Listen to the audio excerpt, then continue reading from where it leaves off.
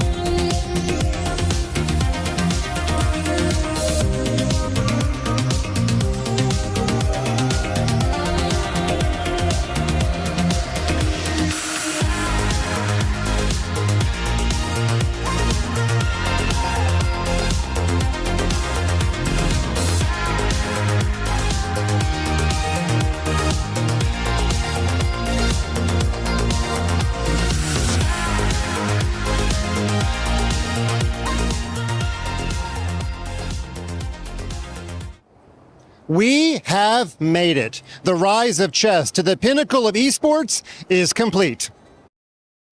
16 top grandmasters, 8 elite teams, but only one global championship. The only thing we don't have is increment. Which player's nerves will hold up best over the next 4 days? Day 1 begins now. Let's head inside.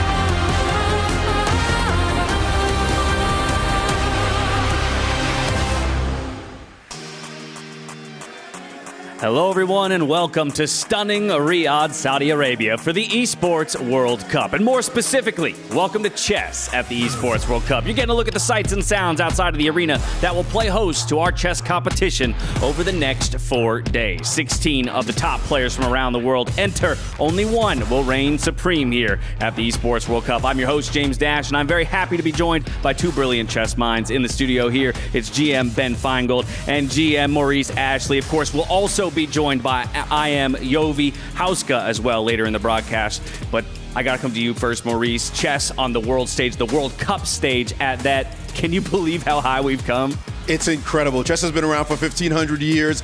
I've been around for a few decades. I've done world championships. I've done man versus machine. This is an epic new level to see for chess. Yeah, now, Ben, I dove into the deep end of chess just this year in 2025. So for me, I've kind of gone along with the whirlwind of it all. But what's it been like for you to see what is this kind of incredible rise of chess, prize money to boot? Yeah, it's like a maturation for chess. It's like chess was a baby, and then it was a toddler, and then it was a teenager, and now we're all adults. We're sitting in the adult room with the big boys, and chess has now become one of the top sports in the world. Lots of famous players, lots of action, and we're going to see it all here today. Speaking of some of those famous players arriving in style thanks to Jamil Motorsports, really treating, I think, these top chess pros as they deserve. They are stars, man. They are superstars. Are you kidding? The biggest names in the world of chess, the top players, you start looking at the top list, top 10 players, and they're basically all here. And so they should be treated this way. They're used to being treated this way in the chess world with all the adoring fans. Now we're seeing it happen in the esports world as well. Well, of course, I've got these two incredible gentlemen with me to help break down all the action, but it's not just here on site that are helping bring the Chess Esports World Cup to you at home. Let's hop over to Mike Klein, our man out there in the field, for him to help us kick off this event. Welcome to Riyadh, Saudi Arabia, where, for the first time ever, chess graces the stage at the Esports World Cup. The boards are set, and soon the clocks will be ticking. This is no exhibition, it is a championship, and that's why all the biggest names are here. Hikaru Nakamura representing Team Falcons, Magnus Carlsen representing Team Liquid, and up here we have our totem showing all the winners of the events that came before us. Up next is, of course, chess. But before the first moves are made, let's watch a video describing the all-important Club Championship. This is the Esports World Cup Club Championship, the ultimate cross-game competition that will crown the best esports club in the world. Let's break down how it works. Clubs will be able to compete at the Esports World Cup and as many titles as they can qualify for. The clubs will then earn points based on their placement in each title. To qualify for the Club Championship, a club will need a top 8 placement in at least 2 competitions. But to win the championship, a club must place first in at least 1 competition. At the end of the Esports World Cup, the 24 clubs with the highest number of points will earn a share of the $27 million, with the winner taking home a staggering $7 million. And of course, the title of the best esports club in the world. Who will rise above and write their place in history? Watch it all here at the Esports World Cup. A $7 million top prize is in play here for our EWC Club Championship. Getting a look at the current standings as well. Here you can see Team Vitality has a solid lead, 450 points to their name over second place. But of course, now, Ben, the chess players get a say about this. Yeah, and the teams that have the best chess players by rating are Team Liquid and Team Falcons. Falcons with Nakamura, Liquid with Caruana and Carlsen, and they're going to want to make a big splash and improve the situation for their teams in this overall standings. Team Falcons, the winner of the club championship last year. Team Liquid was number 2 in that club championship last year. But Maurice, the idea that none of these guys were on an esports team in maybe the last 3 months, the fact that they had to go out there and it was basically a fire sale of who could get the best players. And they got the best players, and you can best believe that they're going to try to smash the other players. This is personal, yes, but it's also for your team, and you want to get that big prize in the end. So naturally, we're going to see them bring out their best play. Yeah, and of course, we do have eyes on that club championship, but you mentioned the personal element. It's not just fighting for that $7 million for their esports club. It's also about what they can take home individually here in the chess event. So for a quick explainer of what's at stake here for each of these guys individually, let's dive into a quick video. No competition is as ruthless as the Esports World Cup. Its trophy system is no exception. The Club Championship Trophy, awarded to the one club that rose above the rest and reigned supreme across all EWC games. The Game Trophy, when a competitor closes their eyes, it's all they see, and it's not complete until it's sealed with a champion's key. Every participant earns a key engraved with their name. That's their right to compete. This year, returning champions hold a key unlike any other. Only one can place their key into the Game Trophy and become an EWC champion. The frame of the champion's key is embedded into the totem, a stone marker of legacy displaying every champion of the year. The keys of the eliminated will be crushed. The champions select 3 broken keys as a personal token, a reminder of who they have humbled. Beneath the totem, a resin block holds the remaining keys, a graveyard of fallen contenders. Will your dreams be broken or your name carved in gold and stone? At EWC, nothing is granted, everything is earned. There you have it. It's a $1.5 million prize pool for our 16 players in the field, but a $250,000 top prize. Ben, we've kind of talked about already, the heights that chess is reaching, but this is a number that isn't really seen outside of the likes of the World Championship itself. That's right. This is more money than a lot of the players have played for. It's the most money I've ever seen in a chess competition that wasn't the World Championship. And just going back a few decades, this is more money than they made in the World Championship until just recently. It's a huge money event, and the players must be super excited for their expected payday. But I got to imagine that just adds to the pressure of the moment, Maurice. I mean, the idea that you can have a 4-day payday that's bigger than an entire year's take-home for a number of these guys is a pretty wild thought. Well, the fact is that these guys are used to making some money at the big tournaments, particularly the top dogs. Magnus, Carlsen, Fabiano Caruana, Hikaru Nakamura, even guys like Jan Nepomniachtchi who's played for World Championship titles, they've seen this kind of money. It's those lower tier players who are looking at this and going, are you joking? I could win 6 figures in a chess tournament? They are totally stoked, and this might be their one shot. They're not going to see a World Championship. They get it here, and that's the opportunity to really shine. Might be your one shot, so you got to take it. We know what's at stake. Now let's talk about how they get there. Taking a quick look at the format here for chess at EWC. Chess evolves to its latest stage, joining the Esports World Cup for the first time. 16 of the world's strongest players are coming together to decide who will become the first ever chess esports world champion. And here's how it's all going down. 4 days of rapid chess with each game played at 10 minutes and no increment, so every second counts. The top 12 players of the Champions Chess Tour 2025 have already earned their place in the group stage, while 4 players booked their tickets through the last chance qualifier. The players will be split into 4 groups of 4, with each competitor playing a 2-game match against every other player in their group. If necessary, a deciding game will be held as an Armageddon. The top 2 players from each group will advance to the knockout round. For the others, the road to the EWC title ends here. The playoffs will follow a single elimination bracket with an increasing number of games per match. In the quarterfinals, we'll see 4 games per match. The semi-finals will already be 6 games per match. The losers of the semi-finals will compete for 3rd place in the small final, while the winners will fight for the title of Esports Champion. Both finals will be played in a best-of-3 sets format. Sets 1 and 2 will consist of 4 games each. The deciding 3rd set will be 2 games. If there's still no winner after 10 games, an Armageddon will determine the champion and who gets to lift the trophy. So get ready for 4 days of high-stakes, high-speed chess. This is not your average tournament. This is EWC 2025. Chess begins again. The highest of stakes and an unforgiving format to boot. We kick things off in the group stage. The important thing to know is 2 wins, you're through. 2 losses, you're out. So Maurice, it really does come down to have your best day of chess, or you might be going home early. Listen, the format sucks for the players, but it's great for the commentators and the fans. With this, yes, indeed, you better start strong or else it's goodbye. All right, so you know that we're happy about the format. We're happy to see some bloodshed over the board, but let's hear from the players themselves, how they feel about the format here at the EWC.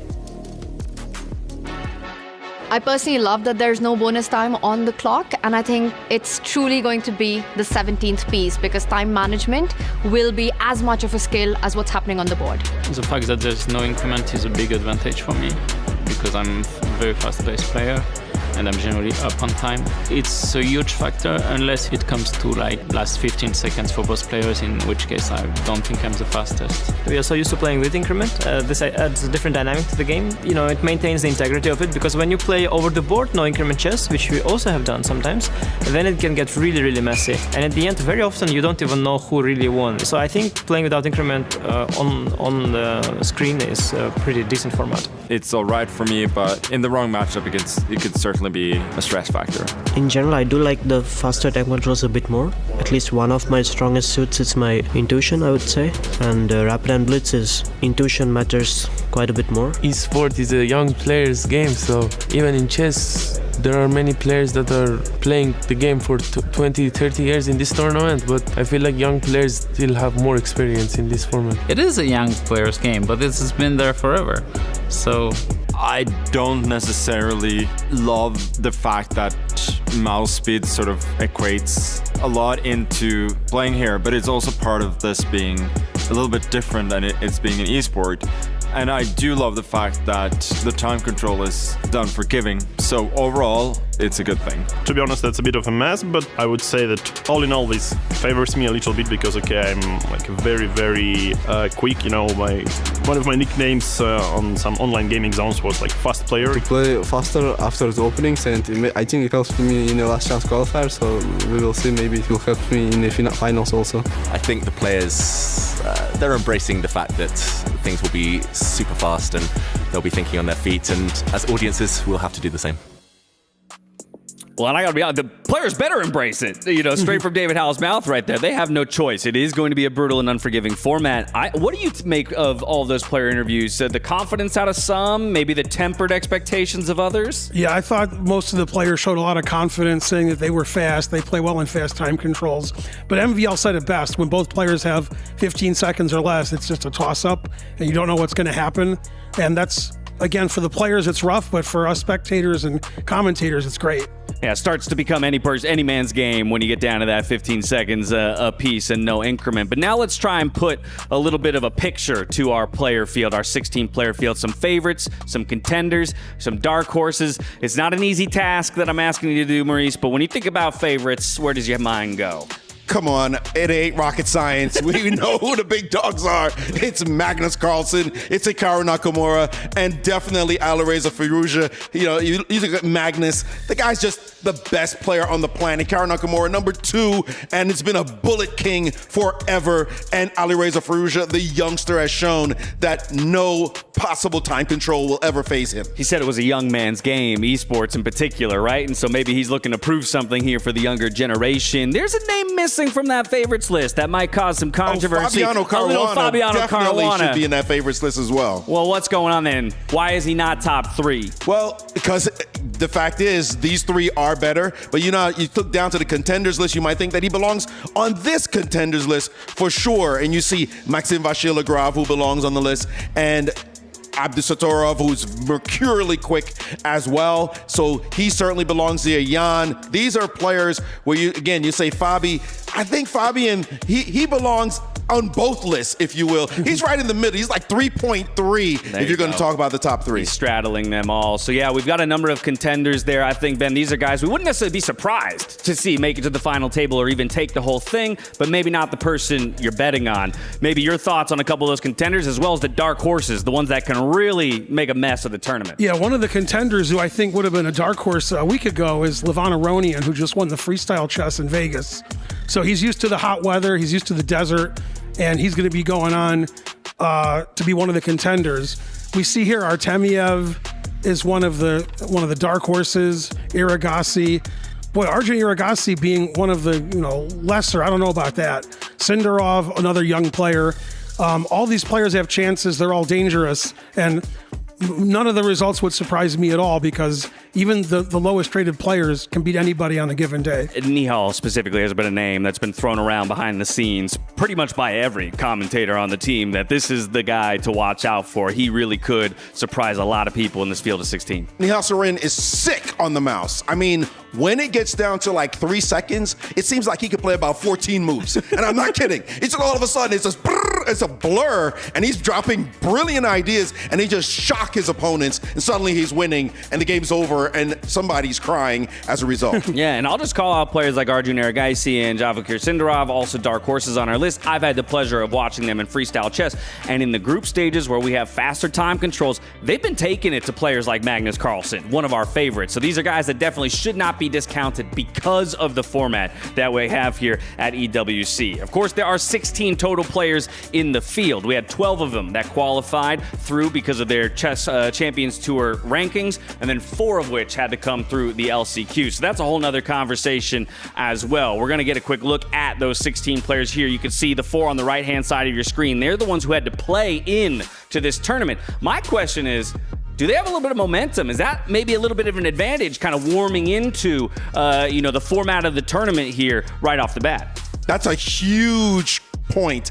The fact that you got to warm up with this time control, you also got to have some of the thrills and the spills, got the heart palpitations, and then started to think, okay, how do I handle this? Because we're used to playing with increment. This generation forgot about the old days where you had no time. They have had that practice. It'll be a big deal. Now, those 16 players are divided into 4 groups. Ben, within those 4 groups of 4, only 2 will make it out. 8 in total going to the bracket where we go to single elimination. But I want to know from you, who do you think is going to handle the pressure of the moment? Who's going to handle the big stage? Who's going to handle the live audience the best? Well, you got to think the people who have been there before, who have been under big pressure moments, have the best chances. And that would be Magnus, Hikaru, and Jan Nepomniachtchi, who have played World Championship stage, have been top players in the world, and they're used to the pressure. Some of the other people haven't played on such a big stage before for so much money, and they might have a problem, especially as it gets more tense in the game. So I'm rooting for the guys who have been there before. They have the championship pedigree, and I think they're going to do really well. Now, yeah, obviously the guys who have been in these kinds of situations before could probably fall back on a bit of that experience. But I also am curious, Maurice, the idea of preparation, both for, this format in general, but also, again, because I'm coming from the world of freestyle chess where it's get a good night's sleep and eat a good breakfast, right? And then you show up and you evaluate the position that you see in front of you. This is a different beast. It's a different animal. You know your matchups ahead of time. So what does GM preparation look like coming into an event like this? They've played each other so many times that openings will be quite familiar. They know exactly what each other plays. You'll see some of that. But I think the biggest preparation, and we've got to make this distinction, is it's a mouse game. It's speedy, and there's no time on the clock. So the people who are the best bullet players, the Nakamuras, the Faroujas, the Nihal Sarins, they probably spent all last night, all last week, just playing bullet after bullet after bullet, so that the nervous tension is not in their bodies at all, and this, I think, is going to be the biggest advantage playing in this event. All right, I mentioned that our 16 players were divided into 4 groups. Let's get a picture to it so that we can see who it is that's kind of battle it out over the next 2 days of our group stage for one of those top 8 spots and a berth into the bracket. Group A, B, C, and D. Just when you look at these holistically, Ben, do you feel like there's one group that we could make, like you'd identify as the group of death, one that you really would not have wanted to get placed in? Well, personally, I wouldn't want to be placed in any of them. But, so I pick all 4. But seriously, Group D with Magnus and Fabi, basically 2 of the top 5 players in the world for the last 12 years. And also having Duda and Abdusattorov, that's we were discussing this earlier. That's the group of death. All right, so from the group of death to maybe the group of life, where do you think some players were given some good chances, or it's any person's game in a group of 4 there, Maurice? Well, Group B, to me, looks like a group where any 2 people walk out and you just shrug your shoulders like, yep, that could have happened. There is no distinct favorite there, although I do, for me, like Sarin and MVL to come out of that group. Okay. But anybody coming out of that group, you'll be satisfied. Yeah, and is that those 2 are your picks because of the speed? I mean, we heard MVL saying, I feel like it's mine, and of course, Nihal. If I had to bet, it would fingers. If I had to bet, it would be those 2 for sure. Okay. Outside of that, we've talked a lot about the favorites. We've talked a little bit about preparation. Now I think it comes down to stepping onto a stage in an environment that you've really never been in before. I think you're going to look at a lot of players like, Hikaru. You're going to look at a lot of players like Magnus and Jan Nepomniachtchi. But these are all guys who've been here before. And we heard straight from Alireza Firouzja, esports is a young man's game. So are we not giving enough credit to the youngsters? I think that's what the youngsters want to say and want to believe. But when the players play each other, I don't think they figure out what age their opponent is. They just want to play fast. That's the older players, maybe not as fast with the mouse, but they know how to play quickly also. They've been doing it for such a long time. So Firouzja, obviously one of the favorites. Sindarov, also very young and very good with the mouse. As Maurice pointed out, Nihal Sarin, really good with the mouse. But it's going to come down to nerves and who's the most confident. And I think in those aspects, the older players like MVL, Hikaru, and Magnus, if I can call them older players, they're not worried about the confidence part. They already have that in spades. I'm gonna tell you, I gotta say, I think we're gonna be shocked at this tournament. I don't think it's going to be that obvious, despite the fact that we have our favorites. We know who the strongest chess players objectively are. But you heard Magnus say, it's going to be kind of a bit of a mess. You got the mouse, you got no time on the clock, you've got a screen, you've got people screaming in the stands. You got a whole different kind of vibe. And that vibe is unlike anything they have really seen. The whole combination of it I'm talking about, plus the team element, plus $7 million for your team, $250,000 in your pocket? What are we talking about here? This is new for all of them, for all of us. I don't think we're going to see anything predictable come out of this. I think something shocking will happen at the end. Speaking about, predictability or things going against prediction, I'm not sure anybody necessarily could have predicted how the groups would ultimately be determined or play out. We actually gave it to the players themselves, the top seeds in a draft, to pick the groups. Let's take a look at how these groups were formed. I'm here at the Esports World Cup where the chess event is about to begin. It's the big finals and I'm here with the top 4 seeds. I'm here with Magnus Carlsen, Jan Nepomniachtchi, Maxim Vachier-Lagrave and Hikaru Nakamura for the draft where they will be picking their groups. We're going to start with seed number 1, Magnus Carlsen, who is going to be picking a player for one of these guys' groups. Since we are the 4 top seeds here, and apart from Levon, the oldest players as well, it kind of feels like we're assigning our kids to schools, so it depends on which kids we really don't like.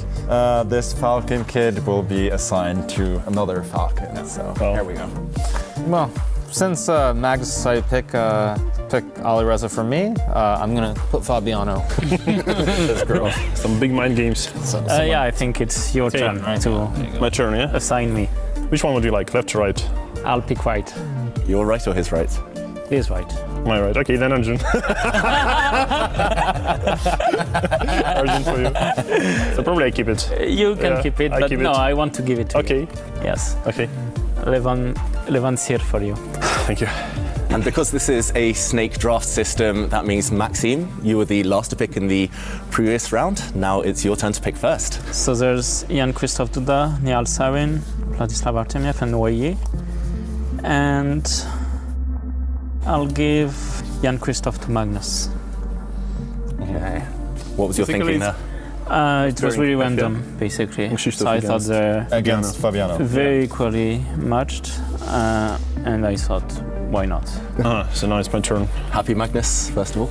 Yeah, it's all right. You know, they're it's not the easiest players that I'm playing, but there aren't a lot of easy choices here. Maybe we have to have All Indian Derby in the first round. So you got Arjun, right? So then I sent his compatriot nice the match, and yeah, it's yours for Maxim. Okay, so Nihal Sarin in your group, Maxim, and Hikaru's turn to pick. Yeah, okay. I'll give you another okay face. Vladislav, Drurisha. Okay. Now the final group of players, and Magnus, your turn to pick who goes in some of your rivals' groups. These players are probably like dangerous for different people, including myself. Like, I know whom I'd probably least want to face among these, but it probably wouldn't be the same for everybody. I think I'm gonna go with Silura for Hikaru. I would like to keep them all, but okay. So I have to pick one for Magnus. Yeah. Oh. You don't have to pick for me. This is actually not a choice. It's very easy who I have to give. Yeah, I have to give. Okay. Okay, so Magnus gets Nodirbek. Yeah. Okay, so now I'm choosing an opponent for me and for you. Yes. We have like already like all Russian group, yeah, like basically. So me, Vladislav, yes, Levon, and Andrei. So at least one of us makes it like to the, maybe even two of us, yeah, make it to the. 4 Russian speakers for sure. Yeah. But Anish also knows a word or two, yeah. Whom do you want, Maxim? Left or right? I say number 1. But what is like one? You decide. Number 1, like from left to right or from right to left? Okay, you get Anish. Okay. I get Andrei. And there we go. Who is happiest? Who wants to speak out first? Who's unhappiest? I just wanted to avoid playing my teammate first because I thought that's kind of weird. Who's your teammate though? Vachier. Vachier. Okay. Magnus happy in general? No, but I didn't expect to be very happy. Well, I mean, okay, all players are very tricky, so yeah, we're not going to be completely happy or like completely unhappy. So at least like I'll see some of my like competitors tomorrow. Yeah, it's gonna be tough in general to make it here. Like all 16 players are quite skilled, so. And there we have it. The players have chosen their opponents for each other, and we'll be seeing you later today for the Esports World Cup chess finals. Well, there you have it. Some teammates in the same group and some possible friendly fire here in the group stage. But Maurice, now we know how the group of death was formed. It was all Hikaru. Yeah, unfortunately, I don't think teammates should have to play each other, but they're the ones who chose it amongst themselves. And so we have it.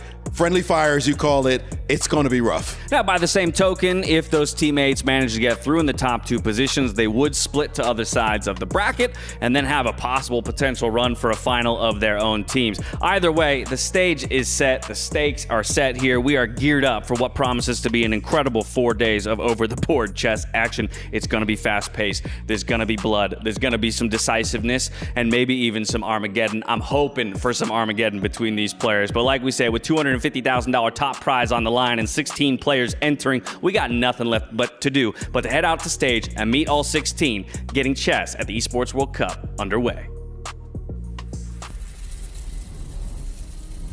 Chess began as a thought. Long before it filled cafes, lit up arenas, or streamed to millions. In the Arabic world, the ancient centers of knowledge, chess emerged as a reflection of power, logic, and art. As it journeyed to the West, it evolved, adapting to new cultures, shaped by fresh ideas. The board stayed the same, but how it was played transformed, refined over centuries, into the game we know today. From royal courts to family homes, chess became a language spoken across the world. It became culture, featured in films and fiction. It entered the collective mind and gave rise to legends. And now the circle is complete. Chess comes home to the region where its story began. As a celebration of its journey, for the first time ever, chess joins the Esports World Cup.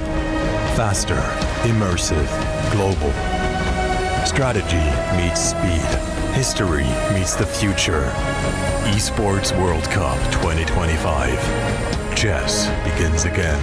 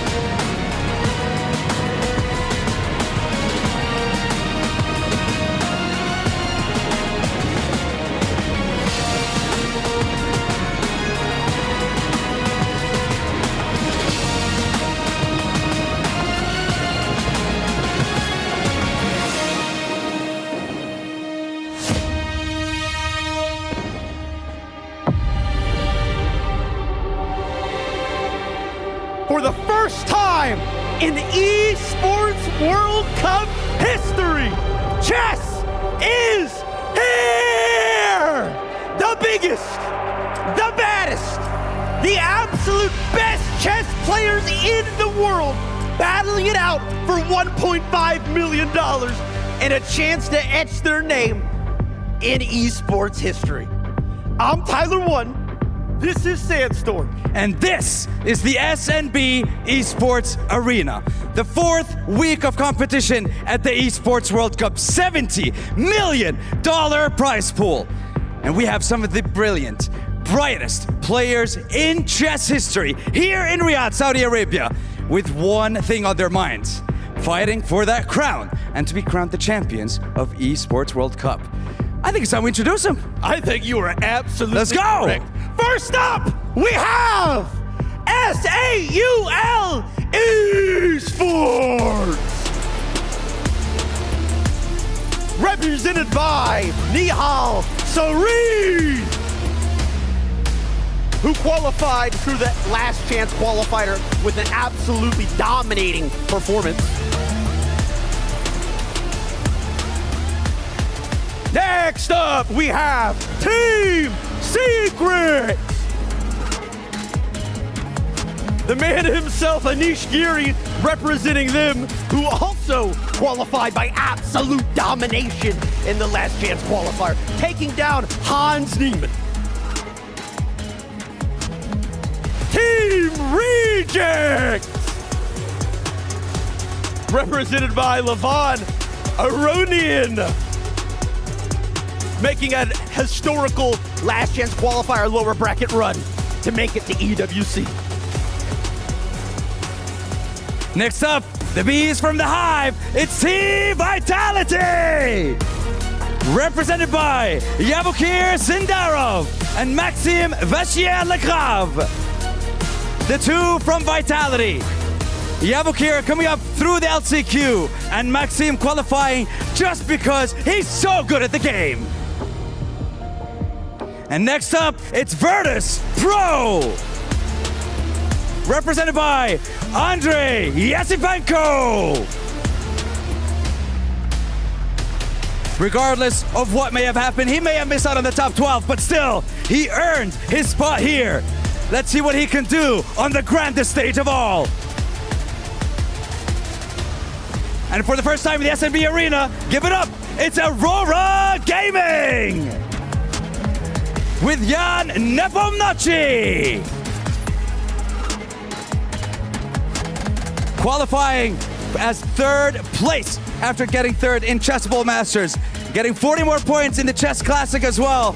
Now he's looking for a shot at history at EWC. Followed up by Gen G Esports. You know him, you love him, it's Arjun Erigaisi! A total of 60 points in the CCT. Also one of the top 12, earning a direct invite to the main event. And now, on the stage in the SNB Arena, it's Navi! With Nodirbek Abdusaturov. He locked himself in a top 12 spot. Once again, direct invite to the main event. The question is, what can he do here against some of the best players in the world? And now, here comes none other than Team Spirit! With Vladislav Artemiev. Mastering in both the Chess Masters and the Chessable tournaments. 50 points in total, but can he get more for himself and his organization? One of the hometown heroes, it's Twisted Minds! With Jan Krzysztof Duda. 60 points to qualify, a strong 50 at the Masters. Can he lock in the 1,000 Club Championship points here at EWC? Next up, we have Weibo Gaming, represented by Wei Yi, being consistent all year round, securing a spot in the top 12.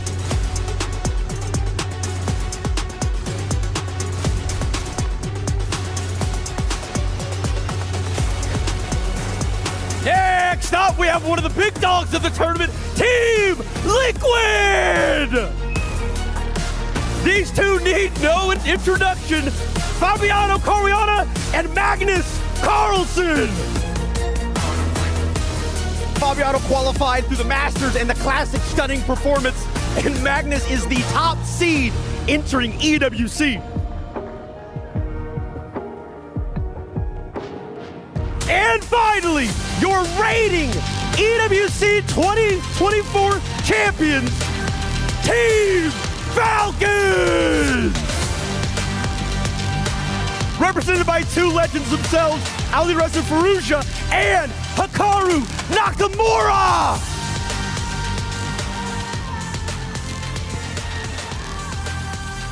The best 16 players in the world join us in the SNB Arena. And in 4 days' time, we will crown our champion. The journey begins today, Tyler. I can't wait, brother! I'm shaking! Listen, you already burst your sleeves. I don't want the whole thing to burst. So, before that happens, let's head on over to the studio and prepare for our first match of the day. Let's play some chess, baby! Let's go, baby! Yeah! Woo! How could you not be ready for some chess after the energy that those two guys just brought to the stage? Tyler 1 and Sandstorm. I mean, come on! It's got to be coursing through your body just like it's coursing through mine, Maurice. We got to bring them to every single chess event. You name it. Bring those guys. They bring the energy for sure. Those two guys who just popped up on our screen, Jan Nepomniachtchi, Yesepenko, they're going to be the first match of the day here in Group A on Stream A. So, Ben, let's start getting down to brass tacks. Talk to me about these two guys. What are your expectations for this matchup? Well, I think we can agree that Jan is the favorite in this match. And I just want you guys to remind me, don't use Tyler 1 as my tailor, because he's got a little too much energy. But I think that kind of energy has to be brought to the game, and I think Jan's going to bring it, and I expect Jan to do well this match. Tyler's tailor has to work overtime, that's for sure. That's repairing right. those sleeves after every single bit. But that's a new experience for most of those 16 players, what they just went through, right? Getting that huge announcement, having the intro, again, having that live audience. Did you get a sense from anyone out there, Maurice? Somebody's feeling it more than others? I think they just did the formalities. You saw them come out and it was like, you know what, I got to do the beauty wave. Let's get down to the chess. But I would like to say, yes, Nepo is the favorite, but Yesepenko burst on the scene as a youngster, as a 19-year-old when he beat Magnus Carlsen himself. And we're talking a classical game, so don't count him out. So all business for a majority of these players. They know what's on the line today. Let's take a look at that bracket for Group A. As we mentioned, it's Jan Nepomniachtchi up against Yesepenko. That's here on the A stream. But for those of you at home, we actually have two streams running simultaneously. Over on the B stream will be this other Group A matchup between Artemiev and Aronian. So if you want to check that one out, make sure you're hopping over to our B stream. We'll, of course, keep you updated on results all throughout the day. I think what's interesting about this group is that a number of our players came in through the last chance qualifier, right? Yesepenko, Levon Aronian, both of them through the LCQ. And so I think no better place to go to understand their journey here to the EWC than the players themselves. Let's look back at the LCQs here for chess at the Esports World Cup.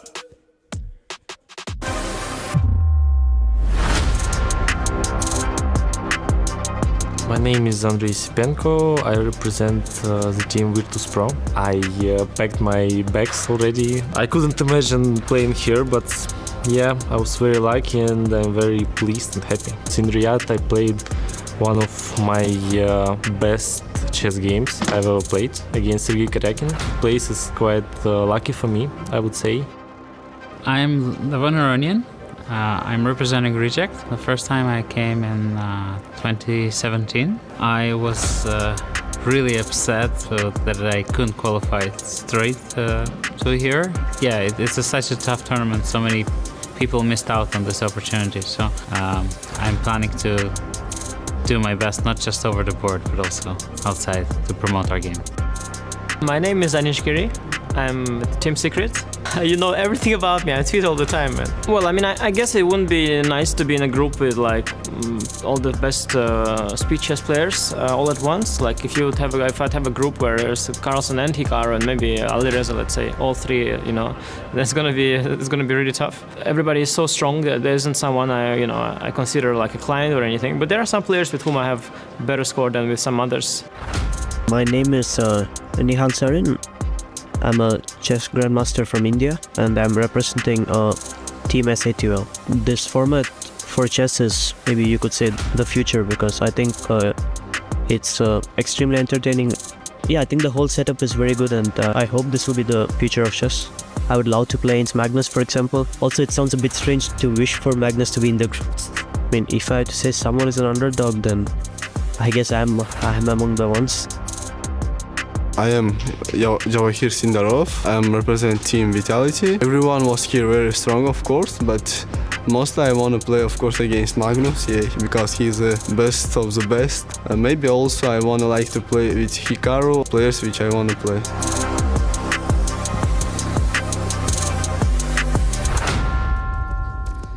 Now, each of those guys already had to run the gauntlet just to get here, just to earn their bid amongst the top 16 players here at the EWC. This is going to be our first matchup of the day here.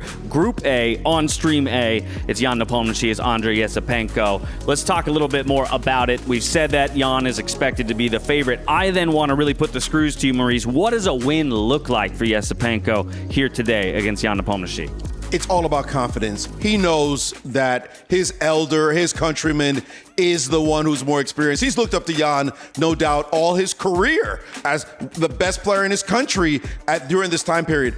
So he's got to find it in his heart. I can beat him. I can take him down. I'm lucky I'm even here. So I got to bring in my best shot. Yeah, he did. He said, I'm lucky. I've already packed my bags. It sounds like he's almost ready. You know, he's ready and willing to go home if he gets knocked out. But I think there could be a freeing element to that sometimes when you are the underdog in a matchup. No, that's right. A lot of times when you don't expect to be where you're going to be, and you get that last minute invite and you're there at the last second, those are the players that are the most dangerous, the ones who you didn't think were going to play. And he knows this is his chance. And now that he's given a chance, he's going to try to show that he belongs in the tournament. And separately, just referencing again what we heard from those 5 players a moment ago, Nihal saying that this is the future of chess, right? And that he is looking to etch his name into the history of chess right here, right now, as well as a young guy like Vachier Sindarov. I love the call out. Put me in a group with Magnus. Let's go. I want to take this guy on. I think that's the kind of confidence you're talking about for somebody who could really be a dark horse. It was important to note that Anish Giri said it might have been tough being in a group with the killers, and yet the youngster said, bring Magnus. That's who I want to play. That's just maybe youthful stupidity, or maybe it's brash confidence, like this is the future and I'm ready for it. But exactly the kind of fighting spirit that you want to see here when there is so much on the line. When it comes to Jan Nepomniachtchi, Yesipenko, can you maybe break it down for me stylistically? What do we expect from these players? Are they a similar style? Do we see openings that are going to give us active middle games, or is it going to be, kind of a grinding battle? No, that's right. Active middle games. They're both aggressive players. Jan tries to keep his foot on the pedal by making sure he has a time advantage, and his opponent has to make sure he doesn't get way behind on the clock. I think keeping even with Jan on the clock is number one, and keeping even in tactical awareness. It's going to be an exciting middle game, and we're going to see if the time pressure is too much for Yesipenko, or if Yesipenko gets a good position early, put the pressure on Jan. It's going to be a pressure-packed game. It's going to be a really exciting middle game, and I can't wait.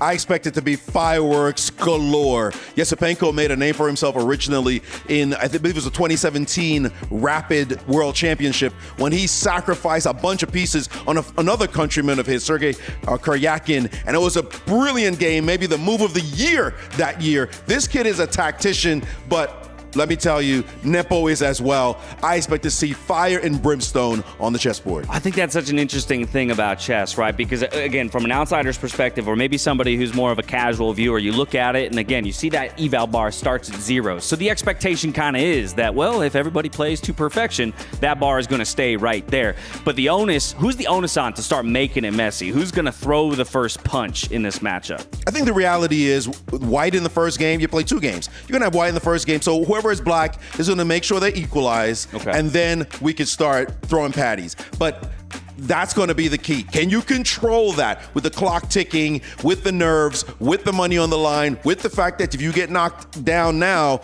you're in trouble because you can't lose anymore?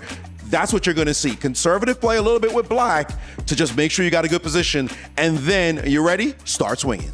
That's a whole nother element of chess tournaments that I find incredibly interesting, is not just playing the game and the matchup that you're currently in, but also playing the format. playing, the idea of, okay, maybe I'm better in the Armageddon, so I don't need to look for a decisive victory here. I just want to extend the series and maybe get to something that benefits me more than my opponent. Do you feel like that's at play at all in this matchup? No, you're exactly right. And that's from somebody who's not a professional, that's a very astute observation you had. I tell my chess students when they ask me how should I play, fast or slow, I said it depends on the time control. Every tournament's different. If the time control is something like this, I would tell them to play super fast. And I remember a long time ago, I was playing in a tournament with Vachier-Lagrave, another well-known grandmaster known for great speed. He said the reason he plays fast is he's afraid to get into time trouble, and he wants to play fast at the beginning and have more time than his opponent. And I think that's going to be critical in the first game. And also the person with the white pieces knows they have to try to win the game, because having black in the second game and being forced to win is a lot to ask. This is a good opportunity for us to break it down very specifically for the audience on how the tiebreak scenarios work. Each of these players is stepping on stage to play 2 10-0 games. They'll flip sides of the board between those. If they're still tied, they go into a tiebreak scenario, and if they're still tied after that, we go into the best version of chess, my favorite version of chess. That's Armageddon. But to better understand it, take a look at this quick video. Welcome to the most exciting format in chess, Armageddon, the ultimate tiebreaker. Armageddon grants white more time on the clock, but in return, white must win. A draw secures black the match point. White will start with 10 minutes. Each player submits a confidential bid with the amount of time that they are willing to play with to take black and get those coveted draw odds. The lowest bid gets to choose their color, usually black, and plays with the amount of time that they bid. The opponent gets the full 10 minutes. Let the Armageddon commence.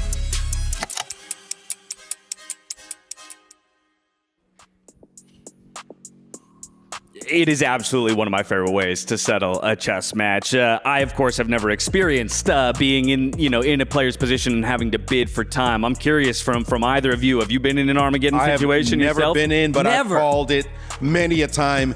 And that bid, how low can you go? That is the question, because you go too low and you have no time on the clock and your opponent's looking at you like, yeah, fool, you were the one who took on this challenge and I'm going to make you suffer by putting moves on you, and now your clock is ticking down and you can't solve all the problems I'm going to throw in your face. I mean, this is just we're just adding a psychological layer onto an already very heady game in chess, right? So the idea that you would have just played through your 10-0 matchups, then a tiebreak, now you have to sit down and play the psychology of your opponent, who's going to bid what and who's going to try and get that edge of only needing a draw for a win. You were talking about your students and how you would maybe coach them approaching certain chess scenarios. What would be your advice when going into Armageddon? Boy, I've never played Armageddon myself, although I thought about bidding, and I've actually helped people Armageddon bid and get the bid that they wanted to be a few seconds below their opponent.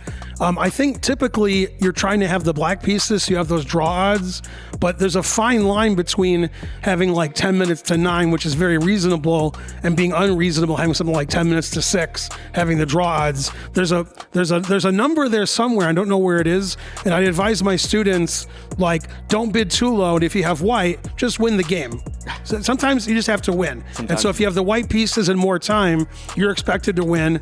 And if you have the black pieces and a similar amount of time, you're expected to hold the draw, which wins the match. It's very difficult, and it's exciting to watch the bidding process and see how the players react. And don't forget, the fact is there's no increment whatsoever. So if you bid really low, you ain't getting no extra time. So don't think about it. And part of that then becomes, as white, not only am I playing you on the board, I'm just letting the game last as long as possible, because at some point you're going to panic and make some stupid move and make it real easy for me to crush you. Yeah, flagging is in play throughout the entirety of this tournament. Again, with no increment from the beginnings to the Armageddon, I think, again, we're going to be very curious to see who really puts that clock pressure on their opponents. It's not only in play, it's encouraged. Yeah, nobody's going to feel sorry for you. Absolutely. Nobody is going to feel sorry for Dirty you. Dirty flagging is the new black. Who's the best flagger in the tournament? Sarin. Sarin? You agree? Sarin or Faruja. Okay, all right. Keep your eyes on those two. 1 minute to go until we dive into that first matchup of the day. So let's go ahead and reframe. Back to Jan Nepomniachtchi and Yesipenko. Final thoughts from each of you. I'll start with Maurice. Nepo all day. Yesipenko has got his back against a wall. Maybe it's destiny that he somehow slipped into this after we saw Fedoseev had to leave.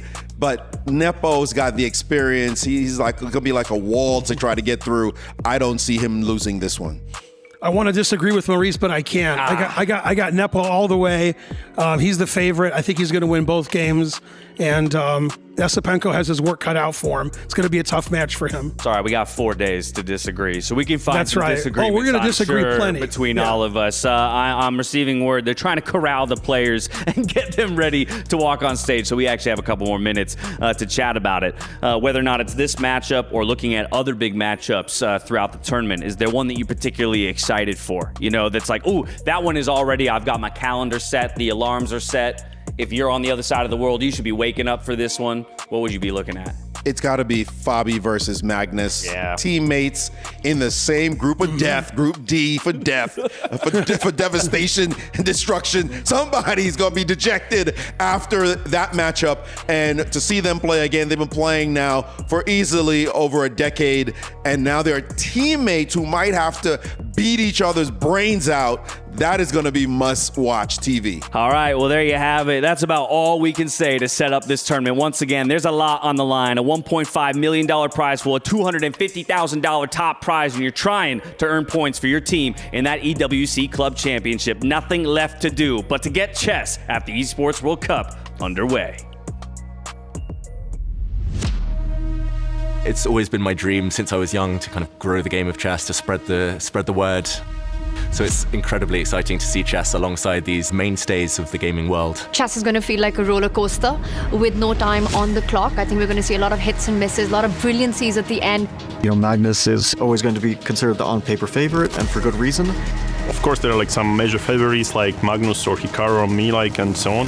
If I had to pick someone to avoid, perhaps it would be Magnus. Everybody's very strong here, so you just pick your poison. Every player in this tournament can give a real fight. Vachier is very strong, and he might be one of the true prizes of this tournament. I know he's taking this very seriously. He would be the one who I think could put together a very, very big run. I mean, if I had to say someone is an underdog, then I guess I'm among the ones. Nihal is a fast-time control expert. I was very impressed with his speed and his precision in pressure situations. He could do really well. Players, they tend to underestimate me. I'm sort of modestly waiting for them to overpress. That happens a lot too. At the end of the day, the favorites are favorites for a reason. I don't think anybody wants to be in a group with me. Everyone in this tournament can actually play very good and also collapse. I don't know who will win this tournament. I wouldn't be too surprised with like any result, so we'll see. For chess, it's super exciting. I'm hoping this is just the beginning. It is time. It is finally time. I cannot wait to get this chess underway. Well, you know what? I don't want you to wait anymore. So let's bring on our first two competitors. It's Aurora Gaming versus Virtus Pro. A clash of generations. Lightning fast mind on one side, and Jan Nepomniachtchi versus Sharp, fearless, ready to seize his moment. It's Andrei Yasipenko. Oh, what's up, man? How you doing, bro? That looks great on you. Yeah, thank you. What about you? You afraid I might get crushed by the end, or are you feeling confident? Talk to me, Jan. You know, we will find out quite soon, yeah, like, once it started. Well, they want to start it. Well, I mean, I'm not gonna lie. He was trash talking you behind stage as well. Did you have any words for him back? Not really. I'll try to, you know, make some good moves, and we will see what happens. Trash talk? What was going on? What were you saying? You're mixing me with another guy. Okay, I never do trash talks. Yeah, like so. And okay, well, the strategy is quite fine. Yeah, make good moves and see what happens. Yeah, like that's a masterful. I don't know about you. I don't know. I can't. I gotta trust my co-host. But you know what, Tyler? I think it's time we get the first game underway. Boys, place your keys onto the pedestals. Take your seats. The first showdown begins right here, right now. Casters, take it away.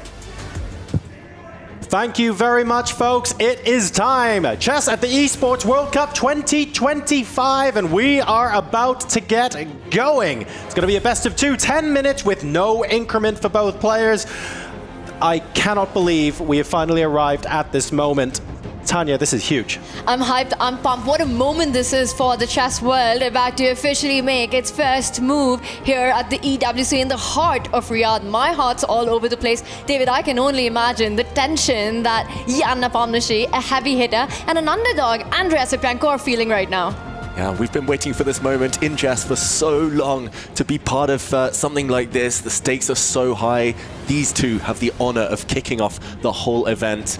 For Yesipenko, it's a miracle he's here, having not qualified, but having made it through another player's withdrawal. For Jan Nepomniachtchi, he knows this is his stage. He's been in such high pressure moments so many times before. Look, you said it yourself in the VT, David. This is just the beginning. The players themselves were saying this is the future of chess. We are really ramping things up here. There is no increment. Flagging is possible. There's absolutely no margin for error. No, whoops, I'll just fix that on the next move. I've bought myself a little bit of time to think. There's no take-backsies, including on the clock here. This is an extra layer of pressure. Yeah, you don't get to the top of world chess without being ruthless. The players have dealt with a lot of pressure in their careers. I doubt they've played under such bright lights before, though. So we will see who is the first to be able to hold their nerve and get that full point. Well, you said bright lights. There's a Team Aurora player right here. Yeah, you've got Jan Nepomniachtchi. I mean, he's got to be the big favorite here. It's going to be Jan Nepomniachtchi's speed versus Andrei Asipenko's opening preparation, which in the chess world he's really known for. Look, Tanya, talk to me about what the players are going through right now. You have been on some of the biggest stages in the chess world. You know what it takes to be under pressure. This looks a little bit different to a lot of other chess events we would typically see. And that's a great point, because it's going to be so much about the nerves, right? And the big stage players like Jan Nepomniachtchi, who's had that experience 2 times World Championship challenger. He's won the candidates twice. He's been in the World Elite for so many years. Definitely better prepped to handle that pressure. But on the flip side, you got Andrei Asipenko, who sort of made his way through the last chance qualifiers. He's had that warm-up. You know, the engines are oiled up, and I wonder how that will play out, because we know that really matters, the form that the players bring on. Form, preparation, they're both key. We saw Jan Nepomniachtchi preparing by drawing arrows on his board, trying to draw some bright lights there. Let's face it though, on paper, Yesipenko starts as a big underdog. Historically, head-to-head, Nepomniachtchi has the edge. He's younger, he's rated lower. Sometimes though, that can be your superpower. The big question, right? 10-0, no increment, no bonus time. Who's got the better mouse skills here? I'm going to say Jan Nepomniachtchi has a better track record, both over the board and online in speed chess. But Yesipenko, I think the fact that the pressure is off might help him. And also, don't forget, he has been here for a couple of days playing in the last chance qualifiers already. He has shown us some brilliant chess and some excellent time management as well during the LCQ. So he's been on this stage already, maybe not on the big stage in the finals, but he's had a little bit of practice over the last couple of days, and that should mean a lot here. Absolutely, and let's not forget, Andrei Asipenko has been a giant slayer. He's taken that Magnus Carlsen. Yes. He was above a 2,700 player, so you cannot write him off. You know, this might be potentially the first big upset of EWC, but a long way to go, the best of 2, and it's go time. Here we go, E4, E5, let's get this underway. Roy Lopez to start the day off. That's right, Jan Nepomniachtchi with the white pieces, playing very classical chess, very principled stuff. The Roy Lopez, the Spanish opening, is one of the favorite openings of all of the top players in world chess. In the meantime, Yesipenko reacts by going for the Berlin Wall, the Berlin defense, known to be rock solid with black here. It is the most solid response against the Spanish, against the Roy Lopez, and we see some trades in the center of the board, opening up a line, and look at that. Jan Nepomniachtchi with a reaction, a question mark appears. This is a strange decision by Asipenko. Wow, big decision here. This is known to be bad for black. That was quick. Yeah, this is quick. The previous move, given a question mark, taking one of the pawns in the center. Black is up 2 pawns right now, but look at the black king. It's on an open line. It's unlikely to be able to castle to safety anytime soon. He's playing with fire here, Asipenko. He's playing super provocative chess. And White is about to pick up one of those central pawns and the open diagonals and the lines that you pointed out. But look at Asipenko. This, again, smells and reeks of opening preparation. Something that we touched upon is one of his biggest forte. Now, with the 10+0 time format, if you can get your opponent to think early on, you know you're going to be up on the clock for those critical decisions. Is that part of Matt's strategy here for Asipenko? Exactly, right? If you are able to go out of book early on, if you're able to get your opponent in the tank as far as using time is concerned, you can see that Jan hit down to under 9 minutes, 9.5 minutes for Asipenko. That is great from a long-term strategic point of view, but at the expense of a possible question mark? Like, David, where do you draw the line between suboptimal move and something that's actually brilliant and takes loads of time away from your opponent? That's the trickiest thing in chess openings, knowing how much risk to take, how much reward potentially there is at the end of the line. Here we see a trade of knights. Yesipenko continues to play immediately. Nepomniachtchi continues to react. He's trying to troll through his memory banks here to remember why this has a bad reputation for black this opening. But he doesn't have too much time. We see Yesipenko, though. He is with the higher heart rate. He's the more excited of the two. So I'm scared here, Tanya, because obviously that rook on the line against the king, I'm just looking for the first opportunity for white to play f3. What's the black plan here? Well, the bishop was attacked, so he first takes a timeout, white does, to retreat the bishop and double down, even triple down on the central knight that you pointed out. And for now, Yesipenko, a big decision. Will he consolidate the position of that knight by pushing one of his other central pawns? And this is absolutely nuts what we're seeing in this opening. The speed with which Yesipenko is handling it, the offbeat moves that he's playing, getting his king out early on, heavy opening preparation, putting pressure on Jan Nepomniachtchi. I think, David, this is the first time I've ever seen within the first 10 moves of a game an exclam being given to king f7. Like, I'm sure it does happen, and this isn't the first time it's happened, but this is rare. This is rare, and we do see accuracy very high there at the bottom of your screens from Yesipenko. Don't try this at home, guys and girls. That's my advice here, because this is super high risk chess from Andrei Yesipenko's black. Normally, traditional wisdom says be solid with black. A draw is a great result, but he does not want to back down. He wants to assert his dominance early, and he's doing well. Look at the clock situation. 2 minutes up with black. He's 1 pawn up for now, but that pawn will soon disappear. The white queen or rook will recapture it in the center. And yeah, this game is going to be a real fight. Is that the plan, Tanya? Is it playing on the clock, or are there some positional nuances that maybe we should consider as well? This is an absolute firework of a position. With the black king out in the open, the white pieces in the center of the board. A pawn has just been picked up by the knight. You can't capture that knight back because the queen is hanging. The white queen X-raying the black queen. There are checks coming up. Positional strategic elements are out of the window right now. You've got to focus on that safety of the king. Jan Nepomniachtchi looking for an attack, looking for an early blow. I will say one thing. Jan Nepomniachtchi, in his best form, can beat absolutely anyone super quickly. And I wonder if this might end up being a miniature. He's done it to me plenty of times. Tanya, he's great at those dynamic fights where it's all about going for the enemy king. Yesipenko there, developing one of the black bishops. That's the first start. Here, he should be aiming to move the black rook from the top right corner out to f8, e8. Get that black king back to safety. Yeah, castling would have been useful, but if you have to do it manually by hand and it takes you 3 moves to get there, so be it. This is a really interesting, really dynamic start to the day. I wasn't expecting to see this in game 1. I love it. This is what we love about this format. And notice how this is the first time in the game that Andrei Yesipenko, he takes a pause, which means that he's now out of his preparation. This is the position where game starts for him, and it's a tough one to handle. You have to decide which spot to put your rook on. Eventually, how do you have the time to get your king onto safety? Will white be able to strike in the center by pushing the pawn next to the queen 2 steps forward as well? So big ideas on the board. Jan Nepomniachtchi took his time, but handled the opening, surprise, perfectly. Yeah, very decent play, very solid play from Jan Nepomniachtchi, recovering from that early shock. But for Yesipenko, he needs to keep his time advantage. He was playing super quick. He landed the first blow, but now clock's leveling out, and he just needs to play solid. Black here is doing very well long term. Black has 2 bishops.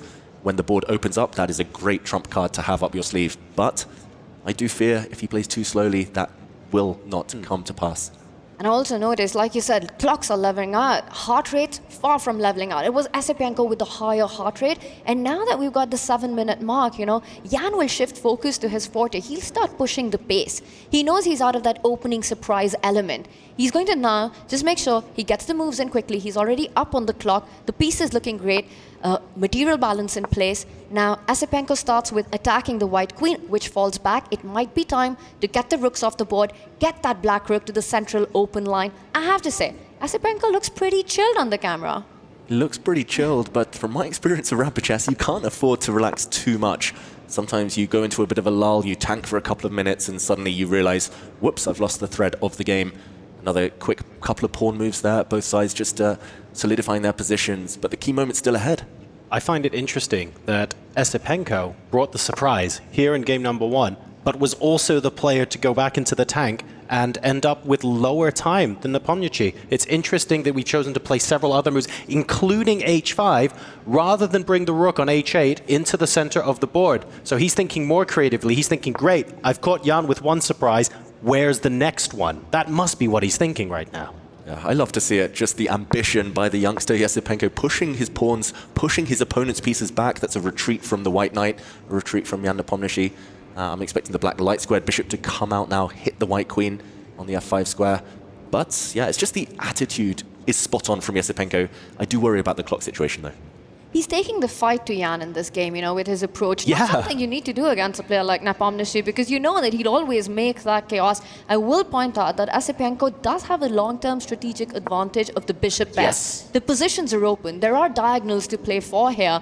So Esipenko's got something to push for. But the short-term element of the game, the king's safety, the open lines, it's going to be a fight between these two. He's castled by hand on the king side of the board. h5, harry the h-pawn. h4, h3 now as well. This is a statement of intent from Esipenko. He is not going into this fight lying down at all, and he's really giving Jan a lot of problems to think about, at the expense, though, of Andrei's clock. Yeah, this is modern chess at its best. Shove those pawns forward, especially the h-pawns. That black pawn sitting right near the white king now, it's going to be like a bone in the throat. There's going to be so many tricks, tactics, checkmating ideas later. But of course, very much long-term. Jan tries to block up that flank meanwhile. And if you're black, you're probably thinking about, I want more diagonals. I want to get to that square in front of the white king. Throw open the position by pushing that d pawn, get some trades in, get the bishops more active, maybe potentially clear up a square for your queen eventually to land on. And there it is on the board. d4 does happen. Once again, Esipenko is the one putting pressure with black against Jan Nepomniachtchi. This is such a strange dynamic position here, David, but I'm going to let you take a look at c4 first, because we have had our first question mark for a little while. What's going on here with those raking bishops? This looks dangerous. This looks very dangerous, and I'm just going to try and draw a couple of things that might happen, try to predict the future here, and it's the black queen trying to get in to the g2 square. The white king is in a mating net. That is why we see on the left of your boards the eval bar giving black a +1 advantage. There's a clear route actually. The black queen wants to slide across to the light square diagonal and drop in with a checkmate. And that's a big threat being set up on those squares right in front of the white king. I mean, Jan Nepomniachtchi, he is in real trouble in this position. I wonder how much this is going to be about trying to flag Esipenko, who's at about a 4.5-minute mark here. What white is trying to set up is to block that diagonal that David was earlier pointing out, with the f-pawn moving one step forward, making sure there's no kiss of death checkmate once the queen lands on g2. It's all about the light squares. It's all about the long diagonal. Now, if white is able to do that, we have to talk about not really many pawns in front of the black king, right? King safety here doesn't look that great for black, but at the same time, if you're playing with the white pieces, where's the breakthrough? Where are you trying to start a mating attack of your own? Where should we be looking, David? Yeah, so the white queen is trying to jump in. There's a key check that black has to watch out for. You have to be ready to block or deal with that just to put a move on the board. What Yesipenko wants to do is to bring his own queen across, to slide it across and drop in with a checkmate. Watch out for this one later. This is going to be the key idea in the position, but for now, it can be dealt with by a block from the white pawn. So it's all about the queen trying to get in and white trying to deal with that. And that h3 pawn, at the time, you're able to sort of blockade the attack, but realistically, it is just a long-term liability for white's king safety as well, Tanya. So there's plenty of dynamicism going on here. It's an asset for right now, but in any endgame, it could very much come under fire. Like you said, could be the big weakness. Now, we see the queens coming off the board. That has to be a relief for the player playing with the white pieces. Like I said, endgames, that h-pawn, which is advanced up, can be a liability. The g-pawn moving forward, disconnecting the bishop from that pawn, then get your king closer to that black pawn, just win it. And that could be part of the strategy. But look at this, Esipenko always aggressive. He's about to get the other rook into the game. Now, you mentioned the E word, endgame. I do have to talk about one thing in the position here. The pawn on d4 for black is a passed pawn. At what point do we start getting quite excited about it? I think soon. Yesipenko, he's bobbing up and down in his chair. We saw his screen a second ago. Now we see Jan Nepomniachtchi's screen. Yesipenko had pre-moved to recapture that black rook, which might be taken on the next go. He'd pre-moved d takes e3, that beautiful black passed pawn in the center, getting closer to promotion, and think he's hoping to maybe, if all the rooks come off, that pass pawn will paralyze the white knight and or the white king. In the meantime, Jan here desperately seeking exchanges. The knight retreating, given a question mark, but begging now for the rooks to come off. And they do come off. At least one pair of rooks come off the board. And the bar says that that might not be the best way, but a practical decision here. I think for Jan Nepomniachtchi, it's Esipenko's clock. That's his best friend. A pawn attacked on the board by the bishop, defended now by the knight. The king moves forward. The king is the most important piece. And look at this. White is setting up, trying to get to that h3 pawn, but it's a tough ask. It's a tough ask. The question here is whether Yesipenko can make progress, whether he can break through.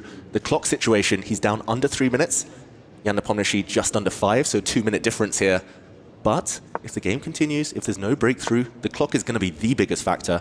It looks like what we call a fortress in chess, where there's just no breakthrough for black. And a potential idea as well that doesn't work anymore is if white was able to play g4, you might be able to get the king up and attack the pawn on h3, but you can't do that. There's no way through. And the players are repeating the position here. The kings are dancing back and forth. If the position repeats 3 times, if Yesipenko moves his king across back to f5, the game will be declared a draw. And it does. There it is. We've got our first result of the Esports World Cup. So, big question here for both of you, I suppose. How much is Jan Nepomniachtchi breathing a sigh of relief at the end of that game? He's definitely the happier of these two players. I mean, coming on with the white pieces, this is not what you're expecting. Jan was very aware that the opening Esipenko started with was a dubious one. But you don't have so much time to recollect your opening preparation. What is the right way forward? And I think Esipenko, some great practical decisions there, putting the pressure on, getting the advantage. Jan managed to get out, but I think he's definitely the more relieved of these two. And look, David, I think pretty much everyone going into this match said, right, pressure is on Esipenko because Jan has the experience. He's been in the World Championship match twice. He is absolutely the player to beat here, but let's be honest and let's call it what it is. Esipenko was the player on the front foot for most of that game. Yeah, he looked like the stronger player. He was better prepared in the opening Yesipenko. He applied the pressure, the threats in the middle game. But ultimately in the end game, he didn't have time to push. Even the final position, he would have played on if the clocks were level. But in the end, it was just that fear, that ghost of being flagged ultimately that caused him to pull the break. So we are about to start game number 2. But before we do, Tanya, if you had to pick one player to say this is what you do differently in game 2, is there anything obvious that jumps to mind? That's a really tough one. I'm so impressed with the way Esipenko played at the start of this game. What we're seeing is the very end of the game, which was decided in a draw with a 3-4 repetition right here. What do you do differently? I think for Esipenko, he needs to do exactly what he did in this game. You know, put the pressure early on. We spoke about his opening preparation, get that in. And I'm sure he's got some ideas. He starts with the white pieces. We said it, Jan Nepomniachtchi, a huge favorite in this match. I wonder if the odds have just shifted now after what we saw in game 1. Well, let's turn that around a little bit. If Esipenko needs to keep doing what he's doing in game number 2, what went wrong for Jan? Or if nothing went wrong for Jan, what does he need to tweak? Yeah, I think it was the opening, it was the trend for Jan Nepomniachtchi. He got hit by an opening surprise. He ended up playing it solid. He dealt with it relatively well, but he was always on the back foot. For Jan, as long as he equalizes out of the opening, as long as he feels like he's playing from a level playing field, maybe with a bit more time on the clock, Jan was clearly the faster player there. I think that's going to be his main weapon. I love that on the screen there. It was like, hey, do you want to go to game review? Coach will tell you what happened there going into the end game. The players, of course, just adjusting their sound settings. I believe they have like a choice of what music they can listen to and sort of get themselves in the zone. They've also got some white noise being played as well, so they cannot hear us. They cannot hear the studio audience. It's a very, very controlled environment here. And now is the case of resetting for game number 2. Tanya, you mentioned Esipenko, keep doing what you're doing, but he must be getting, the confidence must be building within him right now. 100%, and the warm-ups already happened, right? The first games in, the nerves are settled, and I will point out when we speak about tension, about pressure, Jan Nepomniachtchi's got to be feeling more of that. He's going to try to avoid any kind of an underdog ambush in the very first round of the EWC here. For Andrei Esipenko, he can just go all out. He knows it worked the first round around. With the white pieces, he's got a second chance here. I wonder if for Jan Nepomniachtchi, he feels his best shot might be the Armageddon. Yeah, the Armageddon would be fascinating. This clash of generations, it's all about the speed, of course, if we get there. Nothing's granted. Nothing is granted, exactly. And for Yesipenko, maybe he feels that this next game is his chance. With the white pieces, with level time, maybe this is where he's going to push. We had at least one opportunity for both players to go into the tank in game number 1. We started off with Yesipenko having a significant time lead, and all of a sudden it disappeared. He went into the tank himself. Are we going to see another surprise, maybe this time from Jan, where Yesipenko is the one sent into the tank first? In this time format, David, I want to believe that that is the key element. Who gets the first surprise, the first shocker in, sort of forcing your opponent into those early think tanks so that there is little time for the critical decisions later. That's a big ask, a tough one against this man, against Jan Nepomniachtchi, the speediest of them all. He is an absolute speed demon, but I think, like you said, with the white pieces, I'd bet on Yesipenko getting the second surprise of the day. Yeah, it's a bold strategy surprising the opponent because all of the best lines, all of the most reputable lines, they are known in the opening stage. So often to surprise the opponent, you need to play something a bit suspicious, a bit dodgy, maybe not fully correct. And yeah, it's clear that Yesipenko, he feels that that is his best chance here. For Jan, he's much more principled in the opening traditionally. D4 for game number 2. A little bit more chilled out, but... It's there. It's already on the board. It is. A Jabava London is what we call it, and I think this also has to be a bit of surprise for Jan Nepomniachtchi. Yeah, you would think so. Jan Nepomniachtchi, he is a very kind of predictable player in the opening. He has a very fixed set repertoire that he relies on, has brought him so much success for the last decade. But maybe he wasn't expecting this one, although the moves have flown through very quickly here. So there's still plenty to come here out of the opening, but break down the psychology for me in the opening, Tanya, because in the last game, we had a potential question mark very early on. Now we're getting to something that is relatively well understood theoretically. How aggressive or how positional would you say this opening is? I mean, look at the H-pawn. It's already up the board. So I think when we speak of Alpha Zero chess, I think for Andrei Yesipenko, he's doing just that. He is trying to get the aggressive approach. When you have the Jabava London, where you place the knight in front of the pawn on the queen side, get your bishop out early. We're looking at tactical ideas. And I think Yesipenko is again showing he's ready for it. It's not just the H-pawn, but the G-pawn going up as well. Jan Nepomniachtchi, though, looks like he's more ready for this one. Yeah, big threat, though, here on the board. Queen takes pawn. How is Andrei Yesipenko going to deal with this? Normally, an early queen sortie is fraught with danger. You don't necessarily want to take too much risk. We often call this pawn that the black queen is staring down at on b2 a poisoned pawn. But here, I think you can safely grab it. So here, Andrei must be taking a timeout, must be maybe moving his rook across to b1. Look, the H-pawn is possibly going to be the theme of the day if we keep seeing stuff like this. H4, G4 very early on for Andrei Yesipenko. With the white pieces, he was pushing the H-pawn with black. He's pushing the H-pawn with white. It's very clear where his intentions lie.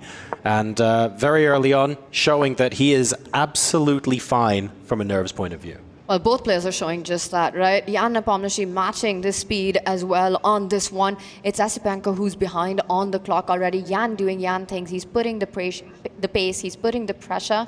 I'm amazed with just the speed with which Jan's handled the Jabava London in this one. It's almost like he's played it out flawlessly with the black pieces, getting the queen out, blocking the king side, making sure there are no advances there. Also gets a stronghold in the center with a capture on e4. That is incredible speed. Jan Nepomniachtchi, he's barely used 15 seconds to get to this point. We're already 10 moves in what is quite an unorthodox opening here. There was a pawn hanging in the center of the board, but Yesipenko was bracing for impact. Black here, Jan Nepomniachtchi is trying to blow open the center. If that happens, white's pieces on the back rank here, on the bottom row, do not look ready. A little bit of tension there with the pawn structure in the center. You had the doubled pawns on e4 and e5 before, but instant take. It looks like the tension's being resolved relatively quickly. You see lots of chess openings, Tanya, where there's loads and loads of tension building up, building up. This doesn't look like it's one of those. The tension's all over the place here right now. It's not building up, it's already exploded, right? Yeah. You've got these open lines, you've got these two pawns which are at the center, and both are targets right now. In fact, white could potentially pick up black's pawn. Bishop takes pawn is a possibility, but that's playing with fire. Would have opened up the rook line towards the white king. A safety first approach, getting the castle in. Black defends the pawn, white doubles down on it. But there are potential trades. Black could capture the pawn at the center, get the queens off the board, and I wonder if this is headed towards an endgame. And because of the pawn formation on the right side, more space for white might be better for white. Yeah, let's talk about that briefly.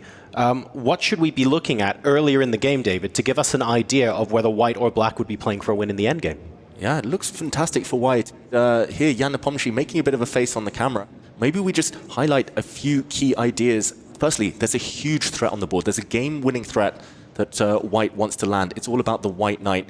This is on the right board here, the analysis board. The white knight is threatening to jump forward. If black does nothing, the knight jumps forward, hits the black queen, and next move jumps in with a devastating fork double attack on the black rooks. This has to be prevented. As Tanya mentioned, we could see the board clear, we could see everything start to disappear, but at the very end, it's all about the power of these white bishops. Bishop's fantastic. Knight hopping into enemy lines here. Looks beautiful for Andrei Yesipenko. And then I guess with the queens off the board, Tanya, those early pawn shoves that mean we have h4 and g5 pawns on the board, it's not really a huge weakness at the moment. It's not like there are loads of pieces that black can use to jump in to attack that pawn chain. So we're feeling okay about that in the endgame for white. 100%. It in fact takes away some key squares from black, and that again becomes a huge asset for white to gain that space. There are no such weaknesses to talk of. Jan Nepomniachtchi has all the reasons in the world to be very happy with his opening play. He's also kept the pace on the clock. Now a little under 8 minutes, and I think the line that David was looking at, it's going to appear on the board. The queens will potentially disappear. The central pawn will be captured, and it will be white's piece activity that will give Jan the edge. Yeah, it looks fantastic for white, and it looks like the queens will be disappearing. White's hand is not forced. There are options right now, but it does look like Jan on the camera reacting a bit to what is about to happen. So now, a lot of the time, we keep thinking, once the queens are off, traditional school of thought is once the queens are off, game can sort of move towards an inevitable draw, but it looks like the pieces are sufficiently dynamic here. You guys mentioned the pair of bishops. There's still plenty going on the board that makes things just that little bit more interesting, just that little bit more dynamic. And even without the queens, there's still so much play left. Yeah, there's still most of the pieces on the board. I'll call it a queenless middle game, just as much as it is an endgame. And it does look like momentum is going to be the biggest thing. For Yesipenko, though, he needs to keep up to speed on the clock. His position is fantastic for now. Incredible position, but this is the storyline we saw in that game one, right? Yesipenko getting that opening edge, being the one on the front foot, playing for the win, but not having enough time in the end game to convert. Right now, 6 minutes, a beautiful position for the white pieces, the rooks coming to the center of the board, the knight jumping to some key squares in Jan Nepomniachtchi's camp with big threats. Compare the two bishops that Yesipenko has to Jan's undeveloped pieces on the first rank, and it's easy to say, once again, it's advantage Yesipenko. Yeah, that white knight, this variation we predicted has come to pass, and that knight is the MVP right now. The white knight is creating some big, big threats. Jan Nepomniachtchi slowing down. He's a great defender, we should mention Jan Nepomniachtchi, but he'll have to show all of his skills here, even more than in the previous game. So this is, I guess, one of the classic techniques people use in chess to compare what's going on. You look at what the pieces look like, right? Both sides have a pair of bishops and the knights. You're comparing the activity and going, is my knight better than my opponent's knight? Are my bishops better than my opponent's bishops? And it just feels like, from a cohesion point of view, black's causing white some problems, but white's pieces are so beautifully placed. Like, how can you deal with this? How do you resolve this?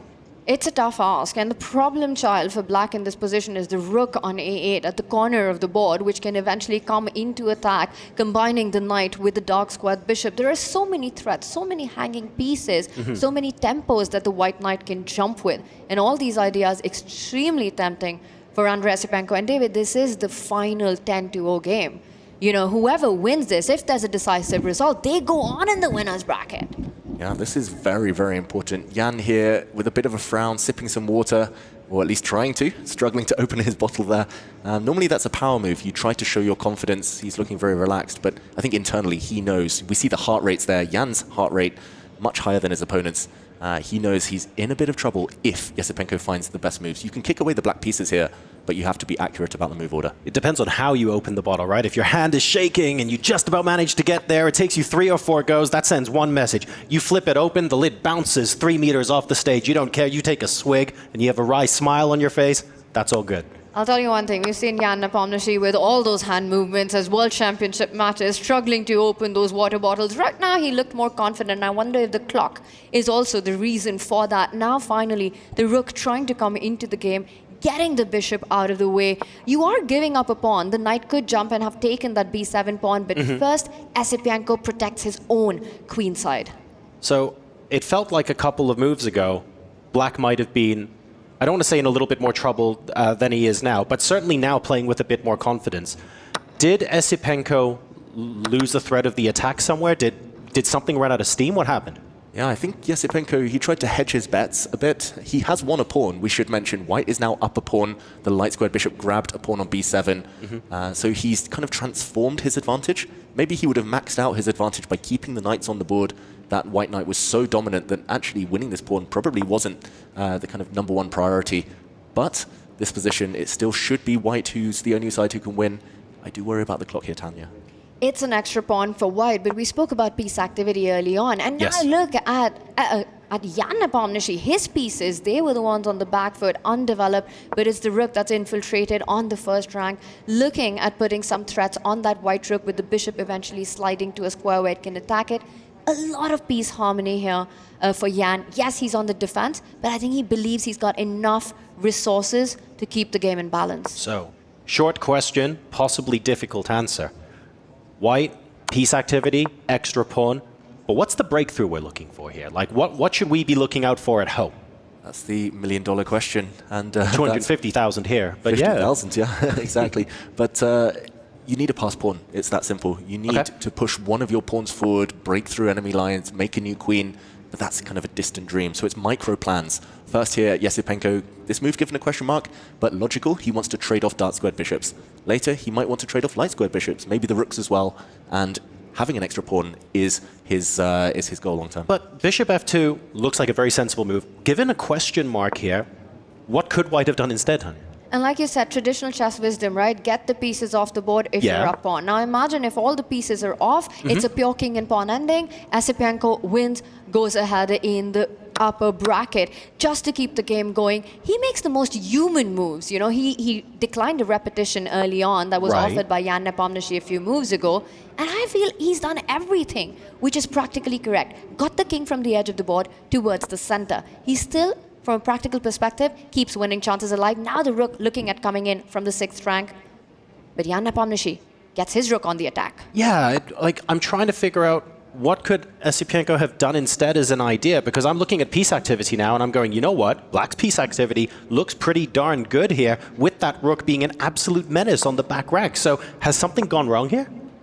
I think it has, and it's mainly just great defense by Nepomniachtchi. I don't want to take anything away from Esipenko, who's done all the right things. He's grabbed a pawn, super active pieces earlier, but it is that black rook, the pest, that is saving Black in this position. I just feel that Esipenko, he's been trading too many pieces. Previous game, had the advantage, traded queens, it was a draw. This game, had the advantage, traded pieces, it's fizzling towards a draw again. And I'm going to point out, for Jan Nepomniachtchi, the MVP, the most valued piece is indeed that rook, which is going to shuffle around from one side to another, just attacking those two pawns, the H and the A2 pawn. That's what he's trying to do. Jan Nepomniachtchi just does not care. He literally does not care right now as he's putting the pressure on for Esipenko. He's gone in with a check. Apparently there's just one move here that will save Black. He has to bring his king back to the dark square, to e7. There we go. He finds the best move, Jan Nepomniachtchi. That is to stop the white king infiltrating, but there we go. Esipenko, he's making his move now. This is a bit of a gamble. He's given up his extra pawn. Black has a very powerful passed H pawn. He's going for checkmate against the black king. So this is one of those interesting positions where the eval bar might not tell us half the story here, Tanya, because both sides now have some really scary moves that they can be playing against each other. Less than half the story by the eval bar. Practically, this is a 3-result game. And black has only one move to keep the balance, David, and it's a tough one. This is so difficult. The black king has 3 possible retreats. The black king's in check, but you actually have to block with your bishop. The only move to save the game, if you go back with the black king, the white king steps forward and you're going to be courting some checkmating nets. But what makes it hard to make that move is that you're self-pinning. Self-pinning for glory was Magnus Carlsen's tweet in the Dingleren World Championship match against Jan Nepomniachtchi. He finds it. Bishop d7 on the board. Incredible resourcefulness there by Jan.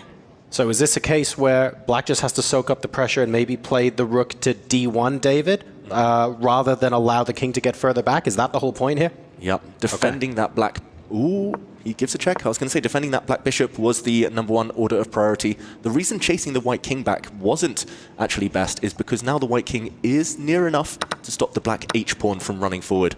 That black h-pawn is the source of counterplay. White's gone a pawn up again after that trade of bishops. White now is 2-0 up in terms of pass pawns on the queen side. Long term should be winning, barring any tricks. But Jan here trying to slow him down.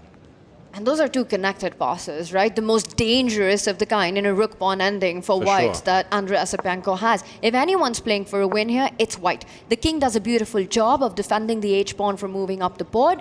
And meanwhile, your rook is assisting the two other pawns. I see the bar also agrees with this. I think this is big trouble for Jan. That was a huge blunder, a huge mistake from Jan Nepomniachtchi. He could have used the black rook to go behind before the white pawn started advancing, just paralyze those pawns. White would not have been able to touch anything. Now, white's construction on that left flank, on the queen side, it's easy. You can just push your pawns, push your rook. It's unstoppable. Well, in short, white's king is playing an active role in defending while still able to push his passed pawns. Black's king is sort of neither doing one or the other at the moment. He's trying to create some chaos on the other side, Jan is, but it's too slow. And David's plan, we're seeing that being played out. Push the pawn, give a check, push the pawn, give a check. And that's how this will play out. He's going to bring the rook back exactly where it came from and continue with the idea of advancing. But obviously, you have to be just a little bit careful. 2 minutes on the clock for Andrei Asipenko. Is that going to be enough to convert this? Oh, the clock is his biggest hurdle right now. Yasipenko, he waits with his king. Very logical. The white king is just biding its time. Now you can start checking with the white rook, but it's a bit of a race. The black is going to create some counterplay against the white king. No fully safe square to hide it on, but pushing your pawns, getting your pawns forward, that is what he wants to do, Asipenko. He gives a check first. Those pawns are moving. And wow, the race begins. It begins, and it's the toughest one to handle with little time on the clock, no increment. And look at that, Jan, he keeps the pace, he keeps the pressure on the clock, he brings the king forward, now threatening some checks to win a pawn, and there's just one move. There's just one move that white has, and he doesn't find it. He messes it up. He had to give a check with the white rook, and in return, Jan Nepomniachtchi blunders. He could have given a check with his own rook, and there was counterplay. Instead, he's giving away one of his pride and joys here. His passed pawn, that pawn has to be taken. You cannot let it survive much longer. Yasipenko does get it off the board, and a check. This was his plan. Again, only one winning move here for Andrei Asipenko. He needs to find the right square for the king, and he does it. He moves the king forward. It was the right one, and now it's going to be the two pawns on the left side of the board. This is winning. Still, he needs to show accuracy. He moves his king across, but why that square? He could have chosen a square that blocked the advance of the white pawn, and now it's pawns versus rook. We're going to see a queen versus rook. Those two pawns are unstoppable. One of them will become a queen. This is going to be a crazy race against the clock now. Under 1 minute to win what is a very difficult position to convert. This is a bullet ballet, and if anyone's playing for a win, it's white with the queen. He comes in with a check. The idea is to surround the black king with your own queen and king. Try to win that rook, but 47 seconds on the clock. It's still inholdable territory for Jan Nepomniachtchi. What do we think? Is he going to be in time, Yasipenko, to win this queen versus rook advantage? It's such a tough call, but I want to say, look at him on the screen. He's locked in, he's zoned into it. And with just the construction of the pieces, how close they are to the black king, David, if I had to take a call, I think he gets the job done. He shook his head there, Yasipenko. He's driven the black king away from the corner into the center. Now it's slightly harder to get that winning advantage, to win that black rook. But you can see how nervous he is, shifting up and down in his chair now, Yasipenko. He knows he's so close. Reaching the 30-second mark, and you can see it on him. Jan Nepomniachtchi, his only hope, keep playing fast, keep playing as quickly as possible. There are stalemating ideas that black wants to set up as well, but with the king at the center of the board, that's not going to be possible. Well, for Asipenko now, 30 seconds. Gives a check, the king needs to stay connected to the black rook. It does. Shake of the head from Jan Nepomniachtchi this time, but he's eating away at Asipenko's clock. The white queen dropping back. Now the black rook is going to give a check, and no, it doesn't. Apparently it's checkmate in a few moves if white finds the right path. And that's because the black king has been cornered to the flank of the board. But white has to be precise with the checks that are chosen. Does Asipenko, does he have it at the back of his hand how this is done with 25 seconds? key moment. The black king and rook are so separated now that there might be tricks, double attacks to win them. Jan Nepomniachtchi has to invest some of his time to find the best defense, to keep this game going as long as possible. And the more time Jan takes, the more time Andrei Esipenko has to figure out those queen dances, those queen maneuvers on the board. He gives a check. Oh, he's getting closer though. That black king's in the corner. He's so close now. The black rook has no safe squares to go to. It's going to have to divorce itself from that black king. This spells danger. And with the speed with which Esipenko is playing, it almost feels like he's figured it out. Notice how there are no big checks that black could have given. White coming in closer with that death trap on the black king and the rook. Yeah, and this is a position that has appeared in so many chess books throughout history. It is totally winning now. You can win the black rook by force. Computer says mate in 4. Is he going to find it? It's checkmate. If he brings his queen up to the top of the board, he finds a different path. He's struggling here, Esipenko. The nerves are getting to him. It's the clock against Andrei Esipenko right now. 13 seconds, so close yet so far. Oh, he had a forced win. If only he had a few seconds more. Now, Nepomniachtchi pauses. He's going to try and make things as complicated as possible. He's going to try and run away with the black rook or the black king now. He might be losing his rook, though. I don't see any safe moves here for Nepomniachtchi. It's so difficult to make a choice, and maybe there are no good ones, and maybe that's exactly what's dawned on Jan Nepomniachtchi right now. Checkmate is threatened in one move. We should mention the white queen coming back down to d1. Its starting square. That would be very appropriate as an end to this game. The white queen, the MVP. Nepomniachtchi sitting back. It looks like he's about to resign. He's going to give up. Okay, a check, and now the black rook falls. And 10 seconds has to be enough for a queen and king versus king. This is about to end in checkmate. 9 seconds is an eternity at this level to finish this off.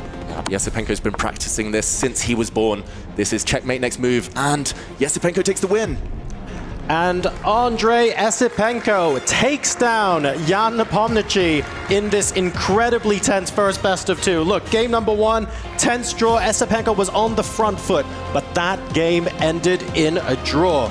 Same story in game number 2 with the white pieces. Esipenko trying to break through, and it took until his 3rd or 4th attempt to see the first cracks appear in the armor of Nepomniachtchi, and that is an upset to start off the Esports World Cup. Wow, who would have thought it? Our experts in the studio were saying Nepomniachtchi was a favorite on paper. He was a huge favorite, but here are the closing stages as Esipenko found such a smooth conversion under clock pressure, Tanya, but he never looked like he was going to let it slip. Brilliant stuff this was. You know, if you love an underdog story, then this game was the narrative that one had to follow at the Esports World Cup. What a banging start by Andrei Esipenko, the last-minute substitute to Vladimir Fedoseev, coming in as the big underdog with everything to prove, trying to show the world that he does belong, and he does belong, taking down Jan Nepomniachtchi not just on the scoreline, putting the pressure in that first game, getting it done in the second one. That right there is the man of the moment. Oh. A winning start for Andrei Esipenko and a winning start for Virtus Pro. Let's go ahead and hear what our shredded nerves and his calm composure has to say about pulling through in that match. Well, Andrei managed to get the first win of the day after I would say a very, very long game towards the end, coming down to the last seconds, but congratulations. Heck of a way to start the first day. How are you feeling? First win. It feels amazing, and yeah, these games were very tense, but yeah, I'm very happy to convert the second one. I was thinking it will finish in a draw because I couldn't find a way at first, but then I put my king on a3 and somehow it's winning immediately, so yeah, I'm very happy. I would say they were tense. Did you see those heartbeat monitors? I know, man. Okay, so like game 1, you were crushing. You had that crazy attack. I was like, dude, this guy's cold-blooded. You had your king out in the open, man. I was like, you got a cancel, right? You traded queens, ended up in a draw. Game 2, you did not want to trade material right away. You kept it all up. That little time crunch at the end, you did it, man. So congrats on the win. Yeah, thank you so much. And yeah, in the second game, I wanted to attack, but then still we exchanged the queens, and yeah, I think it was no, I don't think it was a draw. I was trying to push, and this rook and game, I think it was winning, but then somehow I made some problems for myself, and yeah, maybe at some point it was already a draw, but it was still hard for play for black, and yeah, It's that 10 plus 0, baby, right? It's that 10 plus 0. I think we were all ready. Are we gonna have our first match go to Armageddon? But nope, Andre gets the win. Congratulations, 1.5 there at the end. Let's head on over to the studio as we prepare for the second game of the day. Take it away, boys and girls.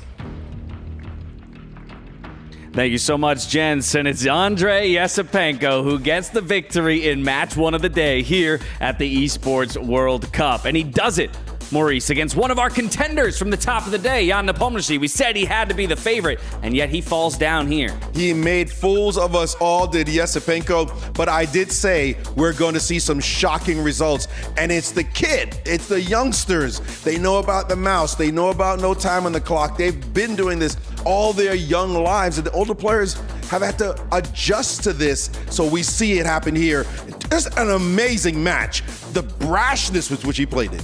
Yeah, and Ben, it felt like he really was bringing that aggression even from game 1. While game 1 did end in a draw, if anything, he felt like he was on the front foot, trying to apply some of that clock pressure early. Jan escaped with the draw, but he kept that tempo up moving into the second game as well. Yeah, just as I predicted, Yesipenko wins. No, that's not what I predicted at all. Little revisionist history there. Only took one match for me to be completely wrong. But Yesipenko in the second game had the advantage, and he had that time situation, which we were all worried about.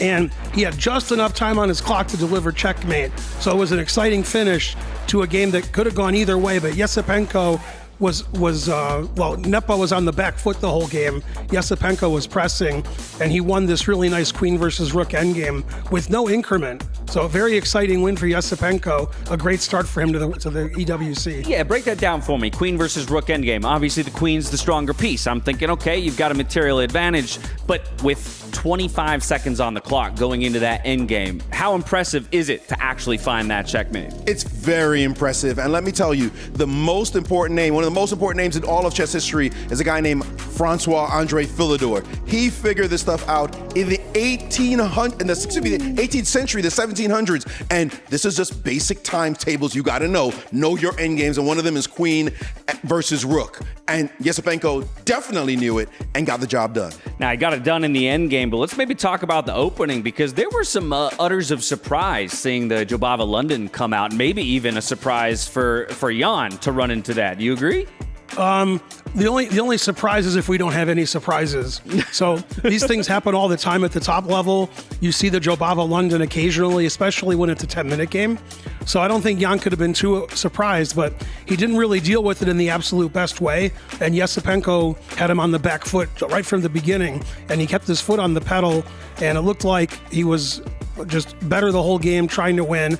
And it looked like time might catch up to him, but it eventually did not. And Yesipenko got the victory. I mean, so what's the value of pulling out an opening like that? Is it just that you're asking questions of your opponent? Maybe it's not the expected repertoire there from Yesipenko, and so now all of a sudden Jan has to go, okay, let me go back into my memory reserves, playing openings like this and learn and trying to figure out the proper way to refute it? I think that happened in both games. The first one, you saw what looked like it could have been a staid, boring Berlin turn into absolute madness and mayhem on the board. It shocked Jan at first, even though he stabilized and handled it and got a draw. He had to be thinking, but I had the white pieces. How dare you just play like this against me? Right? And then the London, same deal. You saw a position where, yeah, it's supposed to be solid, but Yesipenko said, H-pawn, baby, G-pawn, baby, let's go, let's get it busy. And he just showed that he was not afraid of his elder statesman. It's here, we're gonna go for it. I'm gonna come right in your face. If you don't deal with it, then I'm gonna take you down, which is exactly what he did. I gotta be honest, I was a little concerned in game one when I saw king move to f7, right? To me, again, it goes against all principles that I know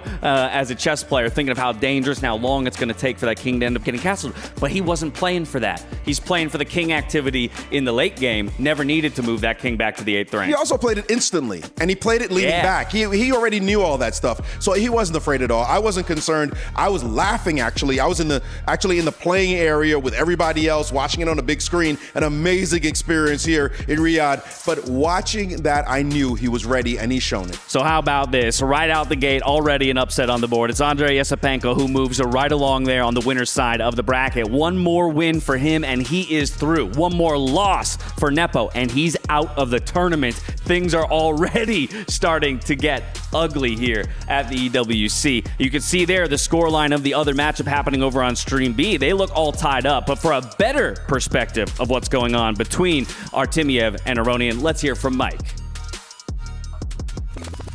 Thanks, guys. Well, our first update from over here in Stream B, and we also have our first Armageddon. Each player won one game as white, which means they went to bidding. And Levon Aronian bid 6 minutes and 58 seconds, while Vladislav Artemiev bid 8 minutes and 15 seconds. And that means because Aronian bid less time, he takes the black pieces, he takes less time. But if he draws against Artemiev's 10 minutes, that means he still advances. So we're going to see how that Armageddon plays out. Now back to you guys.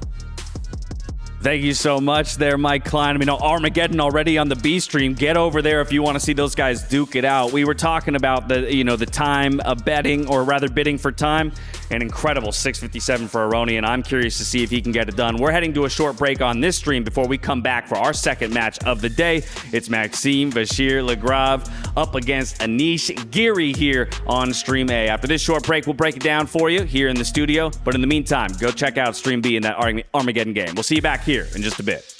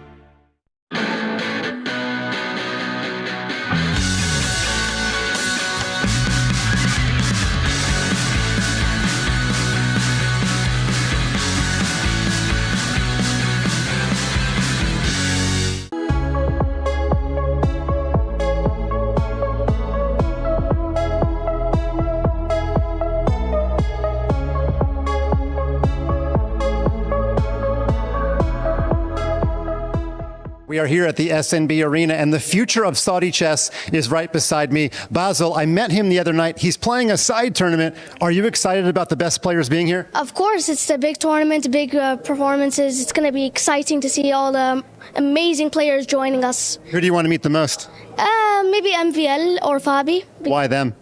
MVL is one of my favorite players of all time. I love his aggressive style, and Fabi just is amazing all-rounder, in my opinion. Okay, well, I know you're excited to be a fan, but you're also a great chess player. What is your over-the-board rating? 1700. And on chess.com? 2150. Okay, you're only 11, but you told me the other night you want to be Saudi champion. Is that right? Yes, I am. I want to become one. And what is the prize for first place if you win the Saudi championship? 1 million riyals. Which is how much in US dollars? If I believe it's like currently $4 for a 1 riyal. 4 riyals for $1, I believe. 3.75, so $250,000. Yeah, around that. That's a lot of ice cream. Ice cream is overrated in my opinion, so no. Okay, lastly, do you think you'll be a chess professional? Not my main goal. My main thing, I want to become a foreign minister of Saudi Arabia. Chess, I want to become a grandmaster, but it's not going to be my main focus. You're officially invited to Washington, D.C. one day, and I hope to see you there. The future of Saudi chess. He's here as a fan. He's playing a side tournament. Thank you, Basil, and we're going to look back on this interview in 5 years, and I'm going to be proud to have met you. Okay. Thank you. Back to you guys.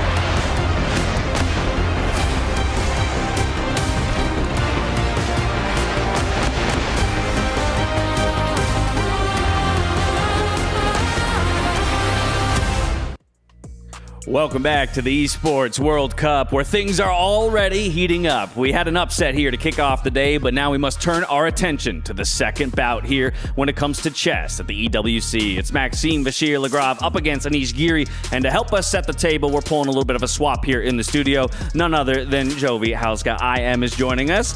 First of all, how are you? Second of all, what a kickoff to the day. And third of all, help us break down this matchup between two chess greats. I mean, what a day. Already started with a bang. That's what I've got to say about that match. But I'm just super excited to be here and also looking forward to what the players are going to be bringing on. Because I can tell you, these two guys, Anish and Maxime, they are incredibly experienced. They're close rivals and they have very different styles. But if we've learned anything, it's that we know nothing already here at the EWC, Maurice, because results of game one flew in the face of expectation. Yeah, and I was wrong about the first guess for sure. And I'm going to guess again, because that's what we do. I like and it. I like MVL in this one against Giri. MVL is wily, he's fast, he's tricky, but naturally Giri's a great defender. So we're going to see a clash of styles, as Jovi said. Should be a ton of fun to watch this match. Who are you picking? You going with the same? No, I'm going to go for Anish. Okay. He's on form. He's the man of the moment at the minute. Coming out of the LCQ, maybe feeling like he's got what it takes to take down MVL. Either way, I love a split studio desk. The players are just about ready to step on stage, so let's get out there. Let's meet the guys who are about to do battle here for their first match of the group stage. Now listen, game one lived up to the hype for sure. It was adrenaline pumping. I'm sure game two won't disappoint. I mean, you saw the heartbeats from the last game. That got my heart pumping. So, without further ado, second game of the day. It's Team Secret taking on Team Vitality. Represented by Maxime Vachier-Lagrave with Vitality and Anish Giri representing Team Secret. Two veterans, two styles, one stage. Now, they faced off multiple times before, but who will take the dub home today? Now listen, guys, I'm gonna be honest with you. Okay, we all saw that last game, 10+0. A little bit different, isn't it? A little bit of a time troubles. How's it got you feeling? No, I mean, it was good to see Levon, from all generation, breaking on the stereotypes, going, following the new way, flagging ruthlessly. Good stuff. MVL, what about you? Yeah, I'm fine. It's some, I wouldn't say routine, but we're used to playing with no increment and with flagging. It's all right.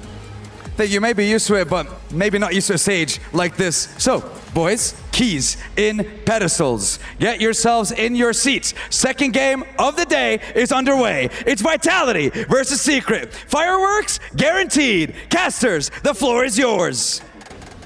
Keys in pedestals. On your marks, get set. Thank you, Sandstorm. Thank you, Tyler One. This is a match for the ages, and it's in the group where, I think we said it earlier on, absolutely anyone can advance. I'm afraid of making any predictions for this group.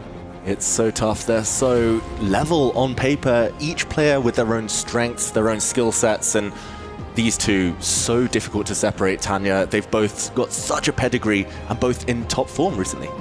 Do you have the sharpest minds in the game? It's one explosive battle, one explosive rivalry. Maxime Vachier-Lagrave, he brings the chaos. Anish Giri brings the control. Only one will walk on top.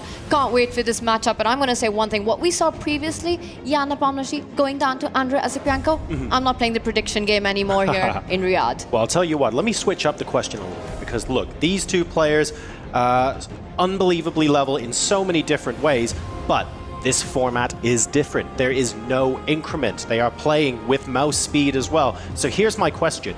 Under pressure, is one of these players more likely to crack? If they played this match 100 times, do you feel one player might have an edge? I think historically, Maxime Vachier-Lagrave has won more speed chess tournaments. He's won more big titles like the World Blitz Championship in 2021. Anish isn't necessarily known for his speed, although in recent times in the qualifiers for this event, he's done extremely well. I think the one thing we can take away from Yana Pomnashi against Andrei Asipienko is that the last chance qualifier, or the one who at least participated in that event, did did prevail. So maybe Anisha's recent practice will help him. Would you agree with that? With Anish going through the last chance qualifier, Tanya, do we think, therefore, that gives him just that little bit of an edge that could prove decisive? Anish had a roller coaster run in the last chance qualifiers, right? He took down Pragnananda, he took down Hans Niemann to make it right here, to get to earn that key to fight in the finals. As the game gets underway, I think this is an absolute 50-50 battle. Both these players, this epic rivalry, they've played against each other so many times. They know each other inside out. This game will be played out in all three phases: the opening, the middle game, and a spectacular end game. Well, I am risking not being able to throw it to you guys before we get out of the opening here, because that was the quickest Petrov I've seen in a while. Take it away, folks. That's right. The Petrov defense, sometimes known as the Russian defense, it has been a staple of Anish Giri's diet since he was a child. It is his pet opening, something he was playing at the age of 12, 13 with consistency and with great results too against top players. It's known to be super solid for black. The pawn structure is no longer symmetrical. White has an isolated pawn in the middle of the board, an IQP, isolated queen's pawn, we would say. And normally that can be either very strong or, in the endgame, very weak. Now, in principle, if we see a Petrov, are we automatically thinking, okay, we're playing the classical draw with black, win with white game of chess? Or could this be something? Is it too early to make that assertion? It is still early days, but this is one of the more imbalanced Petrovs, I want to say, because you've got these pawn formations which are not symmetrical on the board. There's still something to play for. And this last move, it sort of seems to have handed over the edge to the black pieces. And I think the reason for that is just a healthier pawn formation for black. You've got 2 pawn islands if you're black, which means less weaknesses compared to the 3 that white has. A clear target at the center of the board. The black knight headed towards a square where it can start attacking that weakness you earlier highlighted. Yeah, and for Maxime Vachier-Lagrave, since he does have an isolated pawn in that middle of the board there, he needs to compensate with energetic play. He needs to get his pieces forward, he needs to attack, he needs to play on the front foot. Because simply, Anish Giri here long-term is doing very well. Any endgames will suit black down to a T. And the clock situation also on Anisha's side right now. So great start for the player with the black pieces. Now, I saw some really quick play earlier, so I'm going to ask this question as quick as I can. I'm going to let whoever wants to jump in answer it. We mentioned the isolated queen's pawn. Who wants to talk for our viewers about what this actually means in the short term and long term? Because that pawn does look really lonely in the middle of the board, or it could be the absolute vanguard of an amazing piercing attack. How do you tell whether it's good or bad? Yeah, white's pawn on d5, we'll highlight it here in the middle. It controls a lot of squares, it takes a lot of space, it's in black's half of the board. It also makes sure that the pieces around it gain activity. The white knight was kind of indirectly attacking a pawn once the black knight had been removed. The white knight might jump in if this black pawn ever disappears. It just gives you launch pads. The problem is it could become weak. We could imagine a black knight coming and just gobbling up this pawn, especially if the queens are off the board. There aren't too many defenders of it. So short term, great. Long term, bad. So how do we neutralize that? What are we thinking if we're Anish Giri right now in the long term? Well, for Anish, it's pretty clear, right? You want to start getting that piece activity in. We see the knight jumps that right now Maxime Vachier-Lagrave has on the board with the knight further trying to get into that center. Looking good, the a5 knight also tying down Anish's rook to defend for the black pieces. For Anish Giri in this position, you know, you want to get your own knight closer to the weakness that was earlier highlighted. He does take a pause right now, trying to understand what is the right square. And the confusion, I think, is that f6 spot. If we highlight that, whether the bishop lands there or the knight. Two very tempting options, and I think that's what's on Anish Giri's radar right now. Yeah, it's a fork in the road. The black knight either goes pawn hunting, that's very direct, very ambitious, or the black bishop just moves out the way. It actually goes the other way, keeping that square vacant. The rooks might now be traded, and we will head towards an endgame.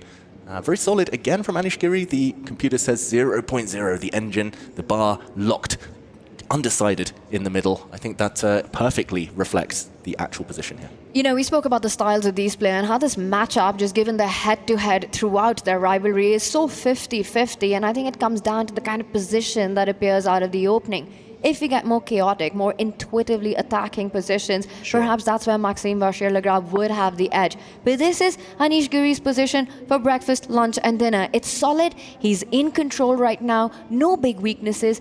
There is a threat on the board that he needs to watch out, though. Maxime's knights jumping further on, attacking a pawn on the flank, the a7-1 under threat. Those knights looked menacing. I spent a good couple of seconds busy negotiating my way through the potential blunder that was one of the knights to c6, and I was desperately trying to make that work as white. I don't think I could, but those knights, like even the knight on the rim on a5, is actually looking like a huge thorn in Black's side right now. On the other hand, if Black manages to solve that problem, Bishop looks reasonably well placed to rake across the board. There's flexibility with the dark squared Bishop. The other minor pieces, they look okay for Anish.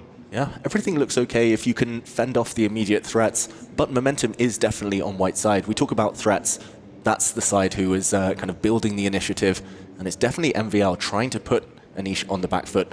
Just a couple of minutes ago, Anish was a minute up on the clock. Now he's a minute and a half down almost, and that, again, reflects the trend of the game. And it's because there's a big question on the board, right? It's not just one pawn that's under attack. It's actually two pawns that are being threatened right now with the knight that's moved forward, the a7, the c7 pawn. So Anish needs to find a move that stops both or blocks the attack on both. We see the players head in hand.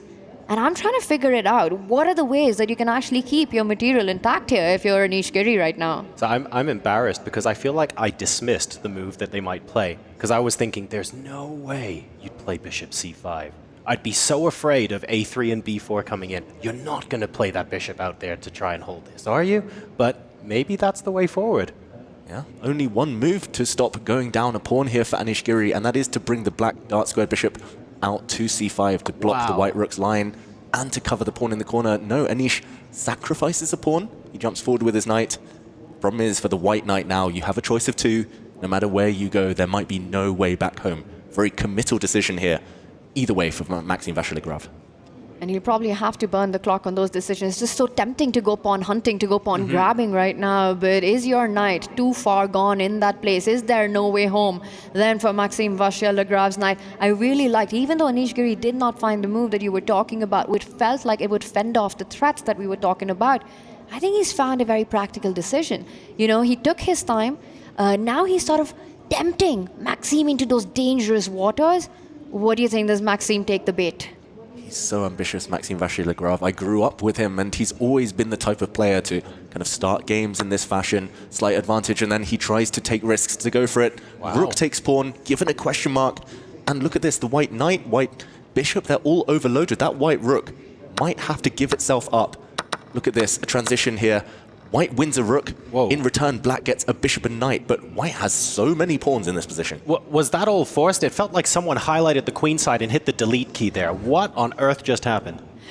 Everything hoovered off the board there. All the pawns gone. It was a tactical tsunami, a sequence of moves, and this is the material imbalance that we've got right now. A rook and 3 pawns ready to push up the board against the 2 minor pieces. Now, if you're playing black, if you're the side with the minor pieces, you need to combine an attack against the white king. That is where your compensation lies. Any endgames, get the queens off the board, it's advantage Maxime Vachier-Lagrave. Yep, those white pawns are sprinting forwards, and for white, the plan is easy. In a quick game like this one with 7 minutes versus 5, I think in practical terms, white is doing very well here. Anish Giri, he needs to do something he's not necessarily known for, Tanya. He needs to go for the white king, but there we go. Very principled. Black has the queen, black has a knight, and 2 bishops. The white king doesn't have too many defenders around it. That is step 1 if you want to get to Maxime's king, lining up his queen against that king on the same file. And what he's threatening is to slide the bishop over, hit the queen, try and come in with some knight checks. There are immediate threats that Maxime needs to take care of. He can't just keep pushing those pawns, no matter how tempting they are. David, this is a 3-result game. Great move from Anish Giri on the previous turn, bringing out the black queen, and great response by Maxime Vachier-Lagrave. Blocking the dart squares. White has no dart squared bishop, so the white pawns around its king are trying to hold that color complex right now. Still looks scary, though. The black knight is going to start jumping soon. The imbalances in this position are fascinating because you can see the pawns on the queen side for white with absolutely no opposition from the black pieces. On the other hand, I'm looking at the position of black's minor pieces and the queen, and I'm going, hang on a second, Tanya, this is all pointing rather menacingly at the king side, and there's potential for f3 to become weak as well. It feels like whoever lifts off the gas first, if you like, and loses that initiative might lose the game, and it's almost a game of chicken now, and people keep raising the stakes. You know, Maxime Vachier-Lagrave for Team Vitality here. He's playing with all that vitality with his pawns, trying to get them rolling. But Anish is making no secret of going for that king on those light squares that you're talking about. The bishop could slide over, threatening that big check on the board. But what Anish is relying on is the attack. What Maxime is relying on is trying to trade those light squared bishop to make sure there are no checks. Once again, using that light squared bishop to stop the knight from jumping into the game. Yeah, bishop controls light squares, pawns control dark squares. And there we go. We see Anish on the screen there, dropping his knight back. He looked like he wanted to move it forward, but this is definitely one of those games where the eval bar is deceptive. It's going to swing one way or the other very, very soon. A draw, by far the least likely outcome in this game. Let's talk about how the eval bar is likely to swing, because I'm seeing one player soon with double the time of the other. 6 minutes, 36 seconds, pardon me, for MGL. Plays 3 minutes 15 for Anish Giri right now. Tanya, the clock here could be decisive. It's the biggest factor in the game. I mean, 3 minutes touching that mark with your opponent, 6.5 minutes, and the pawns rolling up the board. Bringing your queen back is not an attacking move. And look at that. Maxime Vachier-Lagrave sets up a trap right now. You cannot pick up that pawn. Yeah, that white pawn is poisoned. It's only 2 squares away from touchdown as well. A new queen could land on the board. The black queen couldn't take it, as the white rook would have jumped out of the way. Let's just go back one move, quick action replay. Queen takes pawn here, would have lost due to some X-ray action. The white rook would have jumped forward with a check, given itself up, and the black queen would have fallen. This white pawn, if we go back to the game, is going to be the MVP potentially for MVL. Love it. This is now looking like a lot of pressure is being applied by MVL with the white pieces. Don't forget, of course, both players will have the opportunity to play again with colors reversed, so even if it's a decisive victory in game 1, could end up with fates reversed and it still goes to an Armageddon game. But right now, Anish Giri having to defend with half the time on the clock, it's scary. And like we said, you know, it is about getting to Maxime Vachier-Lagrave's king. But with the queen stuck on the back rank for black, how are you even setting up those checkmating ideas? If you try to slide over your king to h3, trying to threaten the kiss of that checkmate, the bishop in the center of the board is hanging, just not giving enough time. Not only attacking the bishop, but assisting that a-pawn to move one step forward in the game next. And a huge hidden threat, just to point out, if the black bishop in the center moves, runs out the way, rook takes bishop is a nice short-term sacrifice due to the fact that the white queen comes to the top of the board, check, wins the black knight on the next move. This game is only getting more complicated. Anish Giri throwing in a last-minute gamble here, but this knight check can be captured. Let's see what unfolds. Maxime Vachier-Lagrave, he needs to be quick, he needs to be accurate. Wow, and now there's a big threat that black has on the board, right? The kiss of that checkmate that we keep pointing out. The black queen is ready to swoop into that h3 square and there'll be no defense. So Maxime Vachier-Lagrave continues to put the pressure on the light squared bishop, not giving Anish the time. Nail in the coffin there, queen f4. It's targeting the bishop on f3. Also, it's looking after that b8 square where MVL is looking to push the rook to the back rank, skewering the queen to the king. I don't think there's any coming back from this. That was the key move, the bone cruncher. Double threat here, double attack. Anish Giri with 2 minutes left. Not enough. He needs a miracle to escape. One of the black bishops likely to fall. Either that, or it's your queen that's doomed. Anish Giri with a kind of blink there, double blink. He knows he's about to resign. And that shake of head spoke volumes by Anish Giri. He knows that this double threat is pretty much the end of the game. You can either save your bishop or your queen, but either ways, that would end for black. It's only delaying the inevitable. Loses both the bishop. He's about to pick up the rook with this check, but look at those beautiful Maxime Vachier-Lagrave's pawns moving up the board. Exactly. I mean, even once the rook falls, you can play a7. And unfortunately, queen b8 is a check. There's so many different ways now that white can try and finish off the game. He's going to resign. I think Anish, over the next, this might be the moment. Gives a check. The white king is about to march up the board. These are what we call spite checks. You just throw in a couple of checks, kind of come to terms with the fact you're about to lose this game, and we will see the end of the first encounter. Maxime Vachier-Lagrave taking the lead, but he still needs to be slightly careful. Goes forward with his king. King's in the center of the board. Again, we recommend not to do it usually, but here black just doesn't have enough attacking ammo. And that's because white's queen will block, will play the bridge in this checking party, as Anish only hope is to keep attacking the white king. Now the pawn to the defense. The king about to step back. Notice how the white queen also beautifully defends the German glory in white's position, the a7 pawn. Yeah, you could give Anish Giri 1 hour here and he would not save this game. 1 minute. This makes it hopeless. Maxime Vachier-Lagrave, he's ruthless in these types of positions. He's known as the professor, the calculator. With his mathematical degree, he has worked out how to convert this to a win.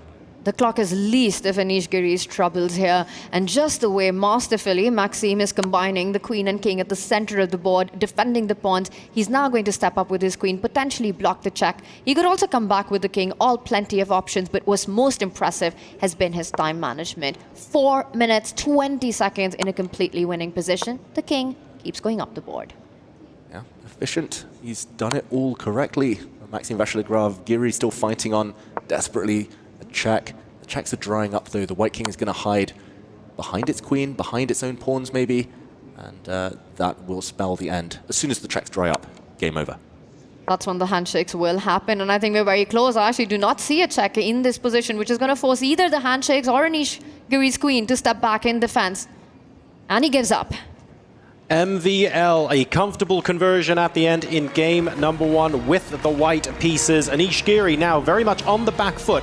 That said, has got the white pieces in game number 2, an opportunity to equalize and take this match to Armageddon in this group of life, I think we want to call it, where literally any player can step through. And all of that struggle, to be honest, was very much through the middle game. Yes, okay, the last 10 or 12 moves looked extremely one-sided, but that battle was really won or lost in the tactical complications in the middle of that game. Yeah, Maxime, he pressed the chaos button at some point. He grabbed a pawn, transformed his position instead of a static, slow, grindy advantage into pure dynamism. And Anish Giri there, looking at his opponent, couldn't keep up. He knew that the clock was never on his side, and unfortunately the position as well started to drift away, but very impressive MVL. So impressive. Excellent play by the Frenchman with 3 names, Maxime Vachier-Lagrave. You know, he had the tactical ideas when they presented themselves, always ready to take it. Also countering the defenses here, just the way he handled the checks coming in towards the king, finding the trade and sliding his queen over, the double attacks. It was a perfect combination of strategic play against activity here, and the final blow was the move that was played in that moment by the white pieces. Flawless by Maxime. It's very much spinning plates when you're in Maxime's position, right? You will have noticed knight f3 check many, many moves ago, and every single time you make a move, you go, can this be played in response? And that's fine, that's one move. But when there's 5 possible moves that Anish could unleash at any moment, you always have to make sure you've got it all covered. And it felt like MVL just spun those plates really well. Yeah, I love the rhymes there. What can Anish unleash? And the flawless Frenchman, Maxime Vachier-Lagrave, he had definitely calculated 4, 5, maybe even 6 moves ahead in that variation in order to win a piece and go into that decisive endgame. And it looks like the players are itching to get going with game 2. Anish with the white pieces is a dangerous beast, an opening specialist. I'm not going to write him off yet. Both these players, their opening walls, they're the biggest theoreticians, 2 of the biggest theoreticians of their generation. And I think it's going to be so much about the position that comes into play. Anish, traditionally a very solid player, but in recent years, he's added a sharper edge to his game. And I think he needs to get that. He needs to get those complicated battles where there's an opportunity for both players to go wrong if he's looking for a comeback win in this one. Now, heading into game number 2, Tanya, we said before the start of the match that MVL, the player more likely to hit the chaos button, as we call it. Anish, extremely calm and composed in all situations. Does he have to break out of that mold now and hit some of that chaos button himself? I would think so, because yes, Maxime is the tactical beast, but he's also got a more universal style of play. And as the players are ready, they're set. I think that's exactly what Anish will be looking for with white as early as possible. Maximize your chances. Don't go for the safety first approach. Don't be cautious early on, and as soon as you can, make it muddy on the board. All right, well, Anish now being pressured to make it muddy with the white pieces. Let's see how it goes. Knight f3, b3 this time around. Yeah, and cool fun fact here, the players were so impatient to get game 2 going that they started prematurely. We had to abort that one, and we go again, but these are the exact moves they played last time as well. And a short think here for Anish Giri, who develops his bishop. Not the most direct of openings here, Tanya. Absolutely, and I think apart from what the strategy Anish will have with the white pieces in this one, it's also going to be time management. He was behind on the clock for the majority of the game, under 1 minute in that previous game, and unable to defend despite having some complication and despite having the fight in that material imbalance. So extremely important for Anish to keep the pace on the clock. All right, well, let me ask both of you a question in principle. Because you're playing 2 games back-to-back like this, it's not like you can go away and take a look at your database and sort of plan some new opening ideas. So you have to prepare and you have to get ready with what you've got in the bank already. Knowing that, what are some other techniques other than opening that you can have to keep controlling your time? Is there something else that you can do other than database prep? Well, there are other things. I think players often do rely, especially Anish, on this opening prep. There are systems, though. He's gone for something non-direct. I think he just wants to keep the tension, get in the flow, build his way into this game. In the previous encounter, we saw how speedy both players were in the first 10, 15 moves. Sure. We kind of blinked, and they were already into the middle game. Here, it's going to be all pieces on the board and maximum tension. Anish playing the first dozen or so moves here super quickly. Very different nature of the game. So if you can't rely on knocking your opponent out in the opening, at least test them in a different style of position. So lots of tension here, nice and positional. We finally see a capture in the middle of the board. We have the pawns getting traded on the e-file. The pawn structure still looks identical for both players. Are we able to now ascertain, okay, this is what the kind of theme going into the middle game would be, whether white or black or both are going to be pressing on opposite sides of the board? What do we think we're looking at here? Yeah, traditionally we would call this setup that white has gone for the King's Indian attack. That's mirrored by the King's Indian defense on the black side, where you have a light squared bishop in front of your king. You have this nice, healthy pawn structure. Usually it is white attacking on the king side, the flank that both kings have castled here. It takes a bit of build-up, though. The knight gets out of the way first, maybe to push some other pawns forward. And yeah, it's very much a case of black trying to stay solid, white trying to make the magic happen.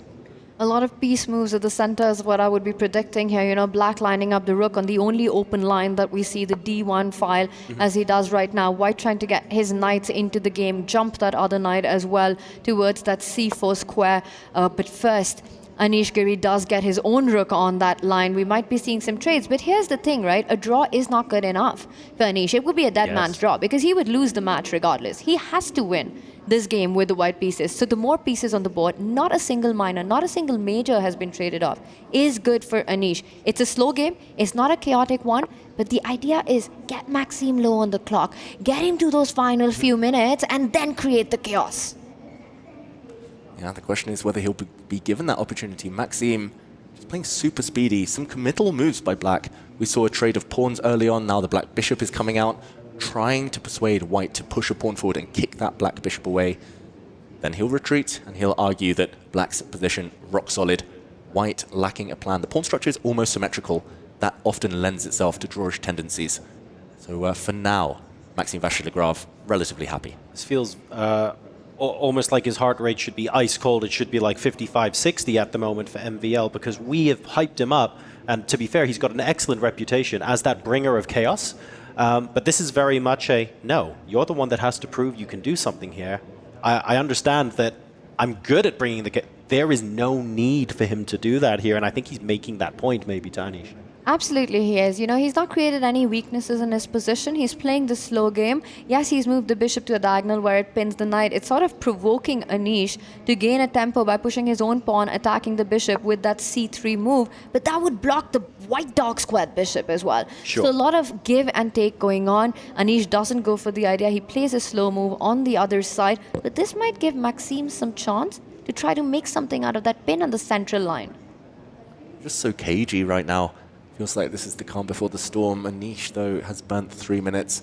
Maxime likely to try and accelerate the pace of the game, at least on the board, at some point. And then the calculation phase will kick in where he's notably strong. For now, though, where will the piece trades come? It's very hard to predict, actually. It's very hard to even name a natural move for black. Well, when I'm taking a look at the activity the pieces have, the light square bishop for black looks like it's in an excellent place with long-term opportunity. The dark squared bishop is menacing and trying to provoke c3. White's bishops also look great. There isn't really that much on the board in terms of piece positioning that you're looking at here going, oh my goodness, I desperately need to improve that. This is just really solid positional stuff. Yeah, and from my experience, the top players in the world, they're so good and so quick when it comes to calculation. They see things, forceful moves, it's bang, bang, bang. They see the whole variation. But yeah, when it comes to maneuvering, that's when they slow down. All about formulating plans, and Maxime decides he doesn't want the tension any longer. Trying to kick the white knight out of the middle, allowing that white knight to sit on a very active square though, Tanya. And you mentioned it's the calm before the storm. I think the storm is arriving. With that pawn move, every pawn move has its own set of consequences. A square being left behind, we might be seeing the first imbalance of the game as a knight sort of inviting a minor piece trade to get rid of this monstrous knight on f5. At some point, will Maxime Vachier-Lagrave give up a key bishop in his position is the big question right now. Knight f8 as well, presumably to reposition that via e6, I would guess, or maybe to come across to g6 if white's attack starts gathering momentum. Yeah, you've set me up for my favorite rhyme. Knight on f8, there is no mate. You await your fate, but yeah, most likely, actually, he wants to bring it forward to the center. Problem is, those two white knights, one of them looking very strong on that f5 square, the other one about to land forward onto c4, attacking black's central pawn. This might be the last opportunity black gets to take one of those knights off the board with one of his bishops. Which one, you would ask? That's the question that MVL has to answer himself. But suddenly the clock situation has reversed. And that, again, shows how difficult black's choices are now. Yeah, and as a chess player, you really don't want both these knights alive on the board, right? Putting so much pressure on black, the central pawn, the king as well. And Maxime continues to make these big pawn moves, these extremely committal pawn moves, because now this one also appears to be giving up a pawn. It feels like a gambit, but the opening up of the files that will happen will give Maxime the chance to recapture. Yeah. Okay, we see a trade of rooks instead. Anish playing a very logical move, trying to attack black's central pawn, but defended. And as Tanya points out, if there is a trade of pawns on b5, the black queen opens up. That c file is going to be key, very important. I don't think you want to kind of get itchy fingers here and do anything on the queen side as Anish Giri. But the biggest question is, will Maxime give up his bishop for that knight, which is a bit of a nightmare for black currently sitting on f5. You know, the other saying, knight on f5 and we live. So he's got to be feeling good about planting that piece there. If you do that, you're giving up a bishop pair. And that's a big one. You're opening up white's light squared bishop as well. So a huge decision. How much tension can Maxime take, allowing that knight to live on that square? Well, let me turn the question around a little bit. And I'm perfectly willing to get egg on my face here. I'm going to suggest the knight on f5 is a beast, but it's also the one piece that's like indirect attack for the king right now. Is it the case that maybe MVL doesn't have to think about taking the knight until more pieces get involved in the attack? Does he have time to consider that? And he's not being pressured really into making that decision. Yeah, I think that's a key thing in chess, like trades, exchanges. They're one of the hardest decisions to make, and often you want to leave it to the last possible moment because then you keep your opponent guessing, then you don't show your hand. And here, Anish is saying, please take my knight, you'll open up my light squares. Maxime's like, nope, I'm just going to wait and wait and wait. There we go, improving pieces, and eventually one of the sides is going to blink. And speaking of trades and blinking, it's not just the tension between the bishop and the knight. There's tension on the left flank as well between the two pawns. You know, both sides want trades on their terms. If white was to go pawn takes pawn, that would actually give Anish Giri a pass on the a file. Pawn takes pawn, thank you very much. The a pawn starts moving forward. Yep. On the other hand, if it was Anish to take that decision to grab Maxime's a4 pawn, that would actually help Maxime open up a line for his own rook eventually and a diagonal for his queen to infiltrate on. For sure. I've got one last question to ask as an idea. Does black have aspirations of playing knight g6 back to e7? Is that a thing? Yeah, I think long term, any other way of getting rid of that white knight on f5 would be ideal, but in the meantime, Maxime Vachier-Lagrave trading pawns. He was the side to blink first. And look at this, a tactic. He's sacrificed his bishop, jumped in, double exclamation mark given, the first of the day for Maxime Vachier-Lagrave. And that is trying to lure the white queen onto where it can be captured. This, yeah, looks like a brilliant idea. That is incredible stuff, you know. The brilliancy has arrived by the tactical beast right now. Some big brain play here by Maxime. You take that bishop, the knight will capture the central pawn on e4, and the whole board collapses for white. For Anish Giri, the knight will be left hanging, the bishop will be left hanging, and it forces Anish into a think. I wonder if it's too late. This is amazing. This is like taking the bottom block off of a tower of Jenga or something, because once that pawn on e4 goes, the knight on f5, looking pretty dangerous. Oh, guess what? If you're not careful, you've got knight takes g3 check, you've got knight f2 check, the queen has to get out of the way, and guess what? The bishop on c3 is on prise. That is an absolute octopus of a move. White suddenly has to defend from about 12 threats at once. Beautiful move. Just quick action replay. Bishop takes pawn. We're looking on the right board here, the analysis board, and the white queen simply cannot recapture. This would be a game-losing, match-losing blunder by Anish Giri. If queen takes bishop, knight takes pawn, and too many threats. Black will regain the sacrifice piece with interest. Let's go back to the game where we see Anish try to fight fire with fire. He takes a pawn in the center instead, but suddenly the white pieces look very loose.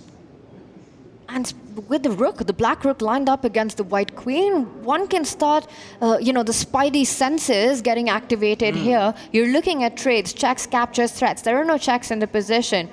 What black is doing right now, what Maxim's doing right now, is calculating all the captures that exist. Does he take the pawn with the bishop? Does he take the knight with the bishop? And he does. Bishop takes knight, opening up a central line. Also now the g3 pawn was hanging.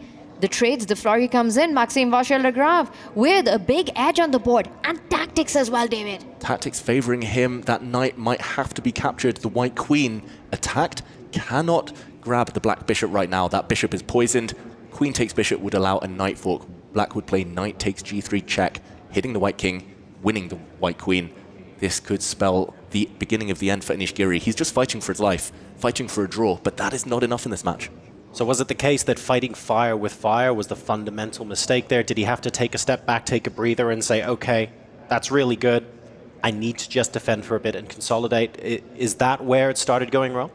Yeah, I think he missed this bishop sacrifice first of all, which I think psychologically is tough to recover from.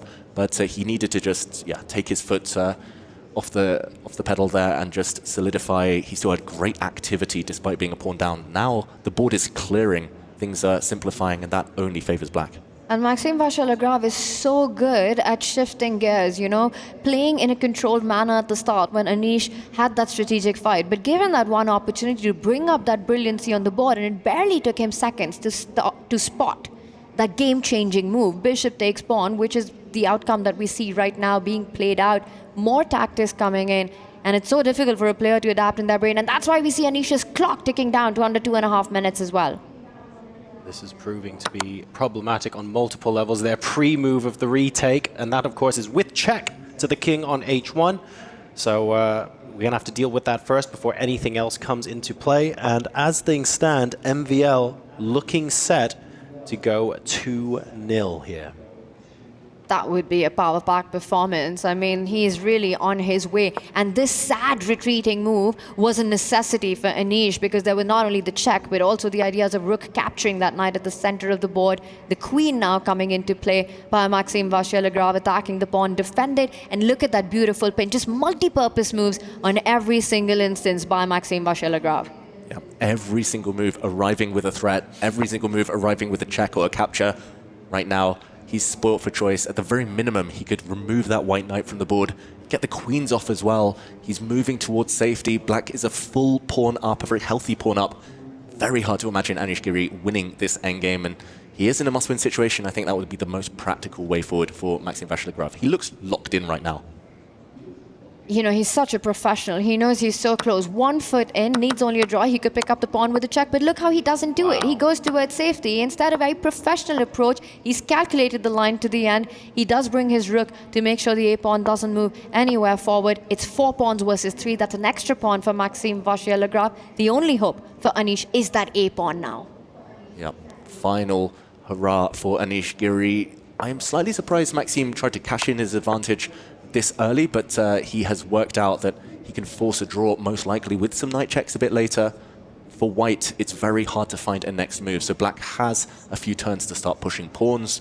If the whole queen side, those pawns on that left side disappear, dead draw at the very minimum for Maxime Vachier-Lagrave, and he jumps in with a check. He's given up all of his material advantage just to force a dead drawn rook endgame. Again, incredibly clinical there by the Frenchman, giving up that pawn, but he knows how this is done. This is elementary at this level. He's going to get his king out, making sure the black rook defends the a-pawn from moving forward. If the white king comes too close to get that rook out of the way, the whole of the right side of the board will be left hanging. So it's not necessarily the flashiest move on the board, but it actually is a statement to say, hey, there's an imbalance left in this position. Let me get rid of the knight and bishop and make this as equal as humanly possible, just to drive the point home that there is no opportunity left for you to win this game. Yeah, his name might be Maxime, short for maximum, but he was going for the minimum there. He just wants the draw, and that black rook is going to step up one square. As Tanya pointed out, that rook is now going to go and grab white's pawns, sitting pretty and undefended on the right flank. And unfortunately, that white a-pawn, Tanya, these rook's pawns, they just run so slow. It's not going to be quick enough for Anishgiri here. I mean, Anish just has to burn his house down. He shouldn't care about the right side. Use his king. We see one trade. Take that pawn, take the pawn back with your rook, and then you want to start pushing your own king forward, trying to deflect the black rook from defending it. But now Maxime has his own counterplay with the f-pawn eventually moving forward. Eventually, I say, well, the king advances first, hits the rook, which needs to stay connected to the a4 pawn. Yeah, and that black g-pawn is running. We're going to see king versus king as the most likely outcome here. Again, not good enough for Anishgiri. Maxime calculating whether he can push the g-pawn forward, just trade everything. Cynical, you might say, but very, very effective right now. And you could say, look, once these trades take place, yes, there are still opportunities for black to win, but like you guys said, it becomes easier to calculate all of that out without the distractions, without the additional elements on the board. And when those don't exist, you're not going to get a player of this caliber messing that up 999 times out of 1,000. That's just going to be a dead draw. Yeah, this is bullet time for Anishgiri under the 1 minute mark, but the white rook will give itself up for the black pawn, the black rook give itself up for the white pawn. We're heading towards a dead draw here, fully equal, and the players just going through the motions. The clock, not the biggest factor for once here. And there we see that plan being played out. The white rook will be forced, and it is handshakes. Maxime Vachier-Lagrave takes the match victory. So that is it. By a scoreline of 1.5 to 1/2, MVL will take the victory in this group, and he moves top of the group for now. Anishgiri, of course, second chance in the lower game in a little bit, but right now it's all about MVL, who moves into the upper bracket game in their group. It will be interesting to see how they manage to fare later on in the tournament. And it just goes on to show that in these mini matches, best of two, just what an important role, what a key factor that game one plays. If it's decisive, just how incredibly hard it is. Even if you try to create your chances, create your imbalances, as Anishgiri did with the white pieces, but it was this moment that was decisive. Maxime Vachier-Lagrave, so sharp, spotting this beautiful tactic. We saw the mutual respect between these two discussing the game afterwards, but ultimately Maxime was just too sharp, too quick. Anish couldn't keep up. Deserved result there as the Frenchman moves on. And he really gave us a great example in game number 2 especially of when to turn the taps on. I think you mentioned it on air as well, Tanya. It's so amazing to see how he can flip his mind from one to the other, and to get a little bit more insight into how he's able to do that so consistently and with such deadly effect. We'll head to him on stage now for a winner's interview. MVL and Vitality take the win in our second series of the day. MVL, congratulations. I want to say, compared to the first series that we had, that looked pretty chill. Your heartbeat was kind of relaxed, but were you nervous? I was pretty nervous. It felt very different. Like I don't know how to explain it, but it was a different experience to my normal games. But it was fun. I'm glad to hear that my heart rate was chill because I could feel it bouncing. All right, so he came off screen and he was like, "Oh my God, my heart was going crazy." I was like, "Brother, it was like 85." like you were chilling. So those games were way calm. You kind of just crushed both games. Very strategic, very precise. Did you prep at all for this, or what's your preparation? I think everybody prepped for this. So like I was looking at Anish games and in general at my own games to know what to do. I was happy with the outcome in the first game, but there were really some tense moments. Second game, after I found my tactics, I had more control. Oh, you crushed it, man. Congrats. Yep. Congratulations, MVL. We'll be moving on to the next stage, and we'll see what Anish Giri will be able to do, and we'll wait for his next opponent. Boys and girls in the studio, take it away. We have 4 more matches for the first day of chess here at EWC. Take it away. Thank you so much, Sandstorm. MVL, he'll take the win in the second match of the day here on the A stream. He said he was nervous, but those nerves didn't show. It looked calm, cool, and collected, and rather decisive. Got it done in game 1. All he needed was a draw in game 2 to bring it home. Yeah, absolutely. The nerves did not show one bit because he came to the board swinging. You know, he came in with a really active play, putting the pressure from the first game, I've got to say. Almost from the first move, you know, he controlled the pace of the game. And, I mean, they showed kind of move of the match, came in game 2, while that one did fizzle out to a draw. I mean, by all accounts, it looked like MVL could have ended this one in 2-0 crushing fashion if he had decided to. He was super practical. He knew that a draw was all he needed. Once he saw that path, these guys are professionals. They just put the dampers on the position and say, you've got no chance. This is over. We're just going to cruise to victory here. And that's exactly what he did. Now, there was a question about preparation. Of course, MVL said, I imagine we all prepped, and he had looked at Anish's games. Off camera, you've talked a little bit about, Jovi, how you feel openings are going to be very determinant in this format. Do you feel like the openings were the precursor to the result, or was it more about the maneuvering in the middle and end game? Well, it's certainly the case in the first game, because there we saw Maxime with the white pieces. You know, he just kept on trying to invade the other side of the board, you know, putting Anish under severe pressure. And then you saw him just control that and also just get in those tactical blows. And let's not forget, Team Vitality. Team Vitality is right atop the Esports Club Championship leaderboard right now, so they've got to be just feeling happy for their pickup of MVL coming into this tournament. Absolutely. Again, MVL is one of those tricky guys. And, you know, the trickiest tacticians, they're excellent with their knights. It's not just about the moves, it's the crazy moves of the knights. And you see MVL, his knights were dancing and prancing in that first game. And then again, the geometric movements of those knights, again, confuses everyone. You saw the Bishop F2 sack. Yes, that was a good move, but it was based on knight takes on E4 on the very next move, just absolutely destroying all of Anish's positions and his hopes. This guy, he can get it done. If he ends up winning this whole thing, you'll say, yeah, sure. It made sense. It's MVL. Did you see the way he started this whole thing up? I mean, it's brilliant play out of him, and already our brackets are starting to take shape. Let's get Group B up on the board so you can see how things are playing out. With MVL, he's going to be moving into that upper bracket matchup. Again, an extra win for him, and he's already straight through to the top 8 for Anish Giri. Now the pressure really mounts. He was probably already feeling it today, but now he's gonna have to win back-to-back matches over the course of the next 2 days if he wants a shot into the top 8. Yeah, he just needs to refocus and reset, because he saw that there his style was being used against him. Because there you saw Anish in a must-win situation. He was sticking to his principles, playing his kind of chess, and Maxime just turned it all around. So Anish will definitely have to rethink things tomorrow. And while, of course, we were watching Group B games over here, I do want to pull up Group A's bracket and just make everybody aware of what happened over on the B stream, because you'll see a result filled in here between Levon Aronian and Artemiev here. Of course, we were watching Yesipenko upset Jan Nepomniachtchi at the beginning of the day, but it's Aronian from the black side of the board in Armageddon with 658 to his name, finds his way to a forced draw. To hear more about how that matchup and that Armageddon played out, though, we're going to the man with all the info. It's Mike Klein. Take it away.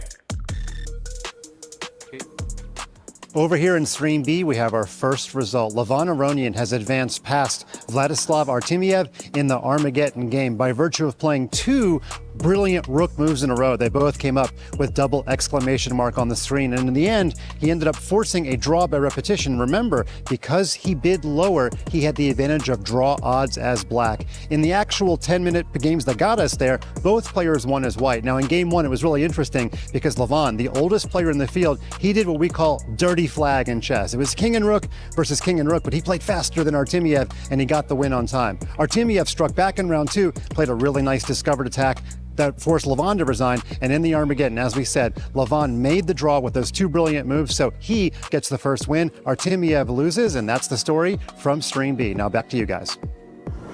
Thank you so very much, Mike. Here you can see our competitors for the next matchup, though, here on Stream A. It's Hikaru Nakamura up against Vachier-Lagrave. It's going to be another fireworks battle between these two. One of the best fast time control players in the world, and Hikaru Nakamura up against one of the young guns and a dark horse pick here for us in the EWC for chess. Up next, it's Hikaru Nakamura, Vachier-Lagrave. Stick around. We'll be back to preview the matchup in just a bit.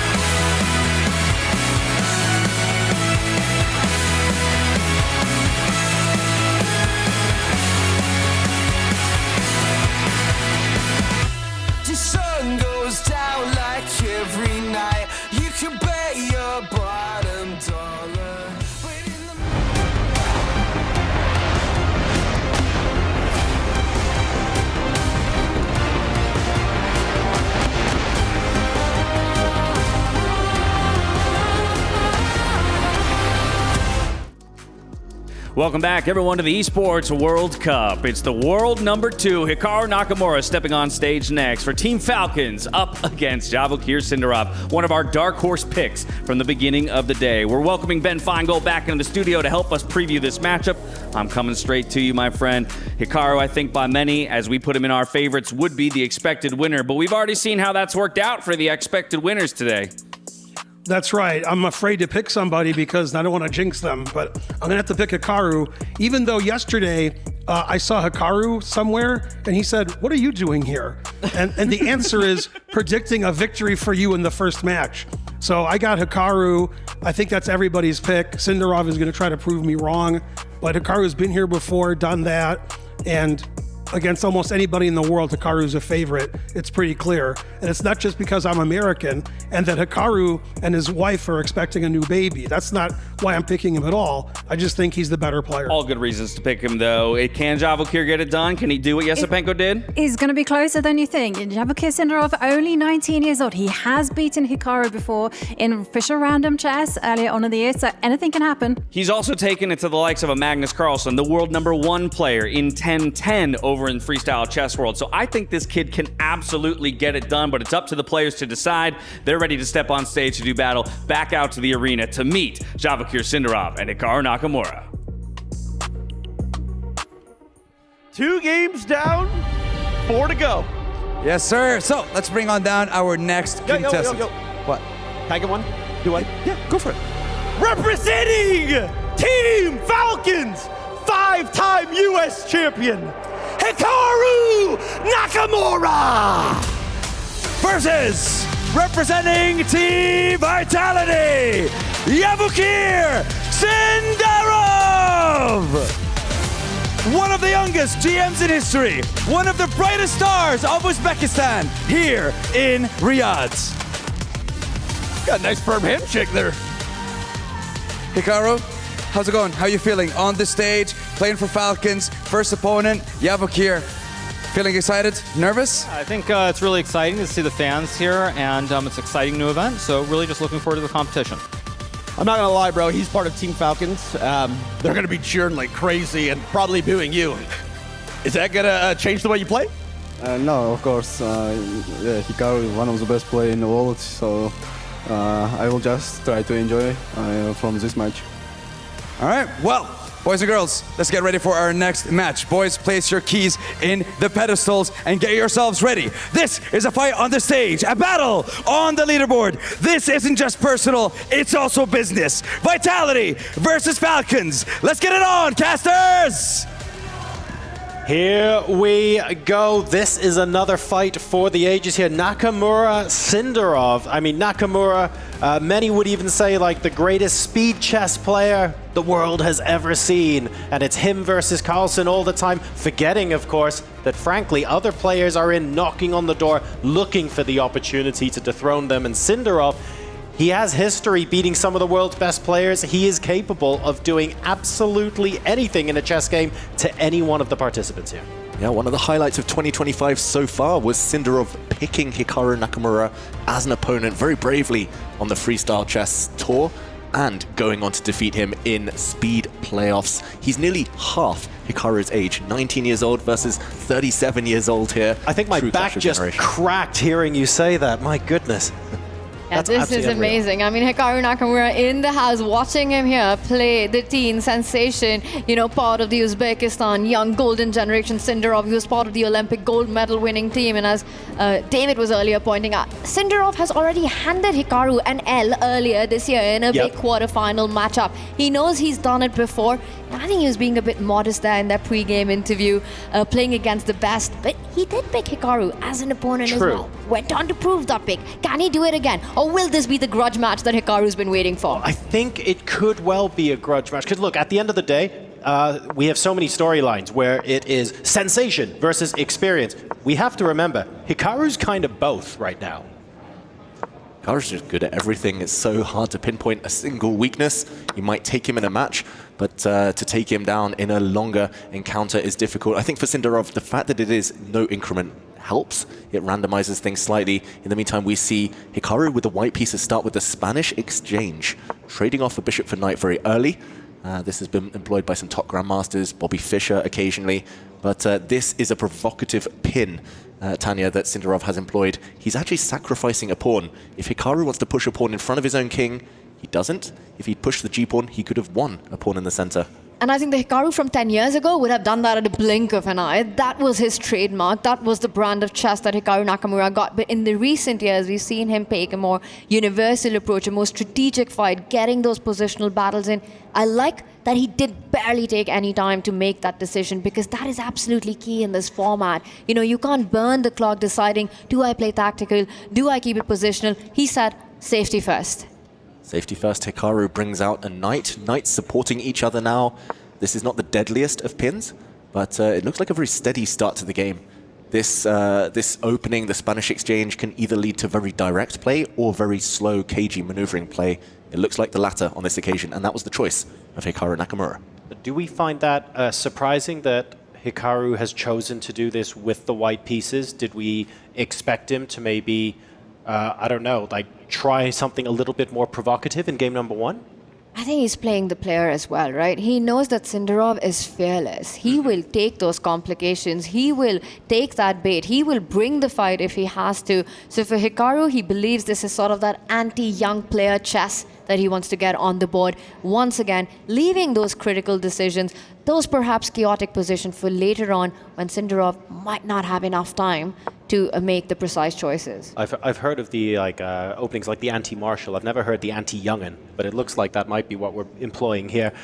Are we in consensus that that's probably what Hikaru is doing? Is it possible perhaps that he can tempt Vachier into some sort of overextension if he just plays slow, calm, methodical chess? I think that's the plan for Hikaru. He's kind of, sometimes there's this misconception he's still branded as this attacking player, but that's very much Hikaru from 10, 15 years ago. These days he's a bit of a strategist. He's very slow, very measured with his approach. He wants to minimize risk, and if he gets a chance, he'll jump on it, of course. But he's hoping that maybe Sindarov pushes too many pawns forward, leaves too many holes for the white knights to jump into. Still early days here, though, of course. When we speak of Hikaru, the two biggest trends that come to my mind are his tactical speed, the pace on the clock, more than the pace on the board. For sure. And the second is just his resourcefulness, just incredible resilience on the board. So the long fights do suit Nakamura in this battle of experience versus ambition. And to your point, you know, the anti-young player chess, a term coined by none other than the world #1, Hikaru's good friend Magnus Carlsen. Yes, exactly. And I think you bring up a really good point there, Tanya, in that maybe Magnus has a great reputation at being able to, you know, grind any player down. You can also maybe think of some people that have written books on the topic. But at the same time, people might forget, well, actually, Hikaru is basically as good at doing exactly the same. There's a reason why he's been at the sharp end of the chess world for so long. Yeah, he's been learning from all of his great rivals. Hikaru Nakamura, he's fought the likes of Vichy Anand, Kramnik, Carlsen, and others, and he's learned from all of them. He's definitely tried to replicate Magnus's kind of grinding technique to an extent, especially in these blitz games, rapid games, where he has the speed to kind of tire his opponents out and change the pace later. There was a bit of a frown on Hikaru's face. I think he was wondering whether he could break the pin of that black light squared bishop on the edge of the board, but ultimately, again, very modest play from Hikaru, but very quick play. That's the key. Well, he is trying to make it fun on that left flank. This last move does hint at the b-pawn moving 2 steps forward and creating some tension, which now has been stopped by Vachier Sindarov, so making sure that Hikaru doesn't get the b4 plan in. The first imbalances are already there, right? Black does have the bishop pair. Vachier Sindarov with that long-term gain, but the dark squared bishop, what bishop am I talking about? That looks like a big pawn on the board, sort of blocked with its own army. But eventually, one of the pawns moving forward will open up the diagonal. I'll also point out a weakness in Hikaru's camp, the d3 pawn, something to always think about with the queen and the rook potentially lining up on the d file for Vachier. So are we saying then that the d3 pawn, the weakness for white here, potentially you've got Vachier saying, well, look, my dark squared bishop is sat behind a couple of pawns, and that's because if you ever choose to push this, you're unleashing my minor pieces and allowing me very naturally to get my pieces onto better squares. Therefore, I'm sort of paralyzing you and not letting you do anything with your position. Is that the idea here? Yeah, it's kind of a balancing act, normally against a bishop pair. So for Hikaru Nakamura here, you want to accelerate the play.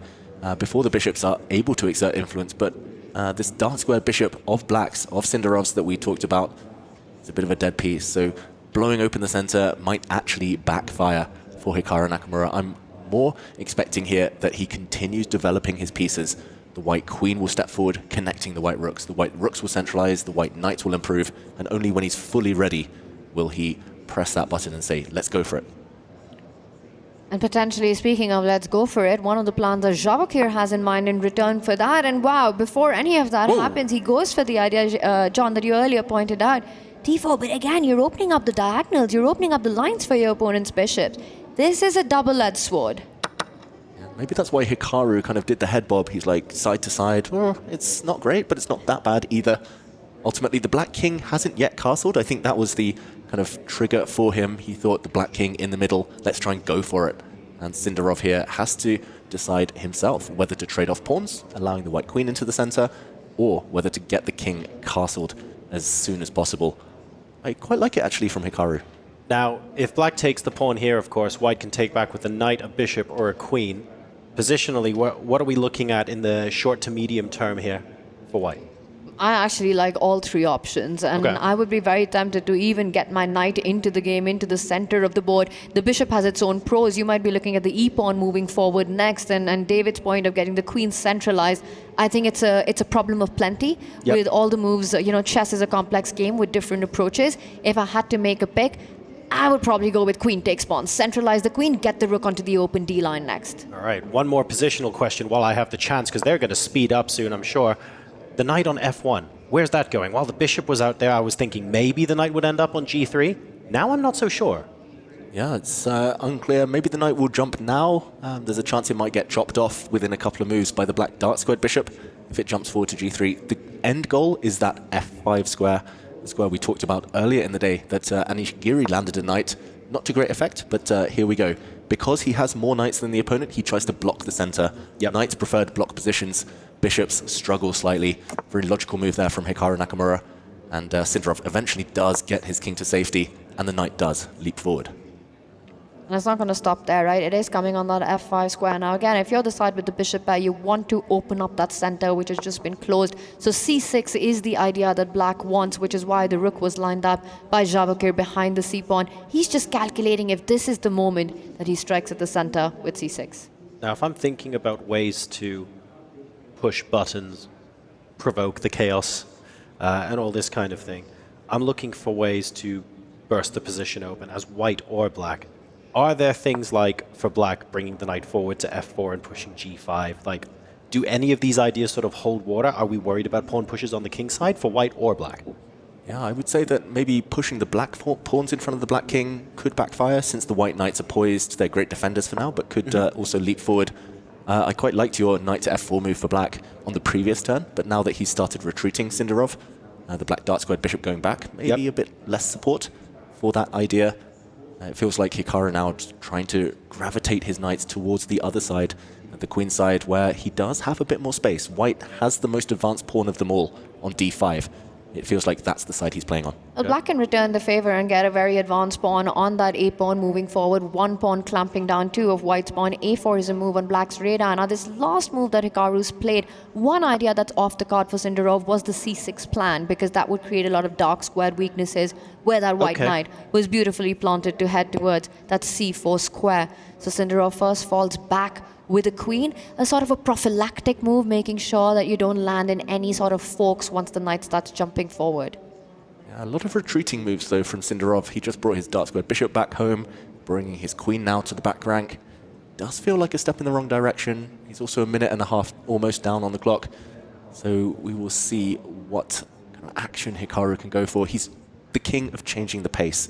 It looks like he's just maneuvering for so long, doing nothing, and then suddenly he'll go on the attack. Speaking of changing the pace, I've been quietly noting the heart rate since the start of the game, and Sindarov has had his heart rate, it more or less went up to 130, 140 straight away, and it's kind of stayed there. And Hikaru sort of started, it took until the end of the opening for it to reach 100 BPM, and it sort of went up to 120 briefly, and it looks like it's ramping up as the game progresses. Very fascinating. And it's been a sort of a storyline in this game. It felt like Sindarov did everything right out of the opening, but the last two moves, what have they been? The bishop comes back next to the king, then the queen falls back with the bishop. And you start feeling that the momentum of the game is shifting as well. Hikaru now offers a trade, and the idea is that that would allow the rook to a square if that bishop capture is accepted, and a doubling up on that c line, the queen following up, potentially the rook following up, and really tripling down on the c7 weakness. Queen c2, rook c1 on the cards. Yeah, but the knight move that was prophesied by John here has landed. A knight fork is in the air. The black knight is aiming to jump even further onto the d3 square, hitting both white rooks. That has to be guarded. I like your move there, Tanya, guarding d3 with the white queen, queen c2, hitting black pawns as well. Instead, he improves his knight, Hikaru Nakamura. Visually, it just looks so nice for white. Black needs a bit more activity, some backup for his lonely knight there on f4. The problem is the light squared bishop that Vachier has here. It doesn't have any good active diagonals. The bishop's only as strong as the diagonals that you place it on. Right now, that d5 pawn, doing a beautiful job of blunting it. More piece activity for Hikaru. And again, it comes down to sort of shifting gears, right? Hikaru, from keeping that cagey approach, blocking the center, has gone on the front foot now. It's always scary, though, to play a knight sort of behind the rook like that, because I'm looking at the retreating squares going, ooh, if b6 gets played for any reason, it looks like there's an opportunity for the rook to escape via c6, but it just feels a little bit offside, and it makes me really uneasy seeing possible moves like that on the board. Fully agree. These top players, they know when to break the rules, though, when to go for those exceptions. And the white rook, at least on the last turn, was kind of eyeing up an escape route by hitting that black pawn that has just moved, the a pawn there. And if you attack that white rook with a pawn, it has a square to slide forward to. So for now, it's totally fine. But for Hikaru, it's a job of improving his queen, his other rook maybe, as he tries to push the advantage. Board, clock, heart rate, it all feels like it's in Hikaru's favor right now. But still, he needs to turn it into something a bit more tangible. And also in very tight territory, right? That's barely a little bit over a minute. I mean, one long thing by Hikaru, we'll see the clocks leveling out. But Vachier, he needs to make sure that he's ready with his responses. This last move, a4, is one that we spoke about. And Hikaru on the think here. I wanted to ask you about that, actually, Tanya, because I feel like there's some long-term pressure against the c7 pawn here, if you're playing the white pieces. And that all makes sense. The black knight also looks really well positioned in f4 for the longer term, but I'm also thinking, cool, but if that's step 1, what's step 2 and 3? Like, I'm trying to visualize what the plan is, what black wants his position to be, and I'm struggling to work out what that longer term plan is for Sindarov. Well, maybe there's no long-term plan. Maybe there's going to be no time, because that's a short-term move that Hikaru chose, getting that d pawn forward, now coming in with a knight. That pawn could not have been captured because of the knight jumping forward and a fork on the board. This is big pressure and starting to look very scary for black. Scary for black, but you can start trading stuff off. You can remove that white pawn now that's continued advancing. It's definitely a change of pace from Hikaru. He waited until Sindarov was around to the 3-minute mark, and let's see if it pays off. It does feel like it's a bit scary, but so many knight jumps for both sides, I should mention. This is pure calculation now. And a flurry of moves coming in. The rook under fire, the bishop attacked as well. Tough decisions for both players to make as they reach blitz territory now. Knight takes pawn. Do you move the rook? Do you do an in-between move by sliding your bishop over and attacking the white queen? Hikaru's head nod, always scary to face. Scary to face, Hikaru's head nod, but it is sometimes a bluff. I think Hikaru here believes he's doing decently. He knows he's not necessarily winning, but there we go. A hit on the white queen.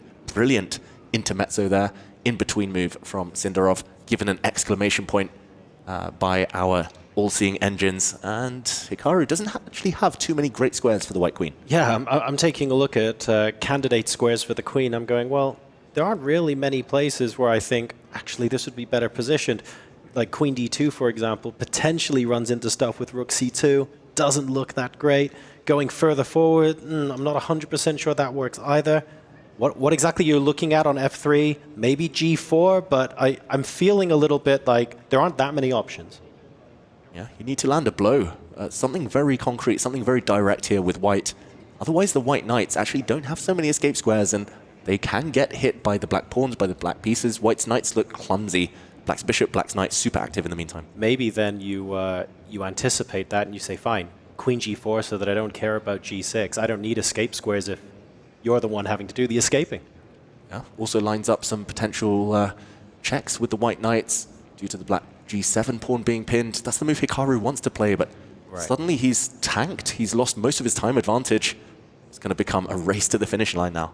And queen g4 is sort of the hand move. You play it in 10 seconds. He reaches out the mouse. Well, I want to say the mouse move in this case. I think he's ready, but he hesitates. So unsure about it. What Hikaru's trying to understand is there a follow-up to this devastating-looking move? And perhaps realizing there wasn't an attack to play for, he does put it on a slightly cautious approach. I want to say queen g4 was extremely tempting in that position. Yeah, and the black rook saves itself. Could maybe have gone more active, but Sindarov plays a very natural move, defending a pawn, defending his 7th rank as well. Hikaru needs to get that black knight out of his grill here. He needs to kick it away somehow, but no real way of doing it without losing a pawn himself. A big threat for black as well, to kick away the white knight from f5. The only reason that explains why Hikaru chose the f3 instead of the g4 square is that it stops the black knight from coming further into the camp. Knight d3 was prevented by Hikaru with this last move, so taking control of some key squares there. But this is the scary part, right? Hikaru spent so much time coming up with queen f3, and then again took a few seconds before he retreated with that knight, and now he's the one with less time on the clock. Question mark move, though. That white queen is within forking distance. Watch out, the black knight might later land a check. In the meantime, a retreat from Hikaru forced and a shake of the head. He's not liking his position. He's down 10 seconds suddenly. This is a bullet game. It looks roughly level, at least visually, but Sindarov is the one with the momentum on his side. It does feel like if you compare this position, you know, superficially to what was 5 moves ago, the white knights in really menacing positions, black not really able to do much about it because the queen could have come up to g4 and stuff like that. And you compare that position 4 or 5 moves ago to what it looks like now, it feels like the thread is being lost just a little bit. The biggest difference is the 0 to hero piece, and that's the light squared bishop on b3, taking away so many big squares, and Sindarov now improves the position of his queen. Finally, Hikaru kicks out the knight after the h3 pawn was defended, which reroutes itself. David, I have a feeling that Sindarov is feeling ambitious about his chances here. Sindarov thinks he's doing well. Sindarov wants to win this on the board, maybe even the clock. It's a huge time advantage for black. And this is getting extremely tense, and you can see it on Hikaru. He's feeling the pressure. His pieces, the lack of coordination, a big threat on the board. There's a fork coming in. Be careful. Watch out, Hikaru Nakamura. He defends it with his king. But a pawn drops. Sindarov now with the advantage. 1 pawn up, also 30 seconds up. Hikaru Nakamura needs to put on his speed here. Ooh, the white queen coming in with the check potentially. The white queen coming in with a check. That's the resource he's relying on for this move that Sindarov had planted. The knight jumping in now. The rook does defend. Hikaru Nakamura, known as the most resourceful player on the planet. He's got to put that cap on right now. He looks so frustrated a moment ago, Hikaru Nakamura. He keeps glancing up at the clock. Suddenly Sindarov, longest think he's had in a while. And the bar all in black side, pushing the f-pawn forward was apparently a winning move for Sindarov. Instead, trading queens, being a bit more conservative here. But he's still up on time, up that 1 pawn. And Hikaru just couldn't afford the queen trade. That would end up in a lost endgame. He tries to fight, he tries to keep the calculation going, the complications going, but I'd be scared for that queen, which is now being chased around the board. Ooh, that white queen almost trapped there as it stood, but resourceful from Hikaru Nakamura. That white knight near the black king now, the black rook a bit loose, everything hanging by a thread for both players. Hikaru jumping around with his knight, threat after threat. This is just going to be decided on the clock.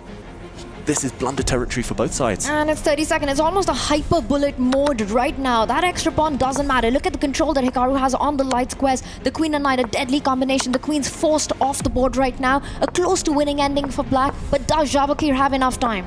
Yeah, he's turned it around on the clock. Hikaru Nakamura, those few seconds might be worth a pawn here, as black still with the material advantage, but losing control. Knight's jumping. It's going to be checks. Oh, it's anyone's game now. Under 20 seconds for Sindarov. This is a flagging game. He's got 10 seconds left, and that's it. He gets checkmated. Hikaru Nakamura does the unbelievable. Out of nowhere, mate on the board. Hikaru Nakamura, from a position that could be described as trying to find some sort of resource, pulls out the ultimate resource Rook G4 checkmate. And out of nowhere, Hikaru Nakamura takes the win in game number 1. Now, a lot of players, a lot of viewers would say, oh, hang on a second, that could be construed as a bit lucky in a difficult position. I'm pretty sure he manufactured that and knew exactly what he was doing. That was experience playing a key role deciding that game. Here we see an action replay. It was black on the front foot, black with the extra pawn, but this final check, this final trap, landing Hikaru the win. And for Sindarov, it's heartbreak. He played so well, but he still couldn't get past his wily opponent.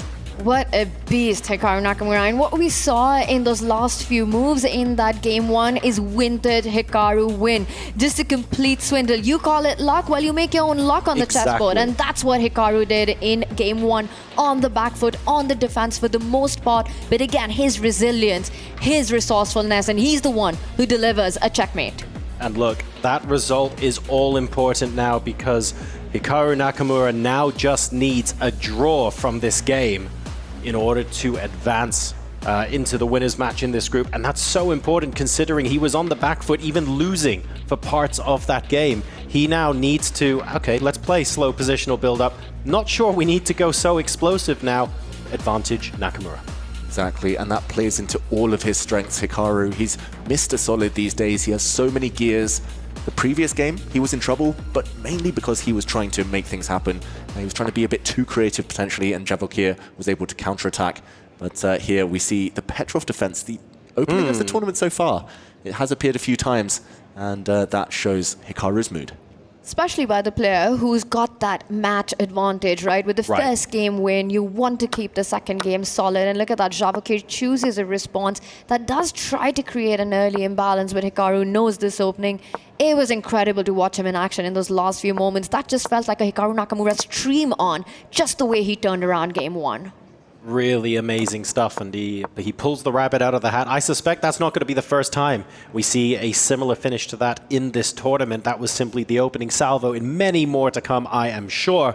But right now, look at, he's back in the zone, he's bobbing his head, he's getting his head in the right place for game number 2, and that is the hallmark of a player who's so good at resetting.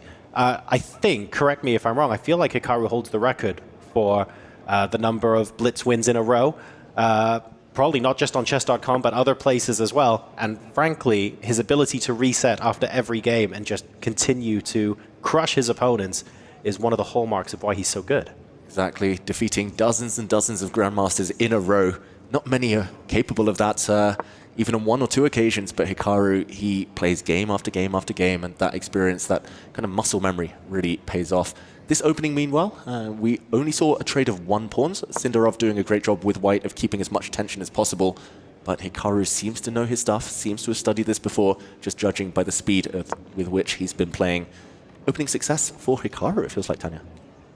Vachier also equally impressive, I want to say. Yes, opening success on the clock. You know, you also have developed all your pieces, but let's not forget the big takeaways for Vachier. He was the one on the edge for the most part of game 1. He was the one putting pressure on as well. So he knows he has it in him to create those chances. And the last 2 moves, H-pawn moving up the board, the bishop sliding with the spin, a potential knight jump to G5.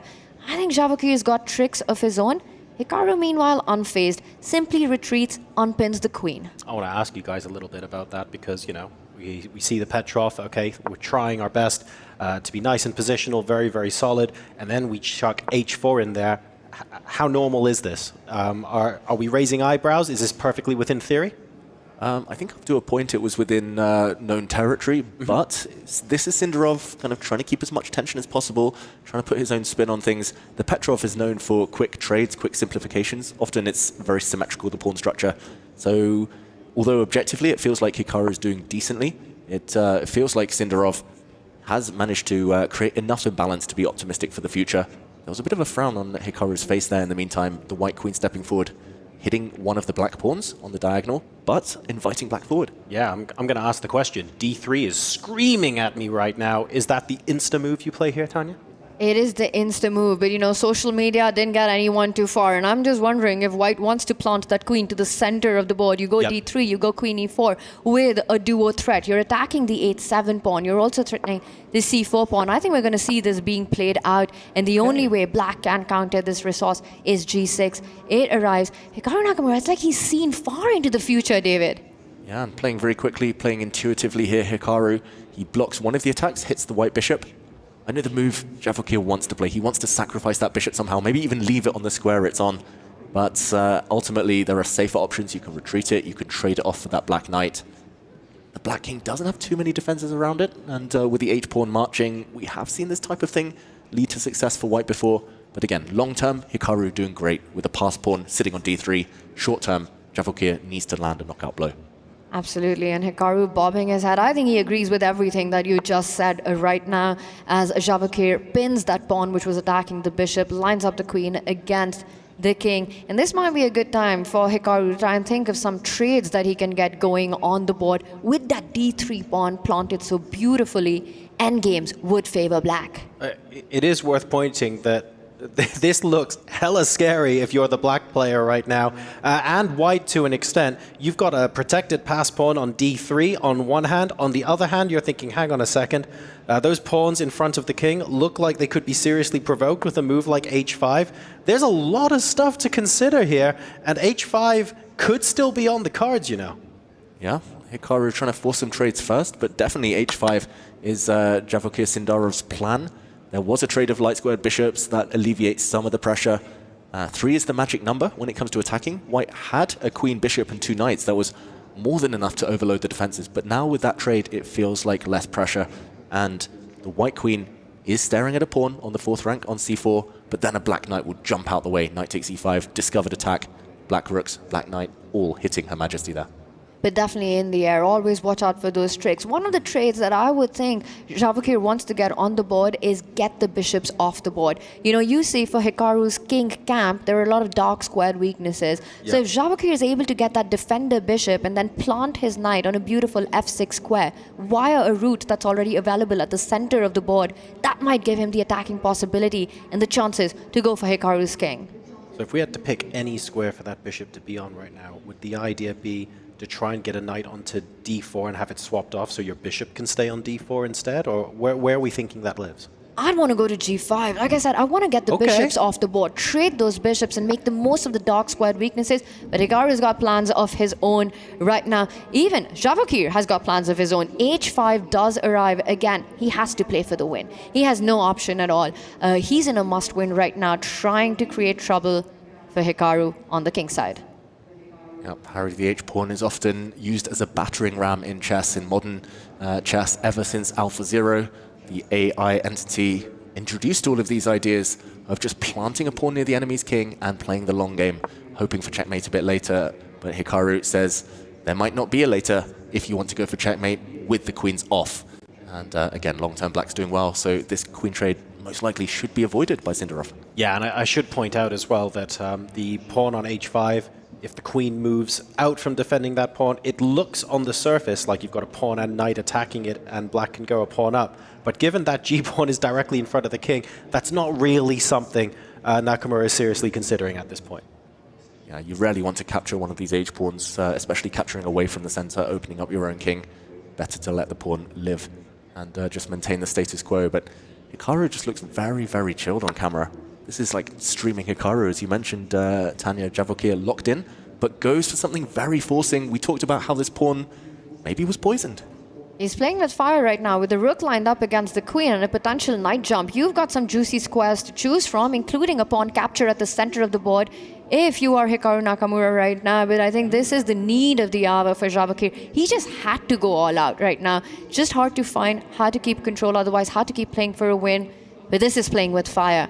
And I think the chances are more that it backfires. Knight takes pawn is the first move that comes to my mind here. I have just tried and failed, by the way, I should point out. After black plays knight takes pawn, I'm going, oh goodness. So if white recaptures with the knight and both queens can be captured, and then I think my brain short-circuited at some point. I'm not actually sure whose side that figures. But maybe that's a suggestion that the complications could be favorable for one player or the other. Yeah, it's pure calculation. And I think this last move by Sindarov is intended to force Hikaru to calculate. We see the analysis board on the right here, the live board is on the left, and the move Hikaru wants to play is knight takes pawn. It's a double attack against the white queen. If the white queen moves, for example, tries to run away, we would see a trade, and maybe the black pawn will step forward to the d2 square in the near future. This looks very powerful for black. Yep. So the key, the one you have to evaluate is after the trades. Rook takes queen, knight takes queen. When the dust settles, does white have enough of an advantage here? For Hikaru, is he safe enough? Maybe this pawn is just a bit too far forward and could be corralled a bit later on. The alternative for Hikaru is to jump the knight the other way, hitting the white queen, and next move landing a knight fork. Oh, wow. This would lead to pure chaos. I'm going to be honest, that move completely skipped my radar. That looks extremely dangerous. It's coming in with a big fork on the two rooks. Not only one major attack, but the other two coming under fire as well. I'm going to ask the question, is that winning for black? What's the resource here that saves white? I thought it was, and here, this is not me, this is me checking the oracle, the computer. Pawn to e6. No! Counter-attacking, hitting the black queen. And this is happening, by the way. Now the white queen slides across, and there's still an ongoing attack against the black king. This is far from over, but played by Hikaru Nakamura. He's going for the win now. But now Vachier needs to find this move. Yeah, and it's not an easy spot. E6 going on the counter offense. If he doesn't find it, Hikaru Nakamura will be with the edge. Now, he has got a little bit of extra time, but we're talking 5 minutes, plays 5.5. So it's some time, but it's not a crazy amount of time. And when you're under this much pressure, having to find a move like that, that is wild. Yeah, so difficult. And just as Vachier forced Hikaru to eat up some of his clock time, now Hikaru is forcing Vachier to calculate. I think to put this into perspective, this is exactly the kind of move where in a classical game of chess, you would not blink twice if you had a grandmaster taking 15, 20 minutes before making this next move. Like, it is so super critical, and these players are having to make that decision in like dozens of seconds. Absolutely, and look at this. Vachier as well on beast mode finds the only move. Process of elimination is what got Sindarov to this decision. He gets that e-pawn moving up the board. You can still capture it. Knight takes pawn, and the line isn't over. The complications continue. Just to point out one possible continuation, knight takes pawn, the white queen will slide across. The key here is that the white knights are jumping forward. One of the white knights can hit the black queen in the near future. Yep. This is just the beginning of the battle. That is absolutely insane. And choosing to go into these kind of complications when so much is at stake. We should point out, of course, the match situation. Hikaru won the first game. This is must-win for Sindarov. So trying to create as many complications as possible. But every time I see this exchange of ideas, I'm thinking, well, hang on a second. Is it Vachier who's trying to create the complications, or is it Hikaru? It feels like both players are going at it hammer and tongs. Well, the brand of chess that both of them have, this is what we expect, and this is what we love to see, right? It is a cutthroat battle, and for Sindarov, only one result matters right now. Yeah. So it does make sense that he's gone into these complicated waters. Pawn takes pawn was the choice for Hikaru Nakamura, and still big questions for Sindarov to answer with just about 4.5 minutes on the clock. Where does he move the queen? How does he respond to the knight fork that's coming in next? This is all in from Sindarov. Yes, he found that brilliant last move. Yes, this was given a question mark by Hikaru Nakamura, but ultimately, he's just got to go for the black king now. One of the two white rooks will fall. The black knight is going to jump into c2. You're just going to have to ignore the fact that those rooks are hanging, and time to go for that black king. It's got a knight around to defend, but other than that, the white queen, white knights, they could do some damage too. If you want a summary of how tense the game is and how high the stakes are, hearing someone say, you have to ignore that your rooks can be captured. You just ignore that everything's hanging. You're thinking, hang on a second. Given the magnitude of what's going on here, that feels like an insane statement to make, but you're absolutely right. You need nerves of steel to handle this position, and I think we might see those steel being played out because you really can't defend both rooks, right? You are going to lose material. Your best hope is to fight for that advantage, and there are a lot of tempting options. You could start with pawn takes pawn. You could start with a knight jumping over. You got about 3.5 minutes to figure all of that out. It's definitely harder to be Sindarov right now. Yeah, this is like a labyrinth. Good luck finding your way through and coming out healthy on the other side. The white bishop can move. You can ensure that you get at least that black knight for one of your two white rooks. But where to put that bishop is a question. How directly to go for the black king is a question. Sindarov, he would love 3 hours on his clock, but 3 minutes, surely not enough now. Time is of the essence, not only on the clock, on the board as well. Does he have time to move that bishop? Does he have time to capture the pawn? And he's fully locked in right now, trying to calculate and navigate his way best through these variations.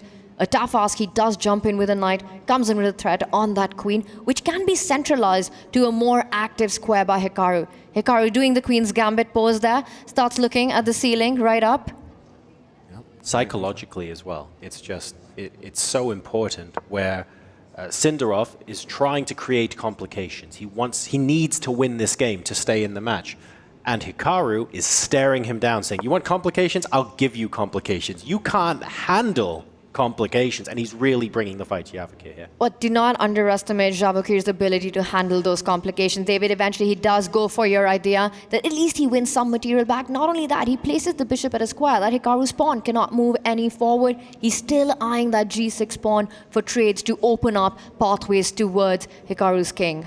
That is a crazy move, though. He could have moved his bishop to another square, protecting the knight in the center. This is a full rook sacrifice. He will not get that black knight if it captures the white rook in the corner on a1. If the white rook retakes, the white knight on e5 drops. This is a full rook sack, and he's going all in. He's going for the attack. If the black knight sidelines itself, he's going to go for that black king. So, knowing that, I'll ask the question, does knight takes a1 win on the spot? For who is the big question? And for who? Yeah, exactly. I'm not even sure. It's very gutsy, this last move. Knight takes rook on the corner of the board. The idea that white has to have is pawn takes Not pawn. played. And it was scary enough for Hikaru to not go for it. Wow. There's something about that maybe we haven't seen, but this is getting into some seriously deep territory. Yep, he's arguing here, Hikaru, that that rook in the corner will not run away. Here we see some of our very special guests in the audience. But pawns f4, given a question mark, it's one of those positions. I think we can forgive the players for the mistakes that are guaranteed just due to the clock time. And this now results in Hikaru capturing this rook. Maybe capturing the other rook would have been the acid test of white's whole sacrificial idea. But still, this one, anyone's position. This could swing either way in a heartbeat. I would love to find out why rook takes a1 wasn't played on the previous move. There's some really cool stuff here that I'm sure we can go and understand. A check getting played in the meantime. And this is, regardless of how this game ends, it feels like it's been chaos unleashed.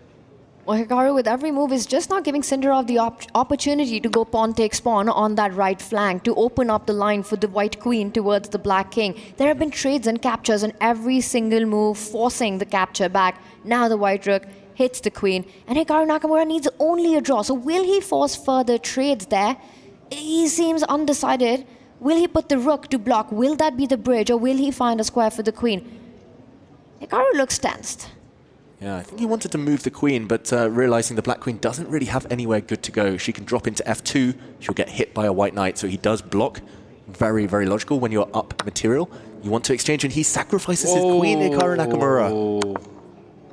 It's a big move. He picks up the knight, and that is a queen, a sacrifice. The queen falls back, trying to activate to get to those pawns. Look at that beautiful centralized rook, defending b7, defending d3. There we go. He solidifies that rook. Very hard to kick that rook out of the middle. We should clarify here, black has two rooks and a very powerful passed pawn in return for white's queen. It is small advantage, at least objectively, for Hikaru Nakamura, but queens, they are so tricky. And this is not going to be one-way traffic for now. The white bishop is the problem, cannot really get into the game, purely a blockader. But the black knight, not impressive either. And that's because of Hikaru's last move, right? Sindarov's last move, the g-pawn moving forward, taking away some jumps from that black knight from getting into the game. This is still anyone's game. Yes, the bar says that Hikaru is the one who's doing well right now, but if the queen is able to infiltrate with some devastating checks or get on those dark squares on the longest diagonal on the board, you know, plant it on e5, get the bishop on c3, there are big ideas for Javokir to play for. Meanwhile, Hikaru Nakamura wants a post for his knight. He runs away with his king. That does drop the g6 pawn, but if the white queen ever runs away, c4 is hanging. The black rooks would enter.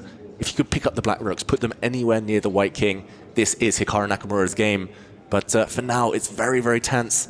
And Hikaru is down on the clock. He's down 20 seconds. Javokir needs to use that as a weapon. He does, because that's the weapon that Hikaru used against Javokir in their game one, from a busted position to eventually deliver checkmate. Can Javokir get the whole story done again in his favor right now? But now the clocks are leveling out. Not an easy decision. Queen takes pawn is what you want, but that allows the rook activity. He has to move fast. Vachier, he's thrown away his 20-second advantage. It's currently 93% accuracy against 92% accuracy. Such a high-level game. Vachier going for it, trying to blow open the Black King. This is great play from him, but did he spend too much time? Hikaru now 1 minute versus 1 minute. Can he hold it together? Hikaru can always hold it together, and we are in a bullet ballet right now. The rook's coming into the attack. There's a threat of a rook sliding onto the E2 square, coming in with a check. You could pick up the pawn on D3. Did Hikaru just miss that? He never misses anything. Wow, Vachier didn't take that black pawn. A frown here from Hikaru Nakamura. Watch out, the Black King is caught in a mating net. There are some back rank checkmate ideas. The White King now, only one way to go. Has to go back, otherwise it would have been mated itself. Do not take that bishop. The White Queen will deliver a killer blow. Retreats his rook. Any checks now on the back rank can be blocked by the Black rook. And if no check, then Black just simply picks up that power pawn on G6 and no checkmate. Thank you very much. This might be forcing a repetition with the rook going back and forth. A yo-yo dance between the rook and the queen. That's not good enough for Sindarov. He needs to win. He's down 1 point. The White Queen goes a different direction, grabs a pawn, but now the Black rooks coordinate and harry the H-pawn marching forward. Whose pawn is quickest? It's a pure race right now. It looks like it's going to be the H-pawn, right? Which comes in with a big check on that H1 square, assisted by the beautiful 2 black rooks as well, as Vachier clears the squares for his own pawn to move up the board. Here we go. It's going to be checkmate on the board, potentially. Nope, he trades off queens. A new queen is born. And here, it's all about the clock. Sindarov down at 12 seconds. It's not enough. The White Queen fighting a losing battle. And there we go. It's resignation from Sindarov. Hikaru with a fist pump. And by a scoreline of 2-0, but my God, what tense action over the board. Hikaru Nakamura for Team Falcons takes on a very successful match, 2-0 against Sindarov from Team Vitality, but not without its shares of ups and downs. The first win, getting the checkmate from a losing position at 1 point, and then what a grind. Queen for 2 rooks, imbalances all over the place in game number 2, but the pawn race is won by the player of the black pieces. Wow, 2-0. It could have been 2-0 the other way. Sindarov so close. Ultimately, the time scrambles. Just that extra millisecond of speed, giving Hikaru Nakamura the win. This guy just has this unique ability to piece together all these strengths that he has, playing on the clock, strategy, tactics, all of it together, and it worked to perfection in this one. 2-0, but it could have been anything but. What an incredible way to start this group. Let's head now to Hikaru Nakamura for his post-game interview. Yeah, we're here with Hikaru. Bro, I'm not gonna lie, that first game looked a little bit dicey. We all saw you shaking your head a lot through it. You were not happy. You got to that little time crunch at 1 minute.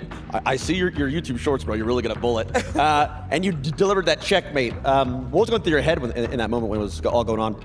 Yeah, I mean, basically, I know that with the time format the way it is, if I get low on time, but my opponent has the same amount and we're under a minute, I'm a favorite. So I was just moving quickly. The main thing was I'd avoid the trades, and I knew that my speed would just be better, and it worked out, so I'm happy.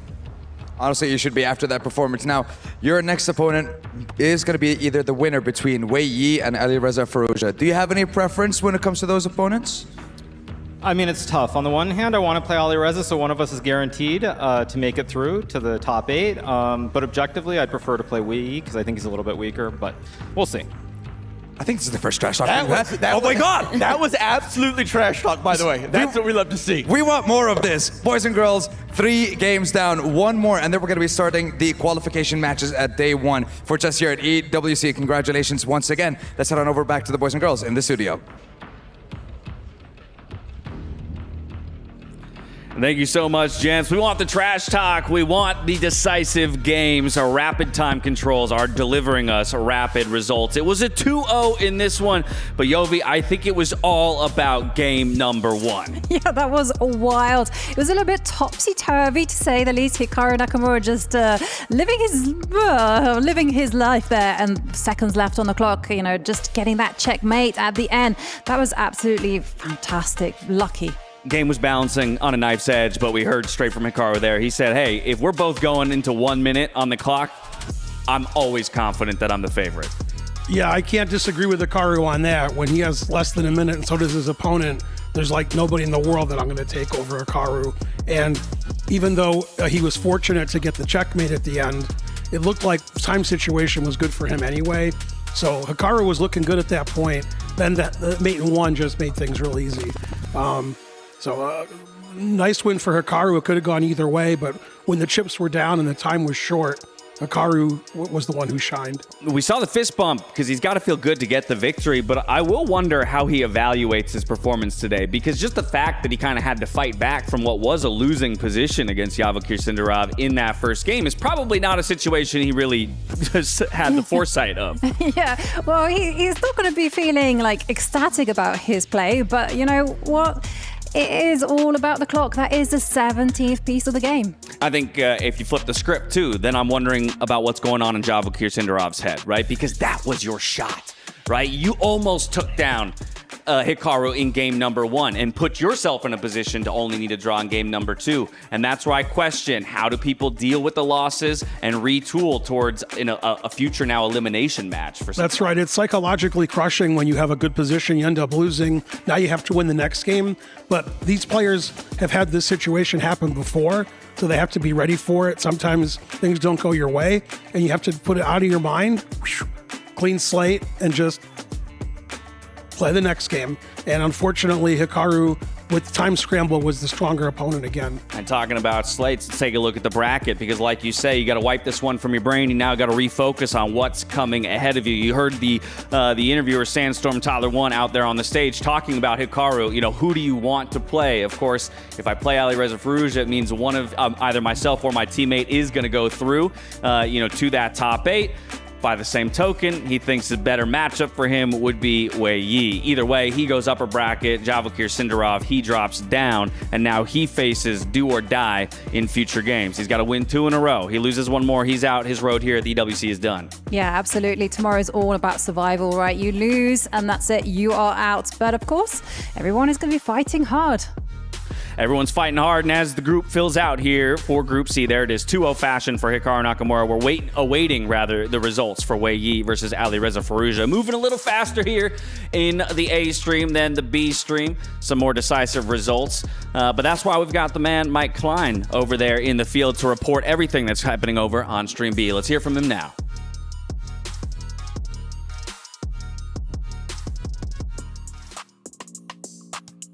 Thanks, guys. Here in Stream B, there is no need for Armageddon in our second match of the day, as Gen G's Arjun Erigaisi beat Nihal Sarin 2-0, and we're here with the man of the hour. Congratulations, Arjun. Thank you.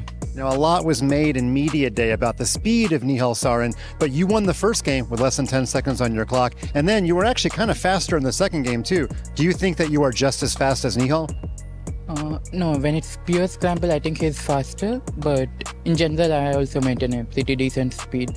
Now, in that second game, you were facing down those bishops the entire game, and you knew you were lost in that second game, but he seemed to freeze. Did you feel it in the moment that he just kind of lost his way in that endgame?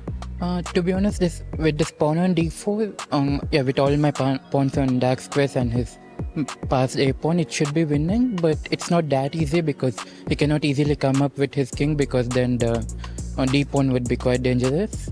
So he had to make progress further. He had to find a plan, and he thought a bit and he couldn't find, and I think it was a dilemma between whether to think more or just to play something. And that kind of got him. And we had this interesting structure of the match. If you win again, then you'll actually get a day off tomorrow. How important is that for your progression in the tournament? I wouldn't say day off is important, but it's very important to secure your spot because everyone is so strong. So if you miss your chance, you might as well get eliminated. So Grandmaster Arjun Erigaisi of Gen G wins against his countryman Nihal Sarin 2-0 in Stream B. Now back to you guys.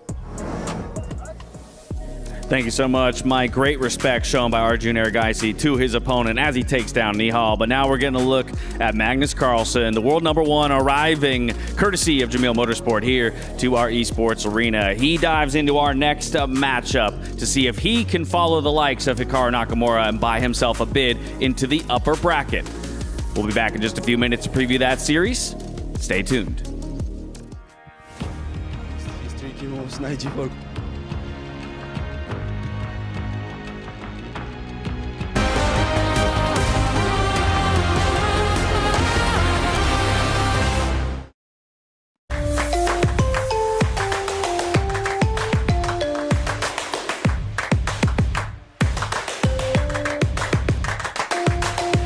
Level up your gaming experience with over 8 billion playlists, only on Spotify, the official audio streaming partner for the 2025 Esports World Cup.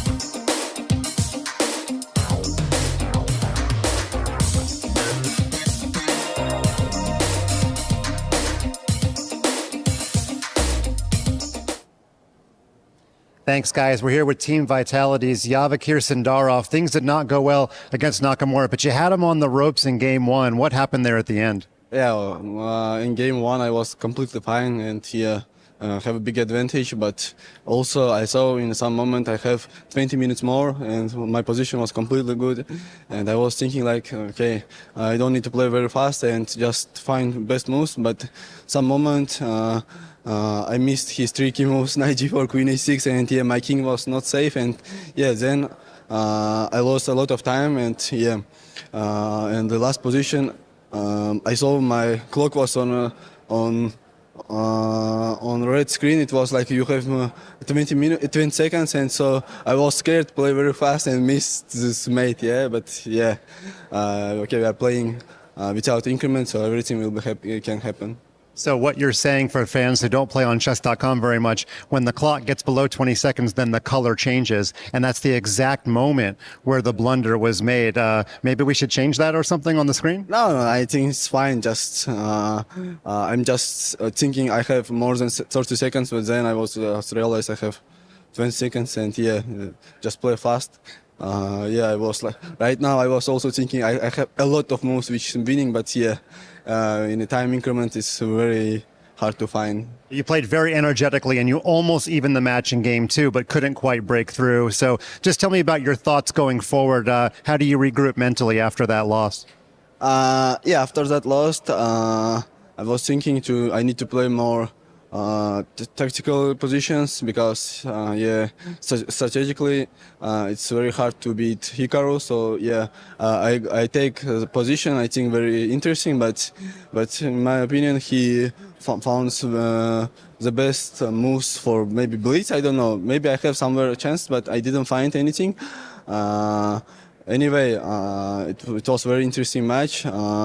Yeah, I was second game. I was played the opening which I didn't prepare. The line which I prepared it was I was prepared after draw, but yeah, I want to get some position which I will play for 2 results. But after losing, I lost a lot of things, and so that's fine. Well, it's good to see with a smile on your face. He had one of the best players in the world on the ropes. Vachier Sindarov, good luck in the rest of your matches. Thank you. Back to you guys.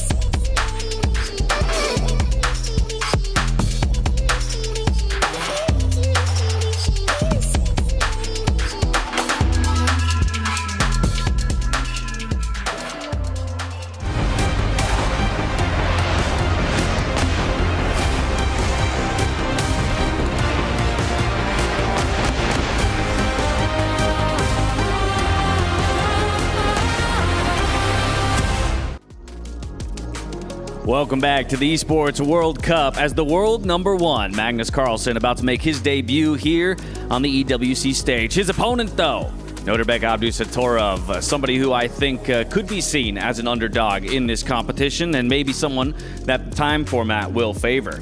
Maurice, I'm going to come to you first on this one. We heard earlier in some interviews from the players, Magnus had kind of a tempered approach to the format of this tournament. Maybe in some ways, I don't want to say lack of confidence, because I know the guy is always confident, but he didn't necessarily have the same bravado about his approach to the tournament as I would maybe have expected from what I've seen of him in other tournaments. He understands very well that this format is different. And with the fact that there's no increment, the fact that it's on a screen, this favors the younger players. And Nodirbek, he's number 7 in the world. We're talking a top 10 player. This is not somebody who's just a pushover, happy to be here. He's a gangster, and he's a young G who knows that he could make a name for himself at a tournament like this one. So Magnus is right to be tempered, to think, let's see how this goes, because frankly, we've seen already today anything could happen. Exactly. We saw that upset in game #1 with Yesepenko taking down Nepomucci. We saw Vachier Sindarov have Hikaru Nakamura on the ropes while Hikaru would escape from that one and ultimately take the victory. But yeah, if anything, what we've learned today is it's anyone's game here, Ben. That's right. And I'd rather see a Magnus with a temper than a tempered Magnus. Because in this match, I think Magnus knows he's the favorite. He expects to win. And Abdusatorov is ready to pull the upset. But I think, again, I'm going to predict Magnus. So far, my predictions have been iffy, but I'm going to have to go with the best player, probably whoever lived, Magnus Carlsen. And he wants to prove right away after he sees Hikaru win that he's going to win also. Well, regardless of whether or not the predictions have been iffy, I love that you're making them. So if that's the expectation, how does that play out? What is the expectation on the board for Magnus taking a decisive result? I think the real important thing is what happens in game 1, what happens out of the opening. Typically, Magnus gets a better position with white and likes to have a time advantage. So we'll see who gets white the first game. And Magnus will want to win the first game and then have draw odds in the second game, of course. And Abdusatorov is going to have to win game 1 to put the pressure on Magnus. And if you put pressure on people, sometimes they can't live up to the expectations. I expect Magnus to win, but Nodirbek is a tough opponent. Very tough section. The section of death.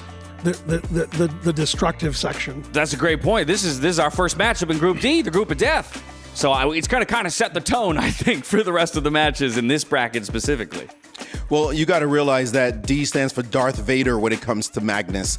This guy is a control freak in the best way on the board. You think you have a whisper of a chance, and all of a sudden you look around, it's like, I thought I had counterplay, and he squashed it completely, and then he puts on the death grip, the squeeze, the Magnus squeeze. Everybody knows it. We've been caught in it. They know you don't have a chance. You thought maybe the game was even, and then all of a sudden, you're just losing. Like, how did this even happen? Because he just puts you in that grip, and it goes, and like a boa constrictor, he just gets rid of all the air in your body, and that's it. Better than anybody. He finds a way to make games that look unplayable or look like they're dead drawn, and all of a sudden, like you say, with the snap of a finger, poof, all of a sudden a massive advantage. So then it's going to be a tough task for Nodirbek. He's going to have to, I assume, then make it messy from the beginning. Are we thinking that there's gambits in play? Is it as much as giving away material just so you can really trade for activity?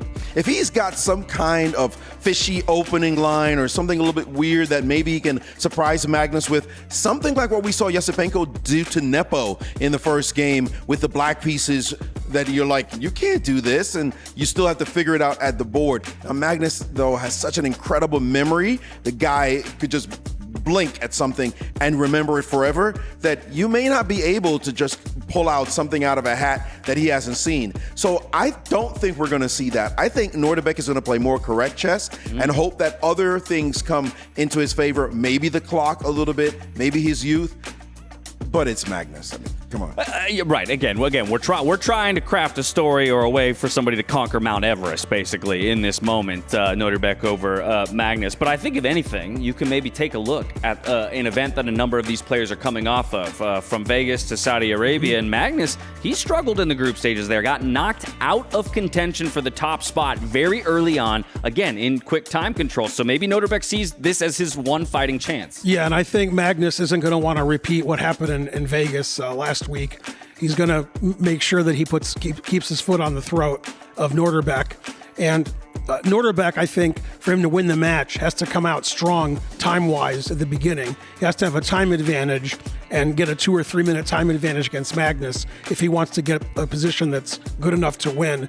And if he wants to win the match, he's going to have to keep up on the clock and not be in a situation where he has less than a minute and Magnus has 3 or 4 minutes, which we often see. Now, I would generally agree with you, but while you're making that point, I'm looking over here and Maurice is shaking his head like that ain't even going to be enough. I'm not saying that it's not enough. Yeah, if you can do that, then great. Okay. But let's say you pull that off. Magnus, you would think he's the older player, but Magnus is fantastic at all time controls, including bullet. Maybe he's not like the Hikaru Nakamura, Alireza school of bullet, but he is fast, he is furious. This guy can get it done every which way. I do believe if it's going to be a chance, there's going to be something wild, tactical that maybe Magnus missed, and that's it. You got to pray. Magnus, he might give you one chance, so we like to say he'll never give you a second one. So I think the onus is on Nodirbek to find that one opportunity in the 2 games that he has ahead of him to kind of put the finishing blow on Magnus Carlsen. If you don't take advantage of it, then it ain't going to come to fruition. Either way, it's Magnus Carlsen for Team Liquid. It's Nodirbek Abdusatorov for Na'Vi. They're making their debut here on the EWC stage. Let's get to it. We are back. We are back with the last group stage game of the day before qualification matches tomorrow. And boy, oh boy, do we have a good one. That's right. It's the match we've all been waiting for. Ladies and gentlemen, Team Liquid taking on Na'Vi. It's Magnus Carlsen versus Nodirbek Abdusatorov. The undisputed king of modern chess taking on the pride of Uzbekistan. This match is going to be an absolute banger. It absolutely will be. Guys, good to see you. Repping this up for us in the group stage. So these recent games today have been pretty close on time trouble. I'm not gonna lie. That have you guys worried at all, or? Yeah, I mean, it was very interesting to follow. First, I saw that Levon flagged Vladislav, so that was kind of interesting. So yeah, I think we'll see a lot of flagging in these tournaments, and hopefully I'm gonna be the one who flags.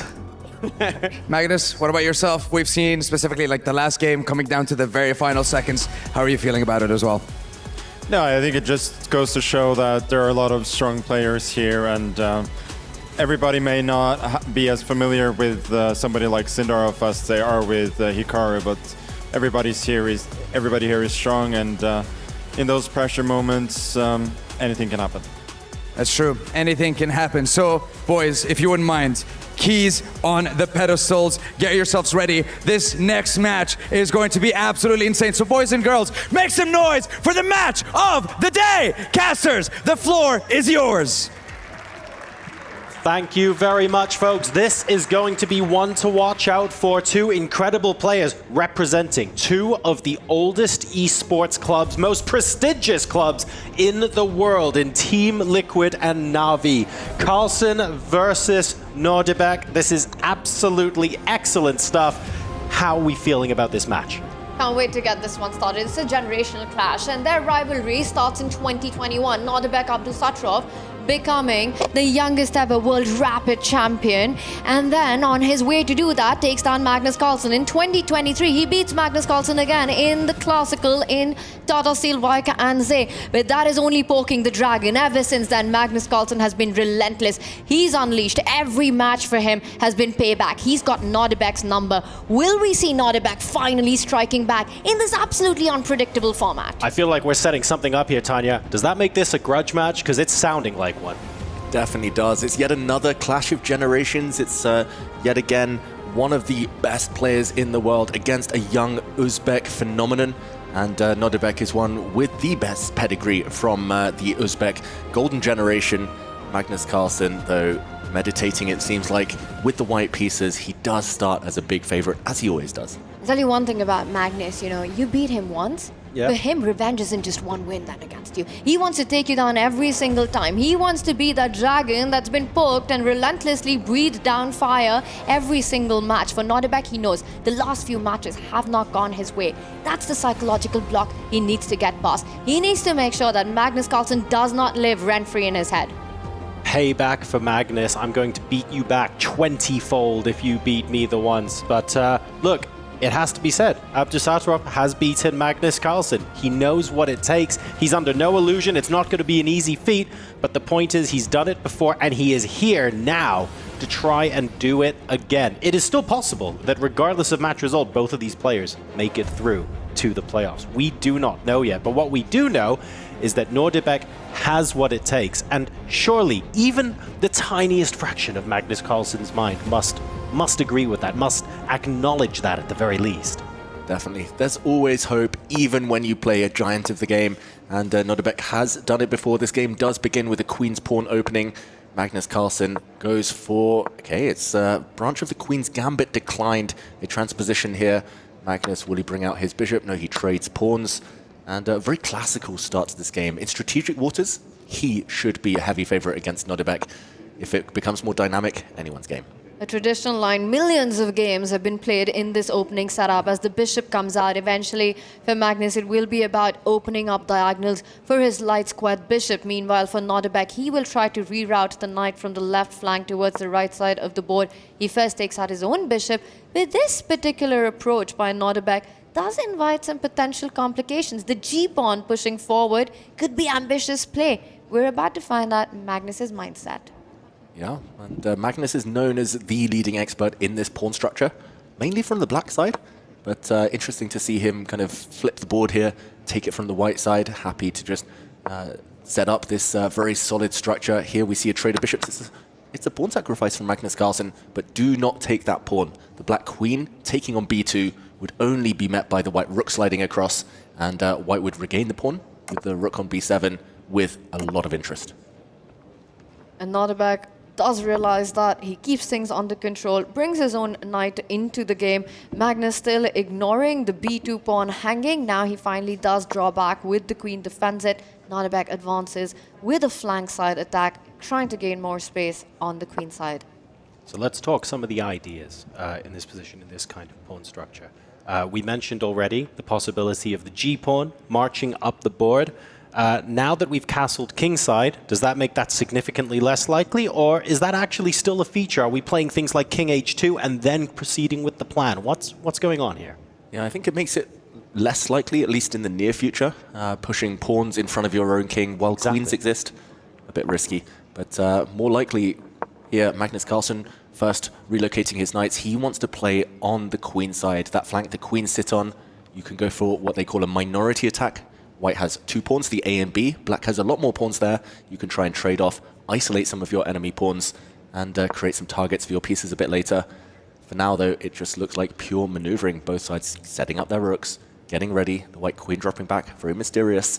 But I think we'll see the status quo maintained for the next 20 next 15, 20 moves, and then the fire be unleashed. And what about if you're playing with the black pieces here, Tanya? Are there any particular, I don't know, outposts or pawn advances that could be committal or anything of the sort that you're particularly watching out for? Well, this is the minority attack that David was earlier implying about, right? Magnus using his 2 pawns on that queen's flank to get those open lines in. You mentioned outpost. If you're allowed to breathe fire down, Magnus will use that knight and jump to the c5 square. Yep. Any trades would open up some lines in favor of Magnus. We see some pawn trades here. The rook was attacking the queen moves, and look at that, Magnus doubling down on that c5 square. He pushes the pawn. That b4 pawn contains the pawn chain that Nodirbek has on the queen side. Okay, so a reasonable amount of pressure being applied early on. Not exactly like this isn't going to be, you know, backbreaking or anything like that, but we're asking questions and we're trying to give our opponent the opportunity to make mistakes. Those mistakes aren't happening. We just want to start introducing the potential cracks in the armor, looking for first, maybe second weaknesses. Let's see what's going on the other side of the board and poking and prodding to see where the position could be weaker. Exactly. It's just accumulating small advantages. First, you want to isolate one of your opponent's pawns. Then you want to maybe trade off the correct set of pieces. Only then do you start looking for a plan of action. First, we see a rook trade, Nodirbek pausing. Slightly surprising that he decides not to instantly recapture or even pre-mover recapture, maybe thinking about trading knights first. But there we go. Knights do drop off the board on Magnus's terms, and the knight leaps forward. And now we could potentially see an imbalance appear in the position. You know, if you take that knight, which has just moved forward, that would mean the B pawn. You always want a flank pawn towards the center. That's how you want to capture, opening up a B line, a direct path to Nodirbek's b7 weakness there. And I'm going to guess that the pawn on b4 is absolutely nowhere close for the taking because of rook b... Well, whole bunch of moves starting with rook b1, I'm going to guess. Yeah, for now the black knight is hit as well, so there's not quite time for the black queen to go pawn hunting. I would advocate for not taking that white knight. I've banged on about this too much in my chess career, but connect 4 is the perfect pawn structure. White's b-pawn taking and replacing that white knight on c5 would set up an unbreakable wall that black will never break through. So keeping the knights on the board, at least trying to improve the black knight here, a good decision. He's going for that white b-pawn on the b4 square.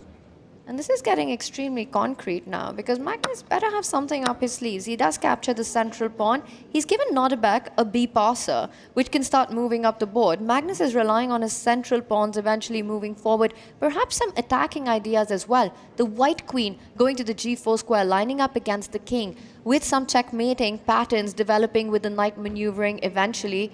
This is becoming tricky for both players. He goes back instead with the knight to C5. It certainly looks like we're setting up to say, you know what, let's play an endgame. White's got 1 pawn island, black's got 2. Who is going to be more comfortable potentially pushing for a win in that sort of scenario? Is there any way to isolate a black pawn and play against that in the end? This is all getting rather technical. Yeah, getting rather technical, and one of our fans there in the audience working with his technology on the phone there. But in the meantime, I think it's all about which pieces to trade. If queens come off the board, it's unclear who benefits. It's probably the side who can attack the enemy pawns with their rooks. If knights disappear, I think that really helps black. The white knight's so active right now. Bishop for knight trade is available for Nodirbek. He can remove that knight from the board. But then the black king loses its best defender if the f8 bishop disappears. It's just a series of very small questions. Ultimately, alone, one trade might not change the balance too much, but if you leave your opponent with the superior pieces in the endgame, that could be decisive. And you want to be able to get activity for white by playing moves like queen out to g4, but then you allow the black queen to move in and get really active and start harassing the rook as well. So it feels really unclear, and it's almost one of those games where whatever you do, keep everything active. You can't afford a passive move. Exactly. And a trade there. It's queen and knight versus queen and bishop, a big imbalance now, and activity is the name of the game. The queen and knight hold their own because they control a lot of central squares. And honestly, both combos look very tempting. You know, the black queen and knight on those light squares, really nicely planted. The black knight has a beautiful outpost, cannot be kicked out. Magnus's bishop doing a fantastic job on the longest diagonal on the board as well. Extremely active, plus defending its own pawns. That is the big imbalance here, and it's coming to the point of just asking these small questions. That's just what Magnus Carlsen does best. You know, keeps probing his opponent just little by little. It almost feels inconsequential, it's somehow gaining that little time on the clock, gaining that little advantage, those strategic points. There's a B7 weakness. Watch out for that. But right now, we've got Nodirbek, who lines up his own rook against the white queen. For Magnus, the big question would be, does he want queens on the board or off the board? That's I love the way you summed that up about Magnus, Tanya. With a lot of players and a lot of games, it's, oh, look, there's a big mistake. Here's a positional weakness that's been introduced that we can target in 4 or 5 moves' time. Magnus plays these subtle, maneuvering, grinding moves where you don't understand why that's useful until 12, 15, 20 moves later, and then it all sort of clicks into place. It becomes clear. He's a master at being able to do that to anyone on the planet. And you have to take 20 right decisions of these small questions being asked. And that's the tough part about facing Magnus. And David, we often talk about the Magnus touch in the endgame. He does decide to trade the queens off the board. Are we going to see a vintage Magnus grind here? Well, the ingredients are there, but Magnus did a bit of a double take. He missed this last move, potentially. The Black Knight blocking the power of the White Rook. The Bishop in the center of the board is next on the menu. If you move the White Bishop away, the Black Rook gets in. So it does feel like, objectively, Nodirbek totally fine, but we have seen Magnus squeezing water out of that stone so many times before, gaining space, pushing pawns, ready for any potential pawn race later. I'm going to say a draw much more likely than a Magnus grind here specifically, just because Nodirbek has enough time on the clock, but you never know. We've seen it before. We've said it possibly hundreds of times. I'm sure some people have said it thousands of times, where the eval bar, dead draw, dead draw, dead draw, squeezing just a tiny bit, and then a little bit more, and it's like a snowball that becomes an avalanche, and Magnus just finds a way to conjure those out of nowhere. It's just unbelievable, right? It's a draw until it's not, and you don't even know where it all slipped away. But so far, Nodirbek's doing a great job of keeping everything under control. That knight is a beautiful attacker, also a defender, just completely restricts Magnus's rooks, also takes away some key squares from the bishop. Meanwhile, he's using his rook for activity. The clocks, yes, Magnus has got an advantage, but 4.5 minutes still feels like should be enough for Nodirbek. But look at that, Magnus, he's pushing the pawns in the center, you know, once again, asking questions. Are you scared? I'm going to push that just a little bit more. Exactly. Poking and prodding, going, okay, not much going on here. I accept there's not much going on. Let's make something go on. And that's just Magnus's attitude to every position. And he does that when he's in worse positions as well. And you think, hang on a second, this is about to flip. I thought I was the one who's supposed to be pressing, yet he's pressing me. When we've seen him do that to so many people before. So yeah, very, very dangerous player, and #1 in the world for good reason. In the meantime, Magnus asks another difficult question. Do you want to trade rooks or not? Black would be justified in going back. There we go. He does retreat. Magnus looks surprised on the camera there. But a rook trade, I think, would have been totally fine as well for Nodirbek. Black has a fortress. Very difficult to break through past the Black Knight. But Nodirbek wants the tension, and here we go. Pawns on light squares. Bishop controls dark squares. That is classic Magnus Carlsen strategy. And it feels like Nodirbek is just waiting here. He's playing the waiting game, Tanya. Doesn't have much of a choice, right? The knight is ideally placed, the rook maximized for black as well, also in the open line, the king centralized. For Magnus, the big question is, can he strike in the center with that e-pawn moving forward? Who will those trades benefit? That's the key in this position, right? That Magnus holds the break. He's the one who'll decide when to open up the position, and he decides it's right now. Okay, that doesn't come without risk. Magnus Carlsen, he's going for it. The black pawns were hit there on the king side, but now the black rook has access into the white position. There we go. It attacks the white isolated pawn on c5, and Magnus goes in with his rook. This is already narrowing the margin for error. The black rook here can grab a pawn, but then the white rook gets into the 7th rank. Rook and bishop combine so well, and it's already a blunder by Nodirbek.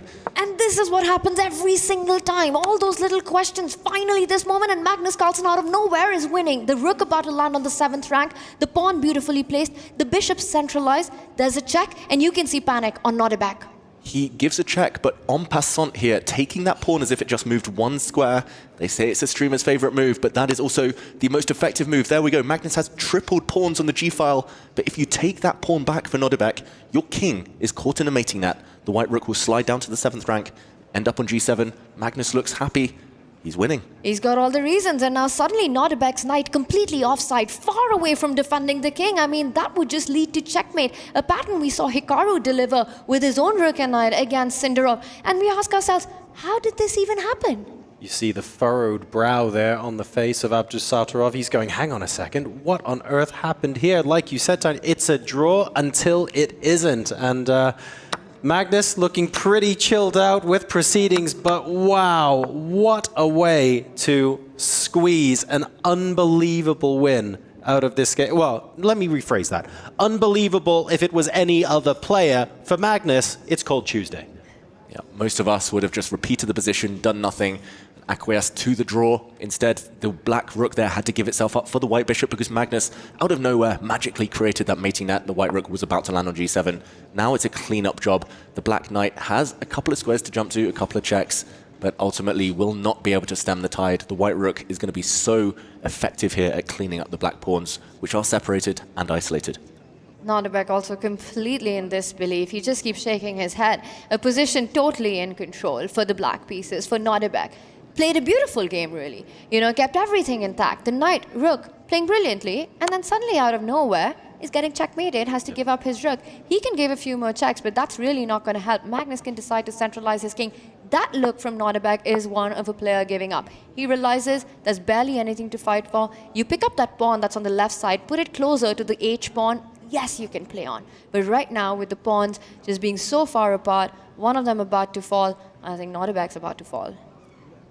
Tell from the body language here. Although surprisingly, stone cold, 88 BPM on heart rate. It's lower than Magnus's at the moment. Unbelievably fit. But unfortunately, you can't say the same for the position. So right now, things looking like they are collapsing for Nodirbek, almost reliant on an extremely rare and uncharacteristic blunder from Magnus. I think this is going to be 1-0 very, very shortly. Landing some knight forks there was Nodirbek's goal. Be careful the black knight jumping back with a check so he keeps his rook and king on opposite color complexes. That's how to avoid knight forks. If you keep one piece on a light square, one piece on a dark square, they can't get hit simultaneously, and the black knight now has to give way. The black c-pawn dropping, and Nodirbek resigns. Wow, absolutely fantastic stuff from Magnus. Was it a vintage Magnus grind? Perhaps not. At least it wasn't 120 moves, let's put it that way. But the exact same strategy was there. Maneuver your pieces, look for small openings, give your opponent chances to make small mistakes so that something that looks really innocent turns out to be a blunder by design. Always, right? Magnus Carlsen goes fishing in a dried up pond and comes back with the catch of the day, as he did in this one. Just looked like that had to end in a draw. And these were the final moments, you know, Nodirbek trying to get tricky with those knight jumps, the Magnus finding the perfect spot for the king, getting rid of that defender, finally picking up the c6 pawn. And this was the moment that Nodirbek that resigned. It was the last few moves. You could see him shaking his head. Yep. He couldn't believe how this slipped out of his hands. Why is it, an impossible question to answer, David, to be clear. Why is it that Magnus can do this to anyone on command, but other people can't? What is that secret sauce? What does he have for breakfast? It's experience, it's that muscle memory, it's the know-how, the cunningness to always be alert, setting traps, and just forcing the opponent to walk these narrow pathways, changing the pace when necessary. They do say, take kids to the endgame. Magnus loves taking the younger opponents into these drier territories and kind of wearing them down. Nodirbek cannot trade queens in the next game. He has to go on the attack, go for Magnus's king. A position like that, you never beat Magnus, and more often than not, he takes you down. Now that is interesting though, because Nodirbek, look, he does come from a background where at a very young age he has scored wins against Magnus Carlsen. He is coming back in game number 2 with the white pieces looking to go on the attack. This is territory where he has scored the dubs before. Yes, he has. But again, you know, after those wins that he got, reminding everyone of 2021 World Rapid Championship as well as 2023, every match has felt like a payback for Well, it's 2025 now, so he always skips a year, so maybe this is the time. Well, if he has to get it done, it has to be this game, right? Good news for Nodirbek, he starts with the white pieces, so he might be able to control the narrative of the amount of complications he could get on, or we get the king's pawn opening. And will Nodirbek try to play something aggressive with a central pawn break, or will we see a more cautious approach with the Spanish? Yeah, instead it's the Scotch opening, the Scotch game. We see a trade of knights here. Nodirbek advances with his pawn in the center. This is known to be very, very ambitious with white. You've ruined the black pawn structure. Neither side can castle easily. The queens are both a bit clumsy. and therefore it leads to more imbalance. And a very interesting choice by Nodirbek. I think a good practical decision. Depends how well prepared Magnus Carlsen is, of course, but unlikely that Magnus has looked at this unfashionable opening in recent times. And this is interesting as well, purely in the history of the Esports World Cup and what's gone on so far today. On the surface, we're going, ooh, difficult to calculate, unclear positions. Magnus has got to be favored against anyone in the field. But we've had surprise after surprise sprung at us today in this very arena. So Abdusattorov here trying to manufacture one of his own. Well, no surprises so far in this match with Magnus sort of grinding that end game. So it really comes down to this. Can Nodirbek, get that shocker in? Can he get the big upset in? Can he get his win to force an Armageddon? Not going to be easy, but I think it's a bit of an opening success. He forced Magnus to take a think, which means that Magnus is perhaps not as comfortable in the Scotch opening as he would have been in the other setups. Magnus, meanwhile, sets up a development concept for his bishop, which we call the fianchetto, to try to get to that central e5 pawn. And I'd like to think that I have a little hand in this. This was my pet opening with white in Blitz for the last 10 years. Oh. I've played hundreds and hundreds of Blitz games in this exact variation with the Scotch, the white knight coming out early. But unlikely Nodirbek was looking at... Next 10 moves, David. Go. Next 10 moves. Let's go. Both sides are going to bring their bishops out. Both sides are going to get castled. White's going to defend the e5 pawn with a rook, maybe with a knight. And it's going to be a very imbalanced middle game. One that I don't think is better for white, but at least gives some chances. Wait, hang on. So this is your best pet, this is your pet opening for the last 10 years, and then you end this with, by the way, I don't actually think it's better for white. No, it's just tricky. Okay. And that's my just Blitz checking. style. You swindler. Okay, the black knight doesn't move. It was hit. There's a pin. The black bishop on a6 pins down the white c4 pawn, and both sides do get castled. I'm expecting Magnus to do the same here, but the eval bar getting a bit more optimistic for white. I have found from my experience in this opening that the black bishop on a6 is very misplaced in a lot of variations, kind of bites on granite. So some hope for Nodirbek. Oh, okay. So are we thinking like if white can, I don't know, cement a pawn on b3, get a rook to the d or e file, and just move the queen out of the way? You're asking black the question, thanks for developing your bishop to a6. What are you doing there? And there's just no good place for it to go. Is that the idea? That's the hope. Okay. No guarantees, especially against Magnus, but that is the hope. The black knight in the center is kind of caught in two minds as well. It's not directly attacked because of the pin from the black bishop on a6, but at some point it will have to give way. And that point will be when Nodirbek decides to move the queen away and unpin itself. Right now, he does improve the position of the knight, trying to not only defend that e5 pawn, but sort of eye those greener pastures. There's a nice central square for the knight to eventually jump on. Magnus decides enough is enough, moves his knight away, attacks the pawn. John, your idea of b3, consolidating the pawn in c4, but Magnus tripling down on it. This is fun because, as we all know from streamer chess, en passant is forced. Unfortunately, if that gets played here, the dark squared bishop from black is eyeing up a free rook on a1. So gonna have to break the rules on this occasion. And suddenly, that bishop on a6 is frankly applying a heck of a lot of pressure to the c-file. It is for now. En passant would also drop the white queen. There's a pin on the e-file and on the long diagonal. So multiple pins that Magnus Carlsen is using to try and win this match. But for now, there are still resources here. And even dropping the c4 pawn, even allowing that black bishop on a6 back into the game isn't the end of the world. White otherwise has a very healthy pawn structure. And I think what those tactics would be relying on is you give up the c4 pawn with the hopes and dreams of activating your own light squared bishop on g2. You're eyeing those c-pawn weaknesses that Magnus has created if there's a trade on the c4 square. So a lot of tactics, it sort of seems like the position that's about to explode. I don't see a healthy way for Nodirbek to defend the pawn, and I think he's setting up those ideas. Saying, Magnus Carlsen, take my pawn, I'm going to play for compensation. If you were to grab on c4, Magnus does not rush. Magnus has studied these types of things before. I've seen him play these types of positions in Blitz. I'm very surprised, therefore, that Nodirbek, having chosen this opening, is the one lower on the clock. He's a minute and a half down. After all, if you choose the opening, you want to be well versed in it and at least land the surprise, land the time advantage. But for now, world number one Magnus Carlsen looking very comfortable. Are there any kind of positions that Magnus Carlsen hasn't studied before, David Howell? That's true. Freestyle chess positions, but he loves those too. Yeah, I hear he's quite good at that as well, unfortunately. So it feels like he's a bit of a Swiss Army knife. What you could say one of the best. Isn't that interesting? But in this kind of position, I love the fact that even though the c4 pawn can be won, Magnus is taking his time about it, right? It's not exactly like a wonderful full pawn up that you can easily convert at an endgame because there are still doubled pawns on the c-file. It's not the biggest advantage in the world. He can sort of take his time here. Isn't that interesting? He doesn't need to rush with that decision because there's really no good way for white to actually defend that pawn at any given moment. You know, you never want to retreat your knight to hang that pawn because you lose another central one instead.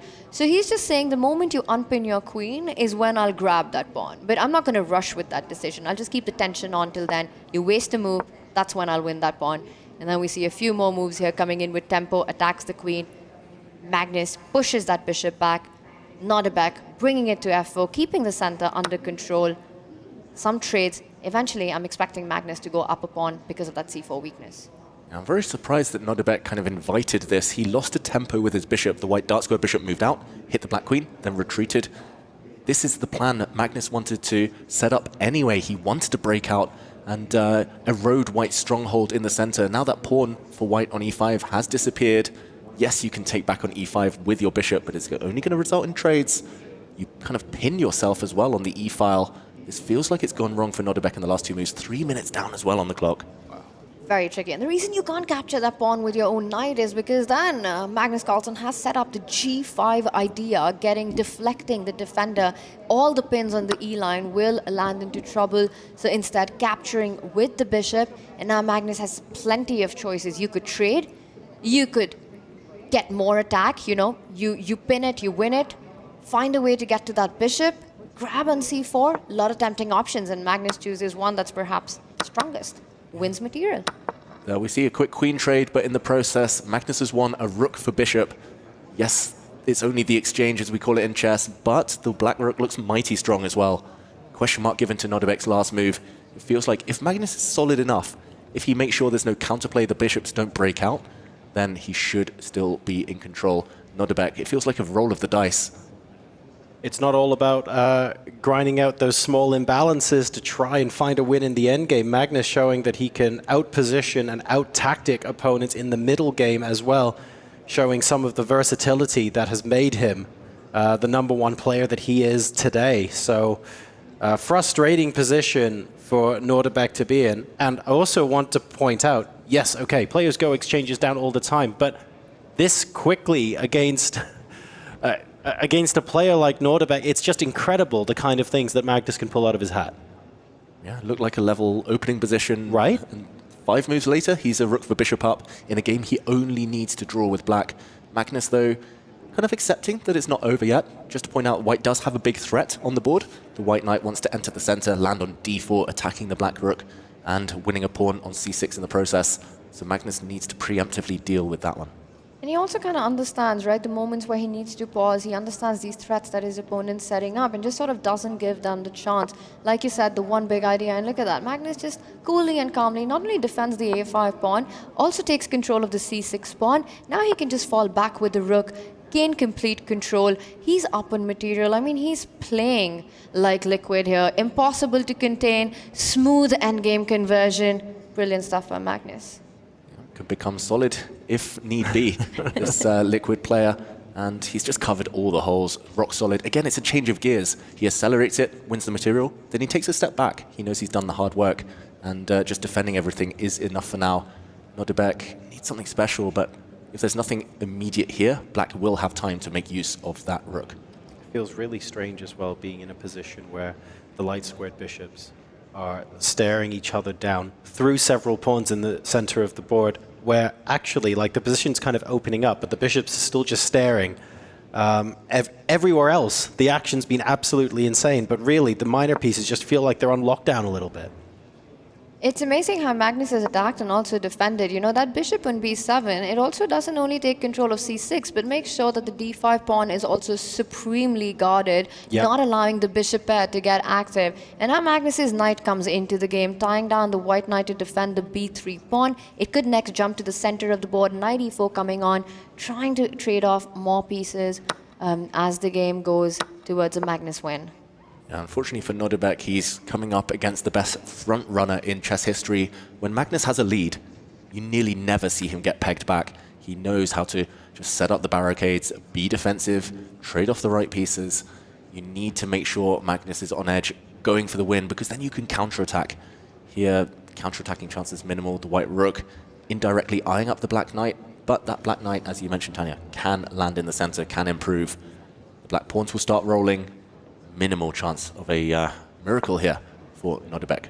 It jumps further into the game, attacks the rook and plants itself on a square where it's inviting a trade, but that trade would only help black to connect the pawns. Now the c-pawn's freed up, you know, it could go to c5, displace that white knight, which is a power piece at the center, c5 being set up. This is beautifully played by Magnus in this endgame. We were talking earlier about how, okay, no big advantage here yet. The c-pawns were doubled. They didn't look great. It didn't look like it was a game-winning asset. And then you compare it to now, and you're thinking, hang on a second, Magnus has just been playing 20 moves ahead of everyone else because this is suddenly looking beautiful. The d-pawn will be able to roll down the board with tempo as well. I mean, he just manufactures this out of thin air, I swear. Yeah, and it just looks so smooth and effortless, almost. The black c-pawn hitting the white knight, c5, d4, push those pawns. Nodirbek is going to get steamrolled. And the rook versus bishop kind of dynamic here just doesn't provide any counterplay long term. And okay, a trade, as you mentioned there, Tanya, though, the pawns will just begin to roll. He's hitting 2 pawns. He's hitting d5 as well. But trades here only going to guide black closer to that desired goal of a safe endgame. And you've got to watch out, right? Magnus has all these ideas of that c-pawn moving even further and then creating a b-passer that's going to be unstoppable on the board. Magnus is grooving in his head. He's enjoying the position that he has. You know, he's got it all under control. Meanwhile, for Nodirbek, and these are the hard wins, right, where you can't figure out what went wrong. You don't even see a mistake that you've made. How do you overcome this mental block against a player like that? It's just psychologically just a very difficult place for a player to be, even the world number 7. I'm afraid I'm in very much the stereotypical Hollywood movie guy going, it all happens so fast. I'm one of those guys who I don't have an answer to that question. It is unbelievable the extent to which Magnus can make it feel like I've done nothing wrong, and yet I'm not just getting beaten, I'm getting crushed. We mentioned earlier, we've seen it all before. We've seen Magnus grind out these endgames hundreds, thousands of times, but feel for his opponents here. They've been on the receiving end of it. They've been victims to these endgame masterclasses so many times as well, and it's a matter of moments now before Magnus starts pushing those pawns forward, full control. 5 minutes against 1 here. Nodirbek, he just never got in the game. It was just the previous endgame. It all turned there. He didn't hold, and he's being punished now. Magnus getting ready to start trading favorably. And, okay, playing safety first chess, dropping one of his central pawns, but still very much in control. Another pawn could be picked up right now if you're white. Rook takes pawn, defending the knight. Magnus is set up. His own bishop retreating. He wants to get as many pieces off the board as possible. There are back rank ideas if white goes pawn hunting. Bishop b7, it's on the board. The knight had to retreat, defending. Rook d1 check.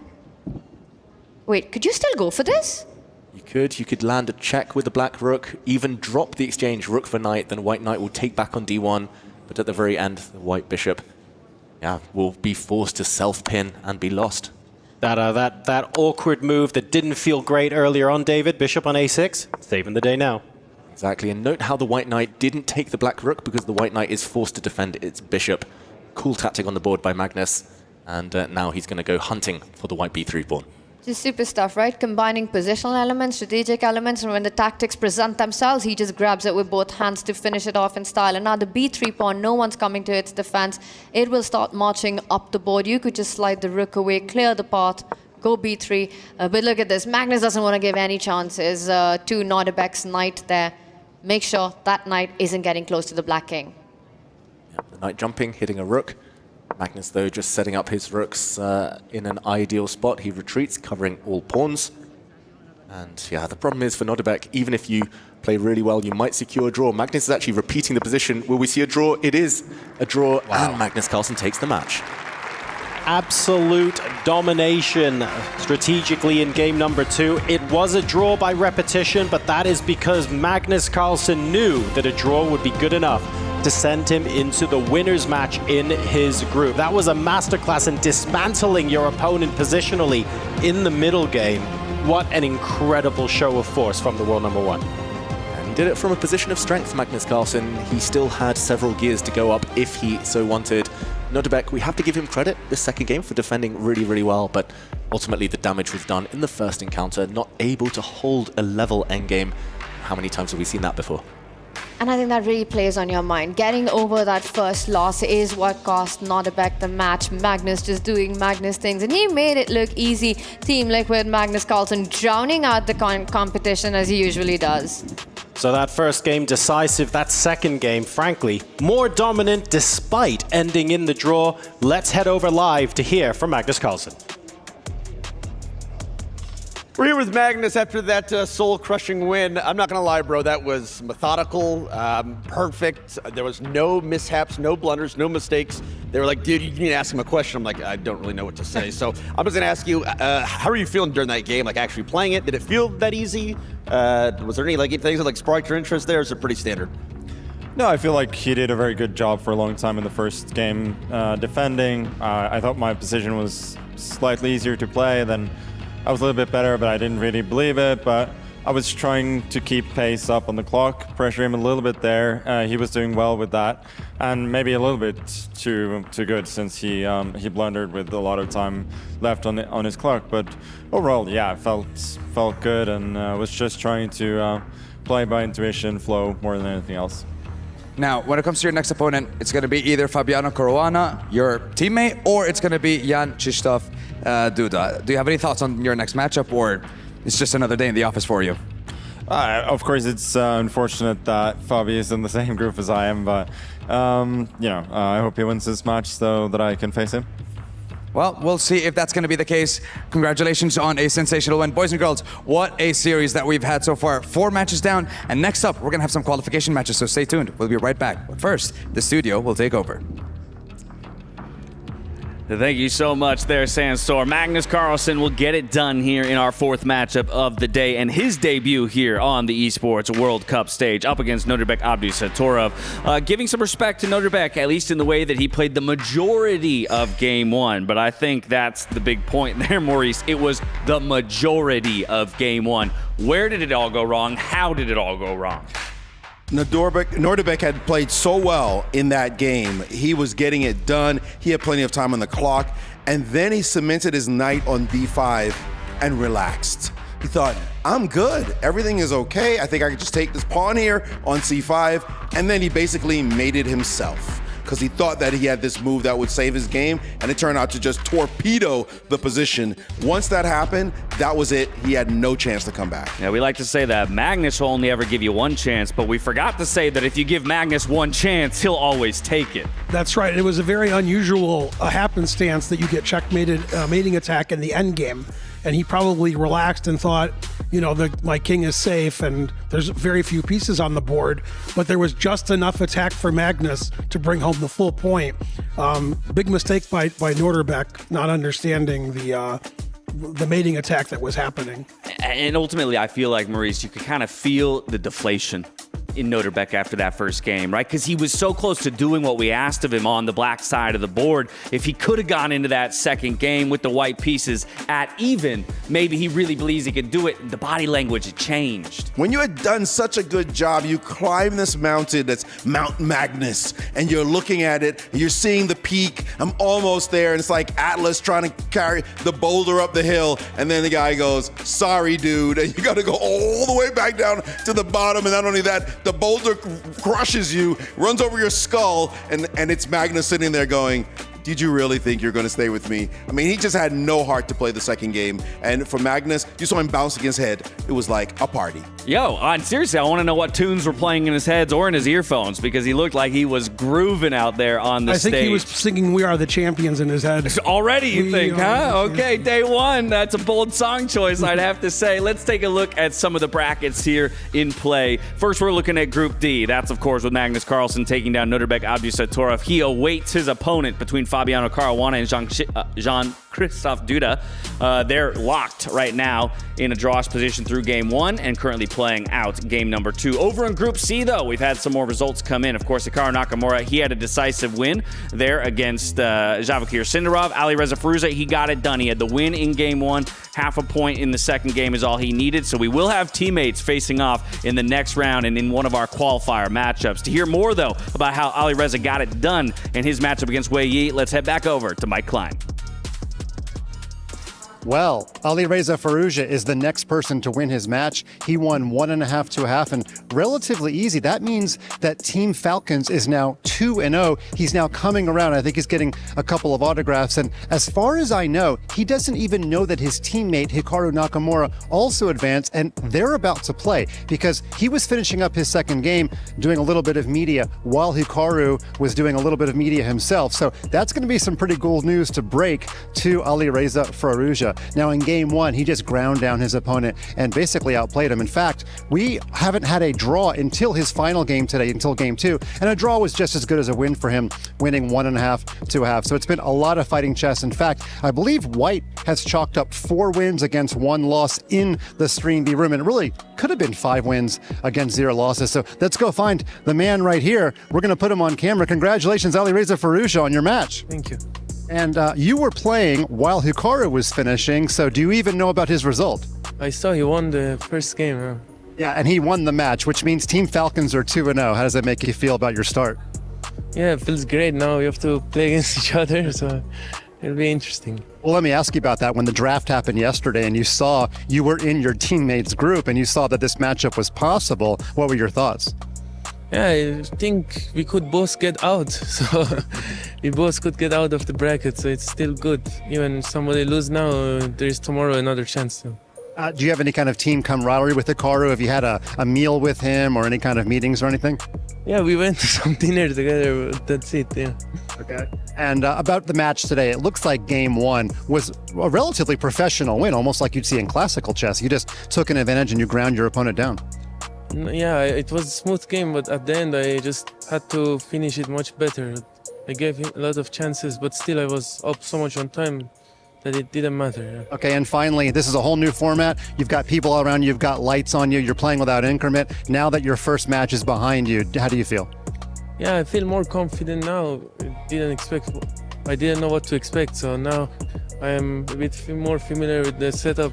I think next match is in another arena, so I have to adapt still, yeah. Okay, well, there you go. He's feeling more confident. He's going to probably walk over to where Hikaru just played. Team Falcons will face off in the next round, but congratulations, Alireza. Thank you. Thanks, guys. Okay. Thank you so much, Mike. Congrats to Alireza Firouzja. We got teammates facing each other down for a qualification match, but there's our next matchup here on Stream A. Thanks to Jamil Motorsports for these two arriving in style. It's Andrei Yesipenko against Levon Aronian. This is a rematch from the LCQ. These guys are familiar with each other. You will not want to miss this match, as one of them will book their ticket into the top 8 and into our single elimination bracket. We'll catch you on the other side of this commercial break to preview it all.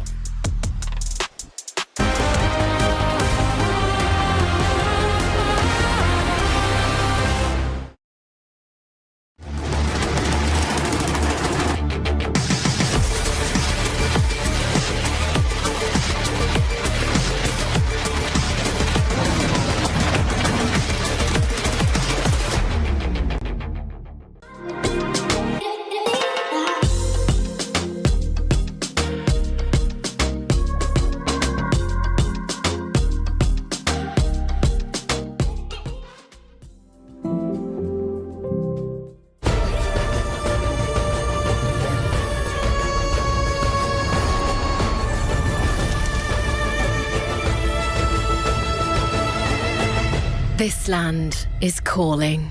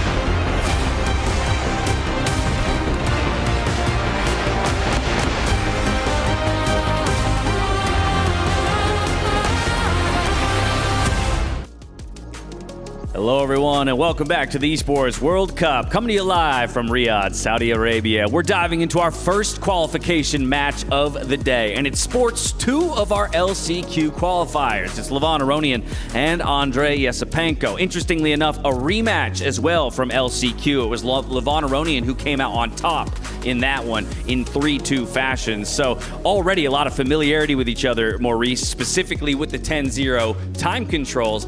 And just like that, they're going back at it, but now it's for a top 8 spot. Listen, the guy must feel like destiny on his side. I'm talking about the young man, Andrei Yesipenko, because he did not qualify through the LCQ. True. He actually failed. He had his bags packed. He might have been on his way to the airport when somebody said, whoa, wait up. Your countryman, Fedoseev, is dropping out of the event and you're getting the slot. Now, that has given him new life. He ended up beating up on his other countryman, Nepo, to be here. So he's got to be thinking the hand of destiny's on my side. Right, he took that breath of life, and he's making the most of it. He took down Jan Nepomniachtchi at the beginning of the day, and now he gets to earn that rematch against Levon. Now, Levon, though, Yovi, is having maybe the month of his career, having just taken home $200K in Vegas, and now he's making a bid for $250. I know, he's feeling in a good mood, and you can actually tell that from his previous match. You know, it went to Armageddon. He made a really aggressive bid. You know, he bid 6 minutes and 58, and he won that Armageddon. I mean, he's feeling confident. He's still in Vegas. Yeah, you're right, exactly. Or he's flying right back there with his tournament winnings, either or. Who are you putting your money on then? Let's talk about Vegas. Let's talk betting. Are you going for the guy who got the breath of life and seems to be taking full advantage? Or are you going with the guy who seems to be just riding a high right now and peaking in his career? I've been super confident in my picks so far, even though I was dead wrong in the first one, and I picked against Yesipenko. I get to pick again, and I'm picking against him again. I'm going to go with Levon, and if he proves me wrong twice, then I'm not betting against him for the rest of the time. But I would say Levon, super cool customer. Again, riding that high. He's taken down so many players so far in the freestyle, I mean, including Magnus Carlsen, and now here to even get here through the qualifiers. There's something maybe even more of a mystique that's on him, than it is on Yesipenko right now. I like it though. One's not enough to convince you, but a second time around and then you're fully on board the Yesipenko train. This is a look at that Group A bracket just so everyone has a full picture of what's sitting in front of us. It's those two in the top bracket, Andrei Yesipenko and Levon Aronian, playing for the first qualification to the playoffs. Of course, their opponents from the previous round, they dropped down to the losers bracket. They'll be playing in elimination matches starting tomorrow. But get it done here. Get yourself that day off. I think that's what they got to be thinking right now. Just don't even allow yourself the opportunity to drop down to that lower bracket and feel that kind of pressure yourself. Yeah, exactly. You got to take it one move at a time. Let's be honest here, because if you kind of start getting ahead of yourself and start thinking of the bigger picture, then you are bound to fail. But what Yesipenko has to do, you know, I'm not going to argue for him, is that he just has to be confident. You know, he's here for a reason. He played such smart chess in his first match. I'm sure he's going to do it again. You are arguing for him and you're betting on him in this one? Yep. I'm gonna bet on him because he was so clever with his opening choices. He looked like he was here with a mission. Does he get it done without going to an Armageddon? No, it's going to go to Armageddon. This one also going to Armageddon? You think it's decided Armageddon, or does it get decided before that? Levon. Okay. Get it done. All right, well, we'll see. Again, I told you my favorite studio is a split studio, and that's what we've got here. We're set for fireworks on the stage. These are two guys coming out of the LCQ. It's a rematch of them both. Levon Aronian and it's Andrei Yesipenko. Let's get back out to the stage and watch these guys do battle. It is now time for the first qualification match of the day. I'm going to tell you, brother, I am excited. Listen, so far the games have been absolutely insane. So I don't think we need to make this crowd wait any longer. Ladies and gentlemen, first qualification match. Let's introduce our competitors. It's Virtus Pro and Team Reject. Respectively, Andrei Yesipenko representing Virtus Pro and Levon Aronian representing Team Reject. Aronian beating Vladislav Artemiev in our first Armageddon match of the day, and Andrei, who took down Jan Nepomniachtchi, heading towards the top 8, is now on the line. Boys, this is going to be the first qualification match. Aronian, tell me, how are you feeling with the qualification on the line? I'm very excited. First I qualified to this tournament, so this is a non-stop qualification. Love it. That's what you want. Yeah, and I'm not going to lie, brother. They were doubting you in that first match, and I hear them doubting you out there again. What's on your mind about that? Yeah, it will be an exciting match for sure, and Levon is such a top player, and I'm always very excited to play against him. I hope it will be a great match. Well, I know for a fact it will be. So, boys, you know the drill at this point. Keys onto the pedestals. Get yourselves ready for the first qualification match of the day. It's Team Reject taking on Virtus Pro. Levon Aronian taking on Andrei Yesipenko. Casters, take it on, baby. Let's go. Thank you very much, folks. Right, we are here on the cusp of qualification. Chess at the Esports World Cup. We're getting to the point now, the sharp end of the group stage. One of Aronian or Yesipenko will be booking their space in the playoffs right now. Both of them have won a match. They have very different backgrounds, of course, coming into this match. Both incredibly strong players and have shown strong play today, critically. I mean, if you're only as good as your last game, well, guess what? Both of these guys are titans as far as today is concerned. Yeah, they have had different paths. Aronian doing it through Armageddon, Yesipenko doing it very impressively against Nepomniachtchi in the first two games. They also have that history from the last chance qualifiers just a few days ago, where it was Aronian who came out on top in the Armageddon too. So you would think on paper, Yesipenko wants to get it done in normal time. It's high stakes, high drama. This matchup is. It's the qualifier to the quarterfinals, and everything is earned, as our trophy mentioned that, you know, it's going to be Levon's artistry versus Yesipenko's preparation. We saw great stuff by Yesipenko in his match earlier against Nepomniachtchi. This is momentum versus momentum, coming off two big wins for these guys. I mean, look, the history, the recent history has to count for something here, right? They were in the last chance qualifiers. Aronian did defeat Yesipenko, like that is a fact. He must be sat here on the stage right now thinking, hang on a second, does this guy have 9 lives? What do I have to do to get rid of him? And he's going to have to do it all again. How much does that favor one player or the other? Yeah, normally the player with the upper hand, with the recent history, will be feeling very confident. But then again, this is totally new. Yesipenko must be feeling like fate is on his side at this point. And the way he started against Nepomniachtchi, the openings especially, so impressive. He's the younger player. It's been a long day. A bit of waiting around for these two, but we're off. And it's a King's Pawn opening. Levon with the white pieces.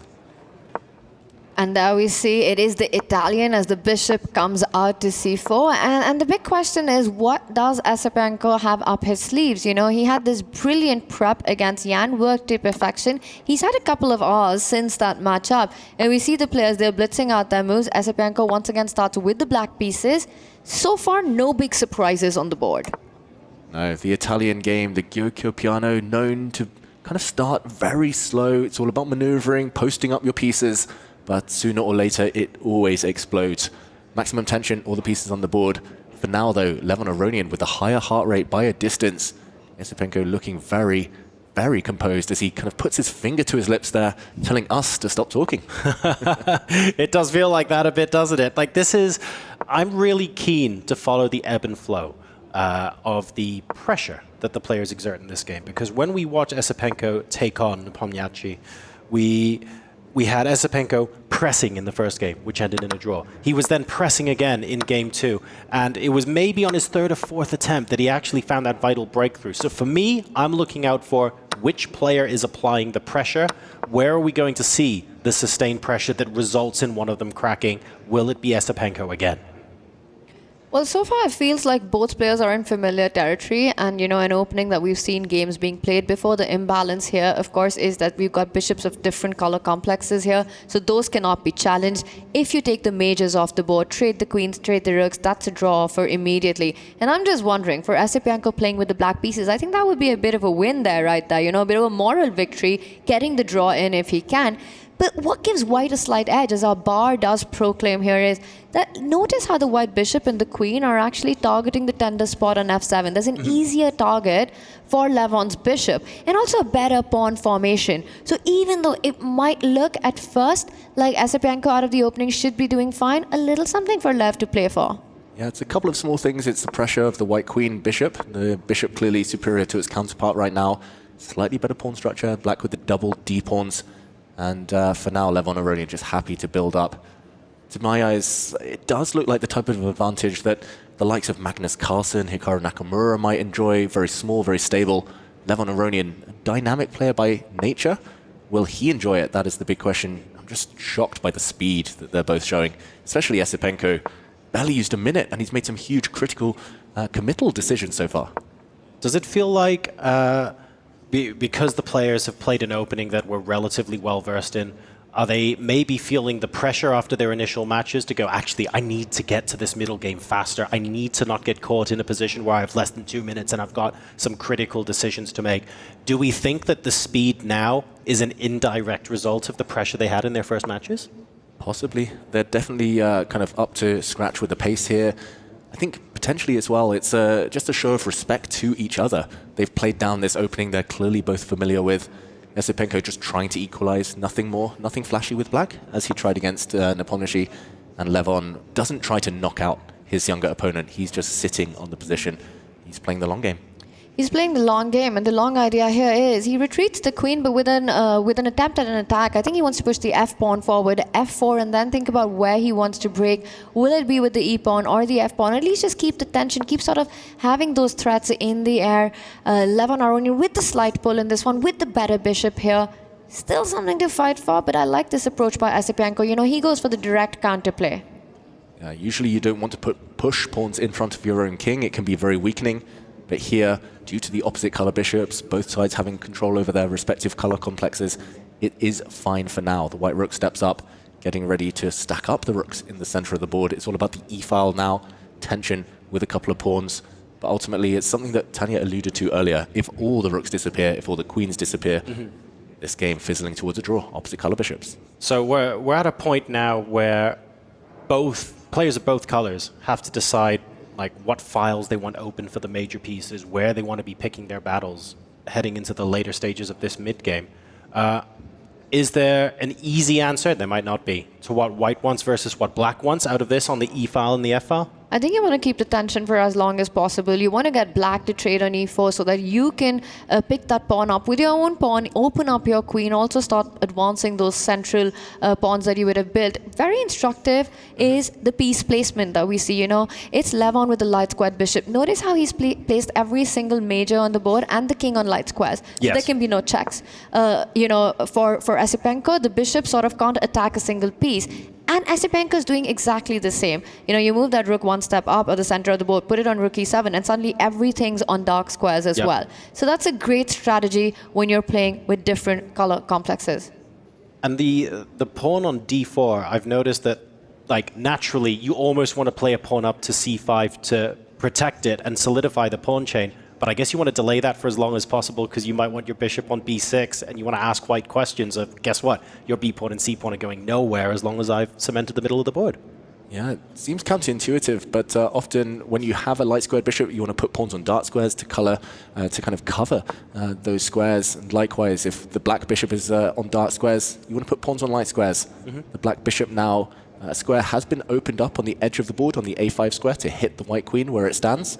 I think that was Esipenko's plan with his last move. The white queen will slide across. Ultimately, I think it's easier to play with white because you kind of hold the key when to open up the central e-file, when to trade off pieces, when to go for peace if all things go wrong. But for now, it's all under control. Kind of mirroring each other on the clock, board level as well. Very stable start to this game. Does that mean then, I'm going to go with an extension of this idea, does that mean then black can stack rooks on the e-file, but white can't because of bishop a5, and that's one of the small positional imbalances that we're looking to maybe make use of in this game? That's a fantastic point you make. You know, with that square that the black bishop will land on, it will take away the possibility for Levon to double up on that e-line, while Esipenko will be free to do that, and then put pressure on e4, sort of forcing Levon's hand there. So we might even see a trade before he's able to get all of those rooks on the e-line. Esipenko is.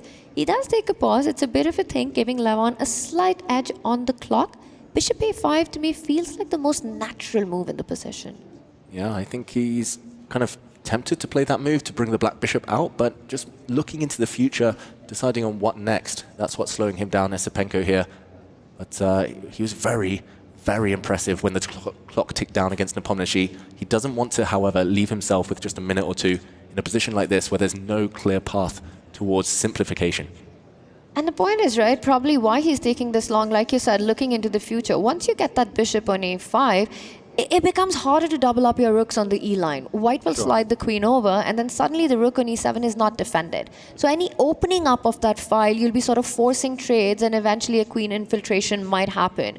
So I think he's trying to figure out, does he put that bishop, attack the queen, or does he go for the idea of doubling up on the e-line immediately? For example, now if you play rook e7, pawn takes pawn, and lots to calculate. Yeah, that's a good point. The only thing sort of stopping you from doing that is the immediate pawn takes pawn. So black needs to think of a way to, I guess, mitigate that risk before opening up the position. Not an easy problem to solve, which is really frustrating because what you want to do looks obvious, but the path to get there seems a bit murky. And big decision, given a question mark, bringing the black king out into the open. Wow, okay. Bit mysterious to my eyes. He wants to stop the white central pawn, the e-pawn, from stepping forward. But was that a threat in the first place?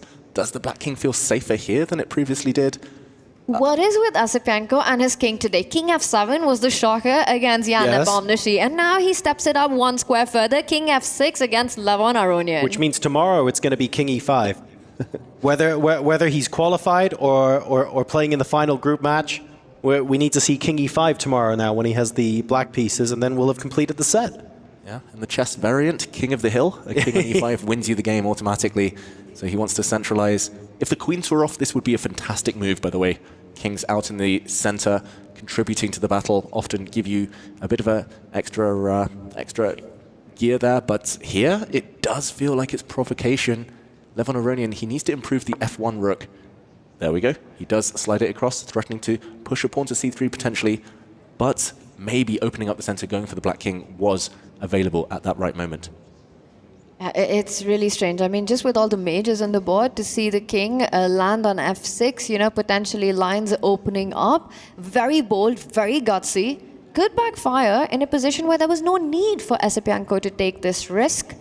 I'm going to ask what might be a silly question here. We see a red X on our screen there against rook c1.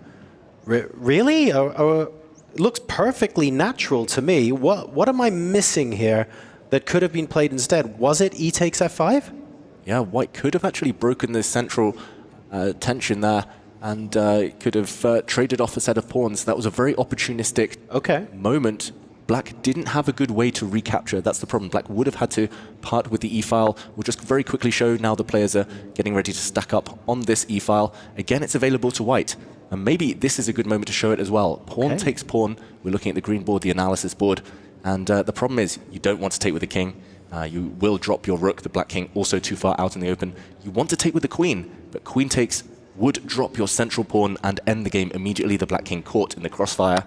You cannot really take with your pawn either. And we're actually seeing this unfold. Now there would be a double attack, hitting the king, winning a pawn. This would be game over. So Asipenko might be forced to trade rooks. There we go, he does. And after the rook trade, white conquers the e-file. I see. Okay, so it was more to do with there was an opportunity to grab space and consolidate the position and take control of the e-file there, rather than rook c1 being objectively poor. Exactly. Gotcha. It's still totally fine for Levon Aronian with a small advantage. He's now taken the e-file anyway. But yeah, it looks like he's trying to break open that center.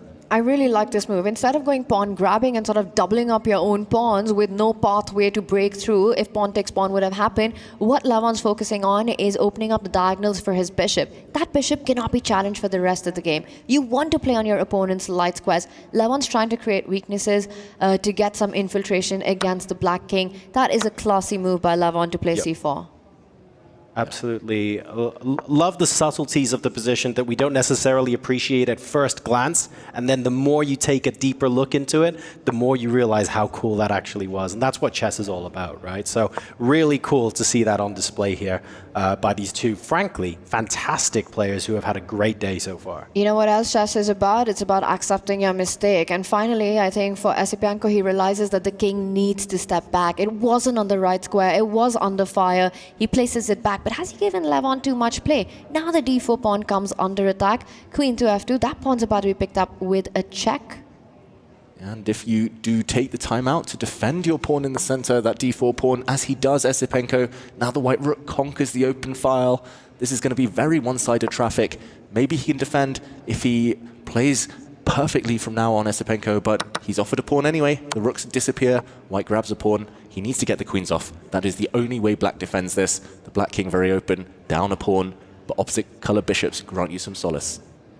It does give you drawing tendencies, but as long as the queens are on the board, draw is off the cards. I think Levon will decline that queen trade every single time. Oh, what? Is that a mouse slip? Oh, it's a big threat. I love that. Not a mouse slip. Is it bad that I saw that straight away? I look at chess, I don't see good positional moves, I just see the tricks. I love this. He is a trickster at heart, Levon Aronian. He loves these flashy moves. You cannot take that bishop. If you do take it, you get checkmated in the corner. Queen to h8 would end the game. The black king caught embarrassed. Let's just very quickly show it. This bishop now is poisoned. Queen takes bishop, and ooh, he slides it forward one square. That was almost a mouse slip, but queen takes bishop would have allowed a mate. Now the difference is, after he slid it forward to the e7 square, you can block this check with your own queen, and you survive at least for another few moves. And queen trades once again. The only side that favors would be black, would be Esipenko. We saw a little bit of flex there by Levon once he got this flashy bishop to e6 move in. Love to watch that. Right now, the mate defended. Okay, and the green board was our analysis. White does not have to go in with a check yet, of course. There is no threat for black. You can slowly improve your position. And here for Aronian, it's just about a matter of breakthrough. He needs to find a second avenue of attack. He's already up a pawn, that's one thing. He advances as king, as opposed to earlier. This one is very safe for white. Black king's still the weaker of the two. It's a game for just two results, right, if you're playing white. And Levon, he rushes through. I was thinking he could perhaps wait with this break, and that is a big, big blunder by Esipenko. Look at this. Now the black queen can never slide across to block. There's a checkmate threatened in the corner. Queen to h8, as we showed earlier, is the mating motif. You cannot survive. You can barely prevent that. The white queen also has the f4 square to check from another angle. This is just checkmate, forced within 6 moves. Unbelievable. He just rushed, and now Esipenko realizes it.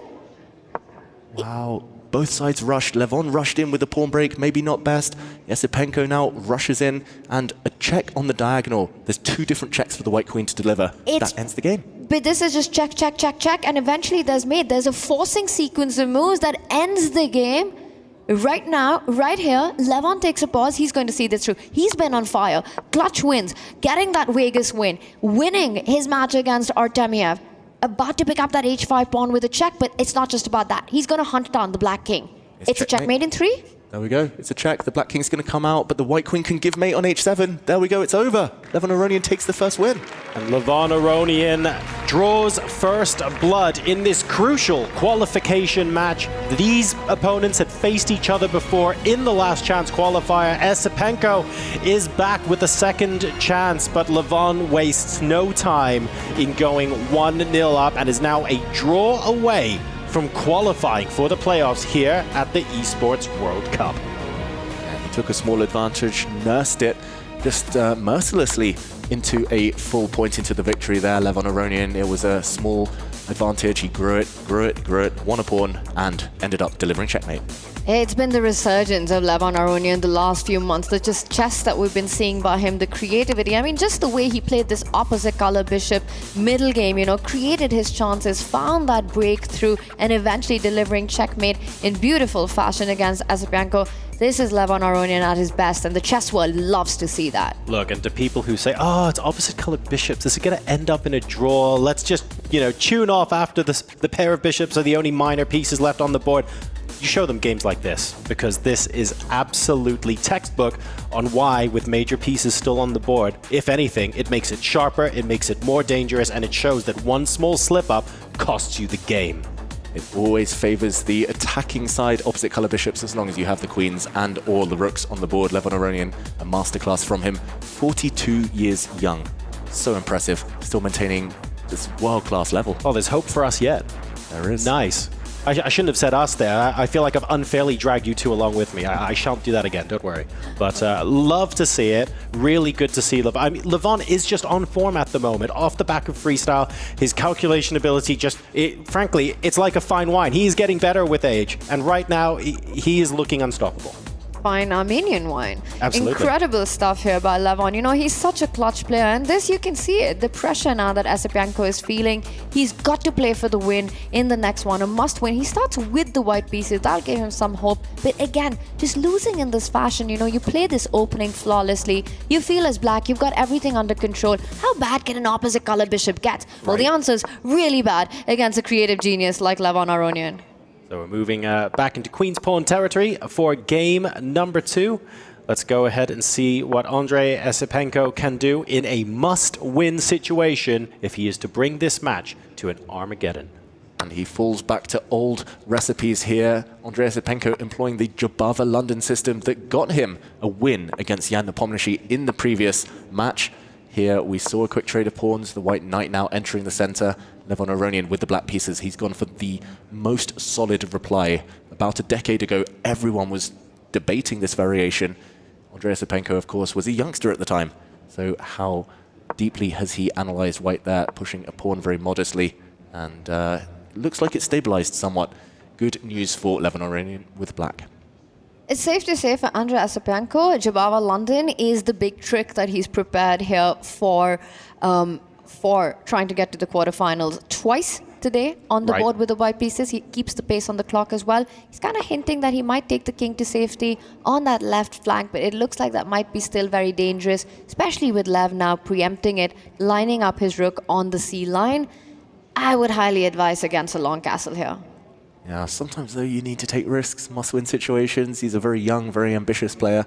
I don't think he'll rush to make that decision. Often castling is a good idea in chess as early as possible, but it also does show your hand somewhat.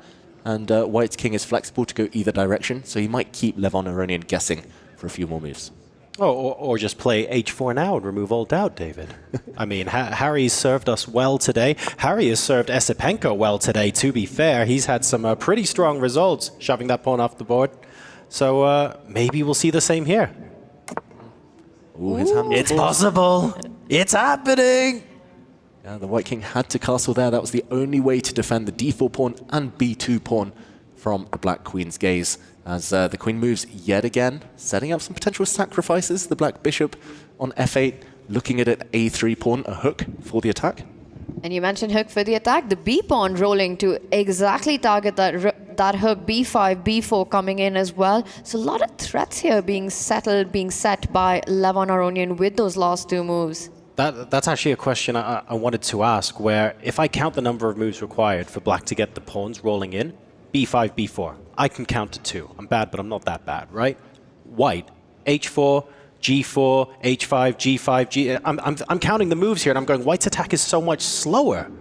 What am I missing? Like, what are we abandoning the king side and going for the center here because Black's king is uncastled? What's the plan here?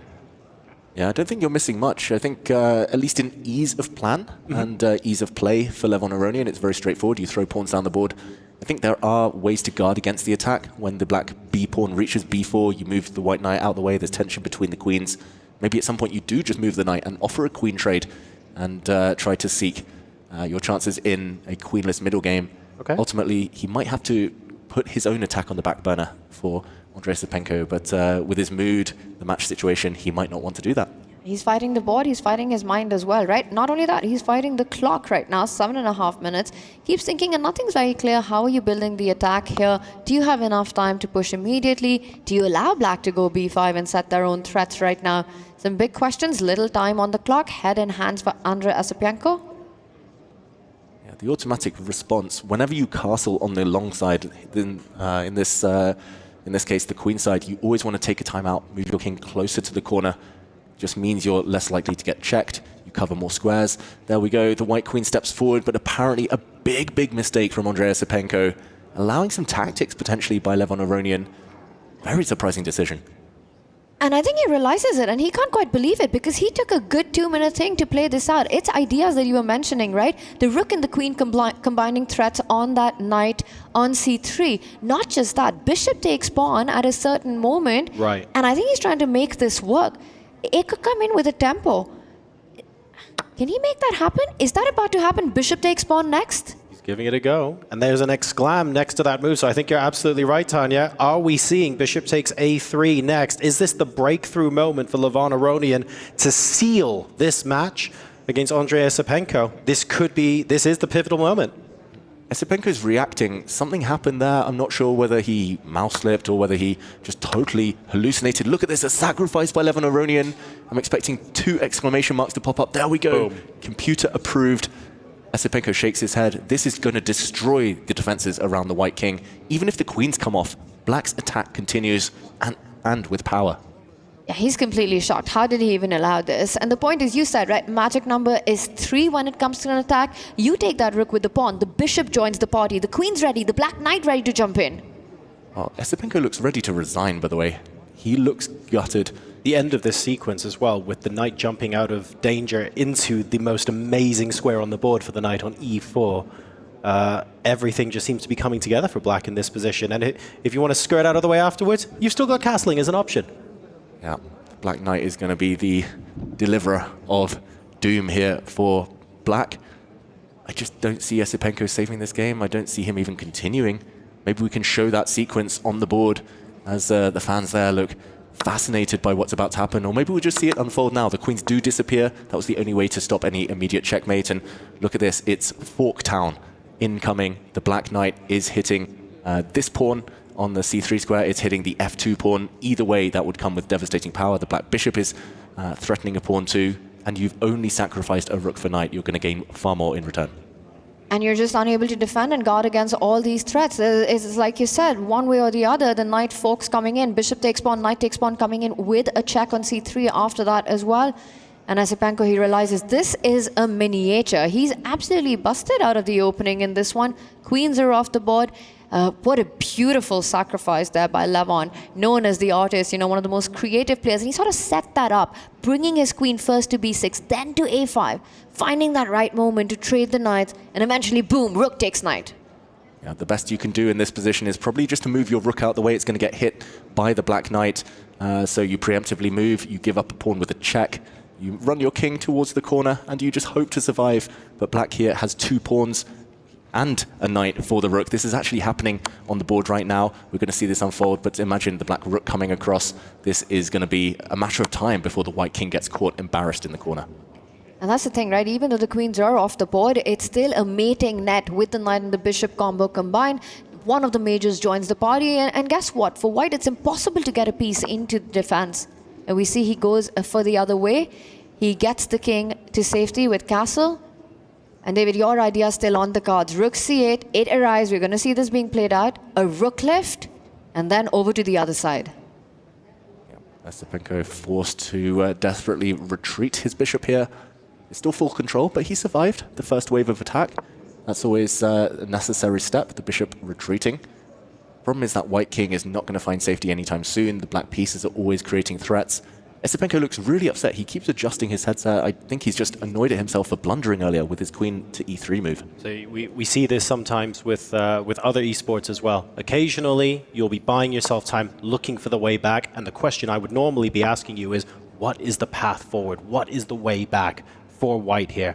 But realistically, you're buying yourself time. You're coming to terms with what has happened in the game. All of the body language, all of the facial expressions for Andrei Esipenko, they're not giving I'm coming back kind of vibes. They are absolutely him coming to terms with what's going on. And I think this is going to be a 2-0 for Aronian fairly shortly.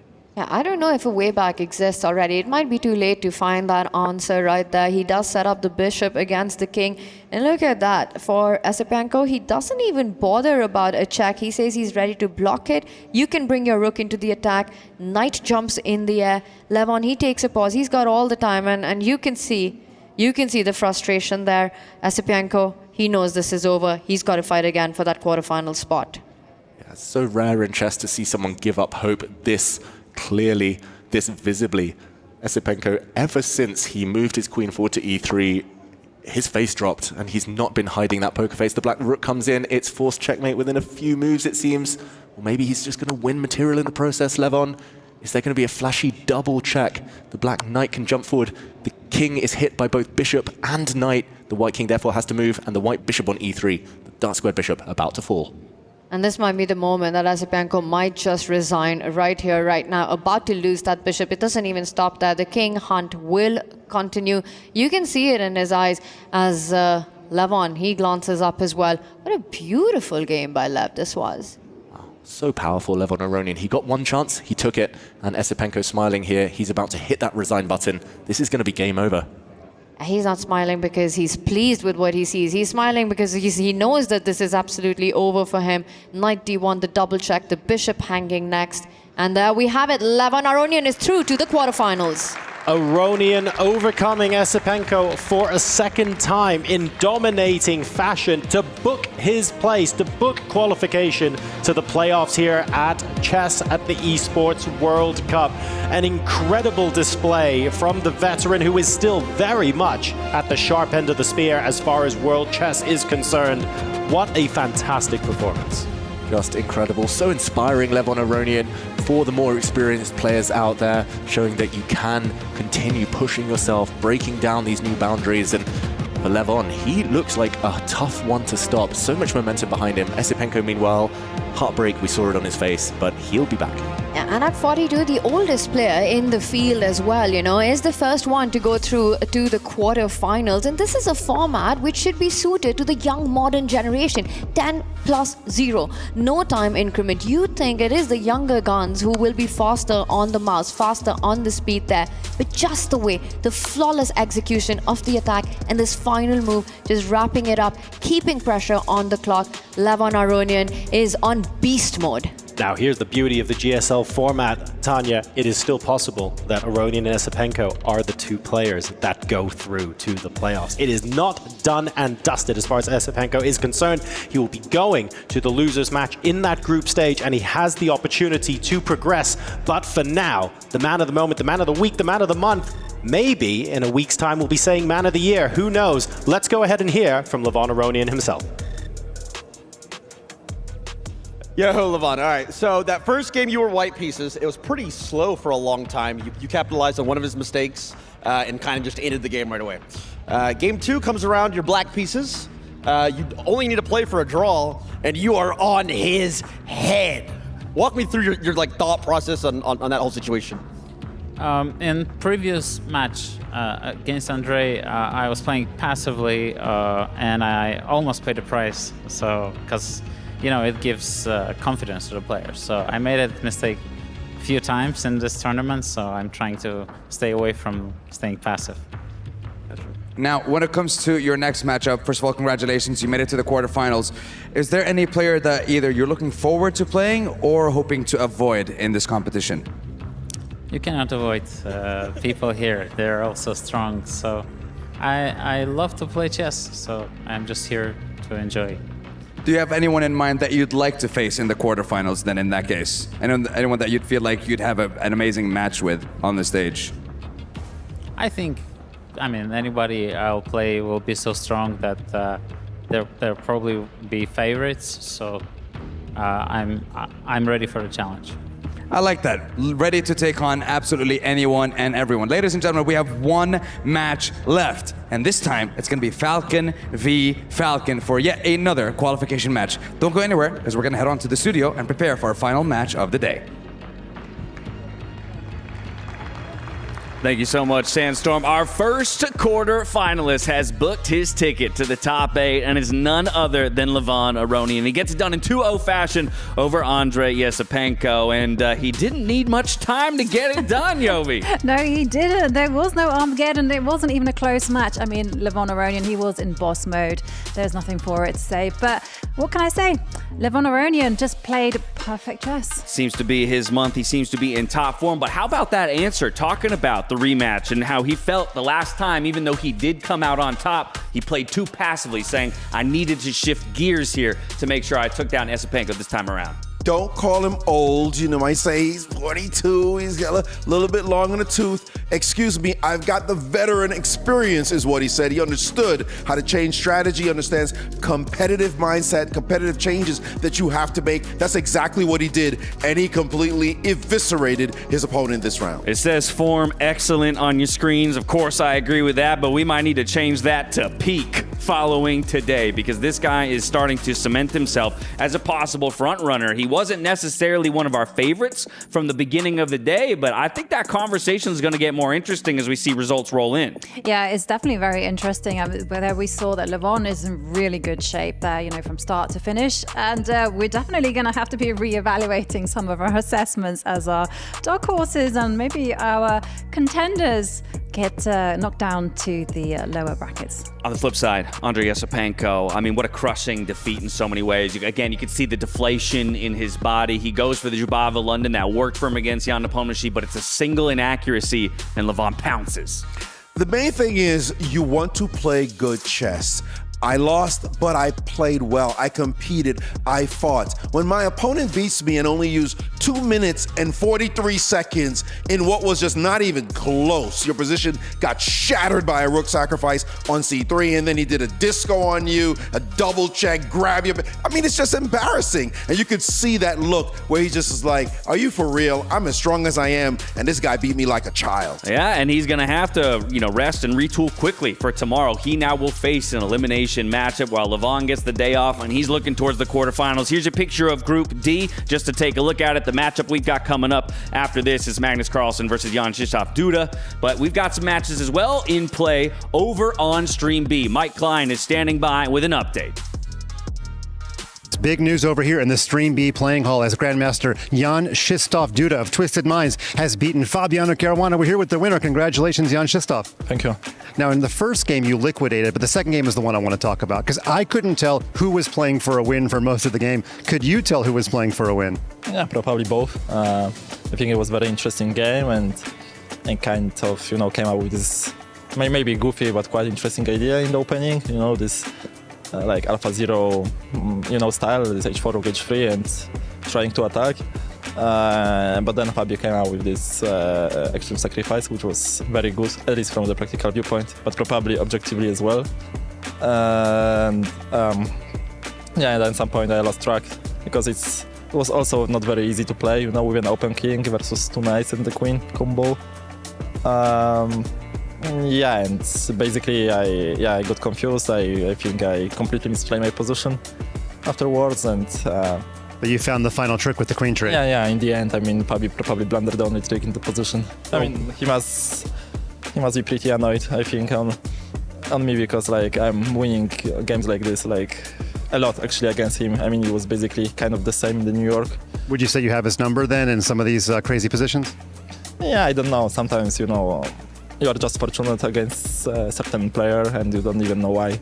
Well, let me ask you, when both players had 2 minutes left, your heart rate was almost double his. You were almost at 140, he was at around 75. Does that surprise you to learn that? Yeah, a little bit because I was kind of sleepy, to be honest. I thought maybe that I had some chance, with the knight, but it liquidated pretty straightforwardly, so it's high rate. Now, the groups are taking place at the same time, so while you were busy beating against Fabi, you may not have known that Magnus won his match. So did you know that up until now, and what are your thoughts going into the Magnus match? Well, I didn't, but I kind of expected this, to be honest. Of course, he's a very difficult opponent, but at least we are playing, without increment this time, so it will be something new, because overall we have played a lot of games against each other. And we'll see what happens, basically. Of course, he's the favorite. He's always a favorite, but I guess that, I hope at the very least I will put up a good fight. And finally, I don't know where that match will be, but if it's over at the Stream A playing hall, it's a lot bigger. Do you prefer sort of a little more quiet, intimate experience on Stream B, or do you prefer the bright lights of Stream A? Well, I'm not really, a media person, I would say, so I enjoy, my comfort, I would say. But of course, there is no talking. When you play Magnus, you can't really, be off the cameras. So, we'll see. Well, you may not be a media person, but I thank you for the interview. You did well with me, and dziękuję, and good luck. Thank you. That's all from here. Thank you, Mike. Massive congratulations to Duda. But here's our next matchup. It's another qualification bout between teammates Alireza Firouzja and Hikaru Nakamura. They're making their way to the stage. We're heading to a break on the other side. We'll break it all down for you. See you soon.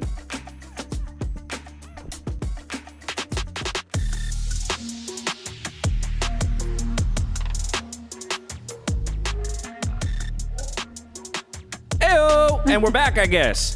That was a bit of a surprise, was it not? That was. They played us for that. They moment played right us there. on the cameras just like Duda played us when it came to the results. I think that is going to come as a shocking surprise to many, right? The idea that...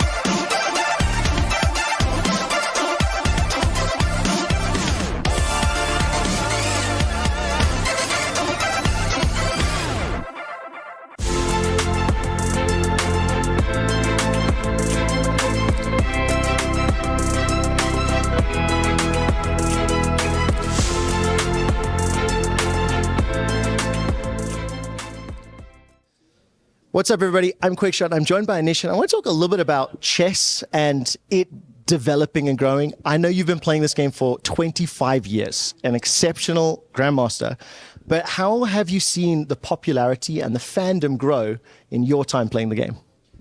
Yeah, I mean, chess is a very rich game. You know, I think it stands apart from the many other games, and you know, it's been around for a couple of centuries in its form, and it's experienced popularity in cycles.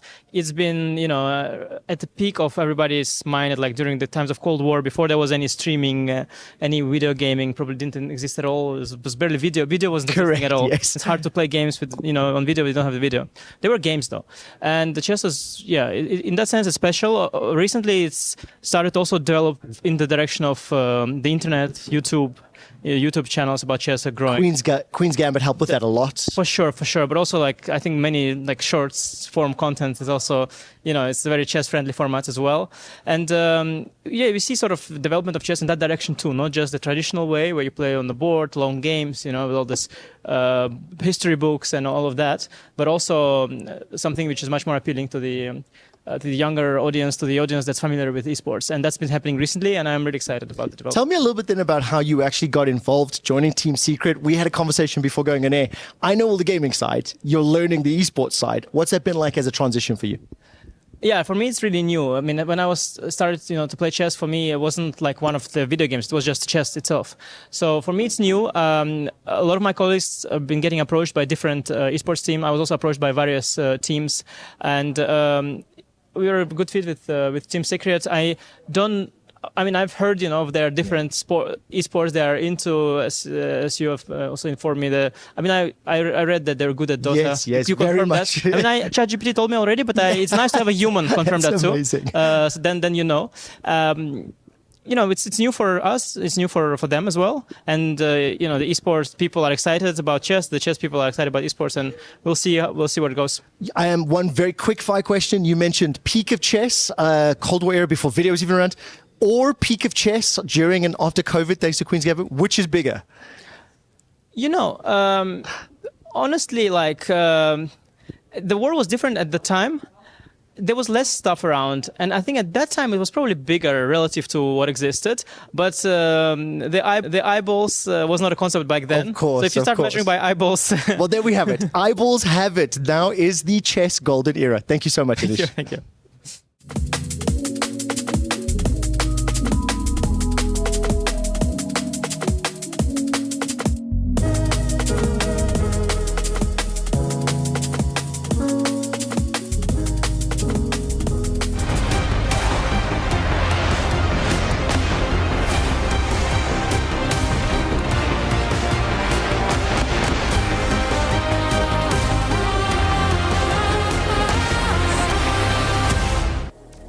Welcome back to the Esports World Cup. It's a team battle between Hikaru Nakamura and Alireza Firouzja. This is also our Saudi National Bank match of the day, and I think for good reason here, Ben Feingold, we're going to have friendly fire for the first time on the World Cup stage. That's right. We have Alireza versus Hikaru. I'm afraid to make a pick. If I had a coin, I could toss it and tell you who I got. I think with the first match underway, I think Firouzja is a slight favorite, but I wouldn't be surprised at either result. What about you, Jovi? Fast, furious. Fast, furious. We are guaranteed to have fireworks on the board again. This is a qualification match, but they got to put it all on the line out to the stage to meet our competitors. Teammate versus teammate in the last game of the day. Some of the strongest chess players in the world. Ooh, I can't wait. Neither can I. So, boys and girls, ladies and gentlemen, let's introduce our final match of the day. It's Falcon v Falcon. Hikaru Nakamura taking on Alireza Firouzja. Is he scared to play his own teammate? Is the call coming from inside the house? We'll find out as one of these players will make it to the top 8. Now, we've already spoken to Hikaru, and he did say that he actually did not want to play you because you were way too good. And I quote, he said that, and I quote. So, what's your mindset coming into this one for that? Yeah, I think it will be a tough match either way, so I expect a big fight. Hikaru, you said before you'd prefer to play Wei Yi because, as you said, he was the weaker opponent, but now you're going against your own teammate. Little stressed, little anxious, or how are you feeling about that? Well, I mean, it's a team event, so at least one of us is guaranteed to make it into the final 8, but should be a good match, and hopefully we'll play well in front of the home crowd here that's watching us tonight. Well, I'm loving the positivity, boys and girls, so let's get ourselves ready. If you wouldn't mind, gentlemen, keys on pedestals, get yourselves in those chairs, because the final match of the day, the match of the day is here. One Falcon will rise, one Falcon will fall. Who will make it to top 8? Casters, the floor and the stage is yours. The 2024 Esports World Cup champions, Team Falcons, now face our dilemma. Hikaru Nakamura, Alireza Firouzja facing each other. One of them will get an automatic ticket to the top 8 off the back of this match. The other will have to drop and face more matches, but still have the possibility to qualify. And one thing we should point out for everybody watching at home, David, is this is part of the best case scenario for Team Falcons. One of them has to progress right now, and they have to hope the other also makes it through the group in second place. That's right. One of them will be through. These two, they might be teammates now, but they do have a rather checkered history.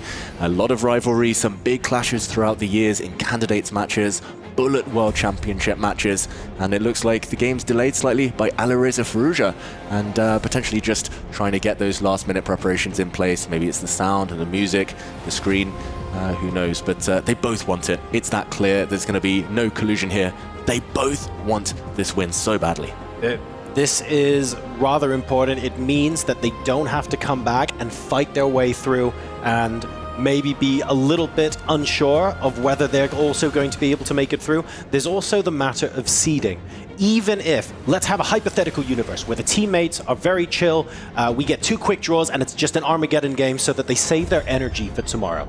That's entirely possible, right? But if you do that, there's potential money on the line for the person who drops below. You're not guaranteed to make it through, so that's really risky. And if you finish second in the group, you're going to play the winner of another group, so that's a harder route to the final as well. Yeah, you would literally be taking one for the team, and here it's hard to ask 2 world-class players to kind of fight their path through, fight their way through. Tomorrow it will be whoever loses this match on the line with their last life, and yeah, it's going to be all guns blazing once the games do begin. Exactly. They cannot afford to think about that right now. They have to focus on the 2 games that are directly in front of them. What are they going to do? Do we think there's enough, there's enough respect and friendliness and team play here that we might get some quick draws and we're just going to Armageddon? Or are we absolutely slogging it out and giving everything to qualify? How do we feel about that? Well, I think Hikaru Nakamura, he knows the speed of his opponent, and although he's a speed demon himself, he might want to avoid the Armageddon. Hikaru's track record with Armageddons is actually a bit up and down in the last few years. Armageddon adds that random factor, and he knows how quick Alireza is on the mouse. I think he'll want to avoid that scenario. All right, well, it sounds like, Tanya, we're probably in a position where Hikaru wants to fight and wants to win in regulation time here. How are we feeling? Every single move, every single game, the two rapid before the Armageddon, it's going to be a fight. And I think it's a complete toss who takes this one. I mean, 2 of these 3 were in the favorites when in our studio we've got the punditry going on. Magnus Carlsen, Hikaru Nakamura, and Alireza Firouzja as the big favorites to take that $250,000 top prize. I mean, Hikaru said it in his interview, right? He almost wants to face Alireza, so that at least one of the Falcons is through to the quarterfinals. And this is part of the high-risk, high-reward approach of the way the groups are structured. David, you were there. I saw Team Liquid and Falcons having both teammates in the same group, and my eyes went as wide as dinner plates. I went, why would you do this? You actually want to be on opposite side. You are really front-loading a lot of the risk. But the upside is that if in either of those groups, both Liquid players go through or both Falcons players go through, they go through in first and second and end up on the opposite side of the brackets. There's no team kill until the grand final if they make it through the groups. Exactly. As you mentioned, I was there when the groups were being chosen, and I just thought it was the biggest blunder of the century when Magnus sent Alireza to Hikaru's group, because in revenge, in return, of course Hikaru was going to send Fabiano to his own, but yeah, these teammates and the paths that they could make it through, it could be a masterstroke. Maybe Magnus was capable of seeing that far into the future, so many steps ahead. We wouldn't be surprised by that. Yeah, and right now, these two are trying to look ahead into the future. I mean, so much on this match, right? Both want to book that quarterfinal spot. Both absolute speed demons with a bunch of speed chess championships under their wing right now.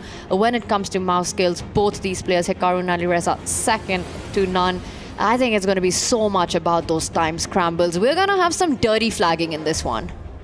Dirty flagging. Are we going to see that? Let's find out. We start positionally with 1d4, so let's get cracking into game number 1. It's the battle of the teammates, Team Falcons. Let's see what they can do. Yeah, a small surprise from Alireza Firouzja this early. Firstly, serving with the d-pawn. He's not a d4 kind of expert necessarily. He rarely employs this move on move 1, and this little pawn push, pawn to g3, gives black a bunch of options. Maybe aiming to transpose to the Catalan defense, but this one, yeah, we'll see how Hikaru reacts. He counters in the center immediately. I mean, Hikaru Nakamura has 9 minutes and 30 seconds on the clock, and I'm used to him being 25 moves deep at this point. So that to me tells me how much he's being made to think instantly. I mean, this is not only a generational clash, it's also a clash of styles between these two players. And I love that there's already a face-off in the center. Hikaru took his time to go in with that. Early moves, it's kind of good if you're not super familiar, something you were not expecting, to just sort of find your rhythm, warm up into the game. There's a trade that just happened right now, and I wonder if White will pick up with the knight. For Alireza, 2 decisions to be made here. You could go knight takes pawn, you could go queen takes pawn, both with its own pros and cons. I love the facial expression from Hikaru as well. It's almost saying, look, I know this position's fine, but what's your game plan here? What have you got in store? I was not expecting this from you. So I love that Firouzja's clearly kept something up his sleeve. Regardless of the results of this game, the elements of surprise has been achieved here, is what it looks like. And Hikaru maybe waiting for that decision from Alireza. He'll be waiting a bit longer because Alireza castled his king instead, now pushing a pawn. That d4 pawn that black is up currently, it's not running away. So just delaying the decision, a very typical kind of action by these top players. Impossible to defend it, so why not improve your pieces slowly before capturing? He might even bring his bishop to b2 and argue, I might pick that central pawn up with my bishop on the longest diagonal. Some very creative play here by Alireza in the early stages of the game. Safe to say we're out of any opening preparation. The players are on their own now. Yep, both freestyling, both going their own way, and multiple options here. It looks like black probably is likely to develop the dark squared bishop, get castled, attend to all of the kind of first steps of the opening. Nope, he brings the knight out instead, Hikaru Nakamura. Now we finally see that pawn drop off, and we will likely see a trade of knights on someone's terms in the next few moves. This position resembles a Grunfeld defense with colors reversed, where it's all about hyper-modern chess. That means bishops on the longest diagonals, fianchettos, and central tension from afar. Yeah, being very, very happy, of course, to deal with that from afar. I think those being the key words, because White doesn't have a pawn in the center of the board right now. And that's completely fine. It's becoming more and more prevalent in modern chess for that to be okay and deferred until later in the game. Absolutely. Like you said, right now is the key word there, right? Because those pawn moves, those pawn advances will be set up. Either we'll see the e-pawn move forward or the c-pawn move forward. Right. And the idea is not only to get a central break in, but you want to activate your light square bishop. You want to break that wall that d5 Hikaru Nakamura has set up right now. So definitely those plans are on the radar. You know, the big question here is, if we do get into those time scrambles, David, what do you think? Who out of these two players is faster on the mouse?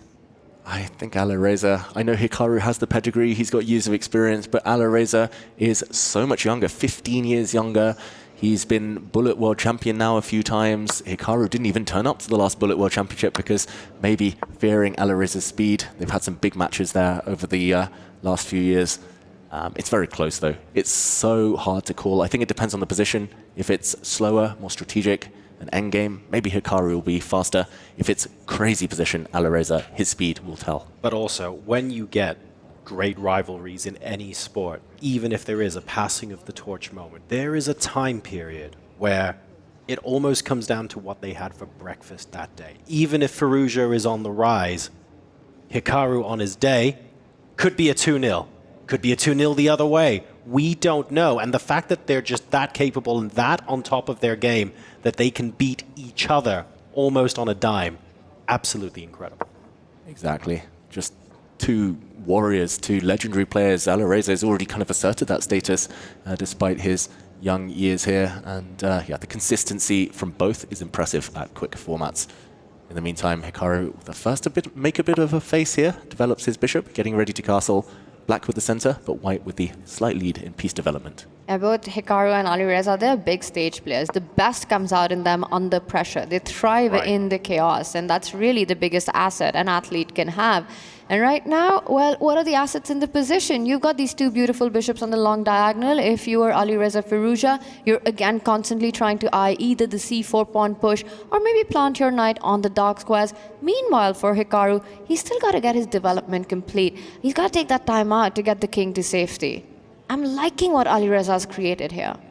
Yeah, it feels like this is his opportunity, though, this next move before the Black King castles to safety, that he needs to strike, whether it's the White A pawn to try and create some pressure on the queen side, whether it's preparing the White C pawn to move forward, or the White Knight jumping to hit Black's light squared bishop. It feels like this is the moment to change the pace, accelerate the pressure, create some small threats that might slow Hikaru down.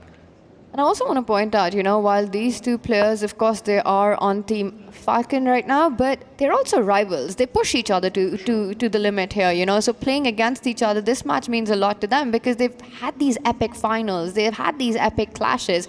And I think this is another leaf in that big rivalry despite their age gap, which is a rivalry that continues to unfold. It's like watching Nadal and Federer on the same team. You look at that and you go, on paper, that's just unfair. And that's what Team Falcons have successfully done here. There's a reason why both of these players are in our top bracket. They are some of our favorites to win the entire event, and it's no coincidence. They've proven this time and time again, despite the fact that Alireza is so young. He's been able to do it multiple times at his age. Incredible. And I love what Team Falcon's done, right? Because they picked up Hikaru as their first player, and it was in March this year that they signed on Alireza, immediately sort of building this rivalry against Team Liquid, which had Magnus and Fabi. Absolutely. So this is the big immediate clash. This is the big storyline at the Esports World Cup. Team Falcons versus Team Liquid. Yeah, you only inspire your rivals to try and one-up you here. You only push them, inspire them to greater heights, and yeah, this team rivalry is going to be fascinating. And look, already, if you're the team bosses here, you're thinking, well, actually, Hikaru is meeting Alireza in the winners match in their group. Magnus and Fabi will not be. So from a smugness perspective, Team Falcons must be thinking they've drawn first blood. It's still possible, of course, that all four of their players make it through to the playoffs, and it is symbolic at the end of the day, but they are currently more on form. I mean, the results speak for themselves there, so it'll be very interesting to see how they fare going into tomorrow as well. Yeah, it's these two who are slightly closer to those quarterfinals. Meanwhile, there was a trade, a knight for bishop, and a couple of pawns disappeared, so still level material. Here, Hikaru, very, very principled play from him. He's trying to get the queens off. White has a passed pawn, the pawn on b3, but that is also an isolated pawn, a potential target. White's light squared bishop, surprisingly ineffective right now. It feels like it's dead level, but it's the type of position that could still turn in either side's favor if some inaccuracies creep in. Alireza, it's not his type of position. That's the one thing I'm going to say. It doesn't feel like he's getting at the enemy king. He's not keeping so many pieces on the board that he can hope to whip up an attack later. It feels like Hikaru in his comfort zone. Do we think that it's psychological then, maybe, where Alireza surprised Hikaru with the choice of opening, but Hikaru's now sitting there going, okay, cool, now what? It just shows Hikaru's experience at handling those surprises, just how good he is at it, and that's the response that he got. He kept the pressure on the clock, didn't really spend too much time there, and what he's gotten out of the opening, going into this middle game, everything under control. You know, the b3 pawn, it's a target. He takes control of the only open line, well, the c line with the two rooks right there, not offering any trade. The big break that Alireza has is moving the e pawn forward, but that would just invite a lot of trades in the position. Hikaru would be happy with that. I think starting with the black pieces, if this game ends in a draw, it would be once again just a draw on Hikaru's terms. I do worry for Firouzja here. He needs to pull the break soon. He needs to maybe trade off. Okay, there we go. He does blow the center open. I was going to say bishop for knight trade was available as well, but he's 2.5 minutes down on the clock. He's facing a bit of pressure on the board. Hikaru now looks very interested in what's just happened. This looks like a pawn sacrifice. After a bunch of trades on this e4 square the pawn's just landed. The black queen can snack on the pawn on b3. Some calculation needed. We'll see another trade in a moment. And it's up to Hikaru to try and apply some pressure. He's in the driver's seat right now. He really is, and that's the b3 pawn you're talking about. But like you said, there are checkmating ideas on the back rank, also the tender g7 spot. So there might be some attacking concepts that Alireza is trying to build.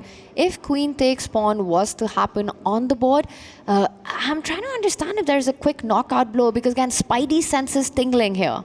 Yeah, maybe we can show it. I think there's a bit of a trap in the air, or at least something that Alireza wants to bait Hikaru into. He's hoping that Hikaru grabbed that pawn on b3. Nope, Hikaru kicks the bishop back first.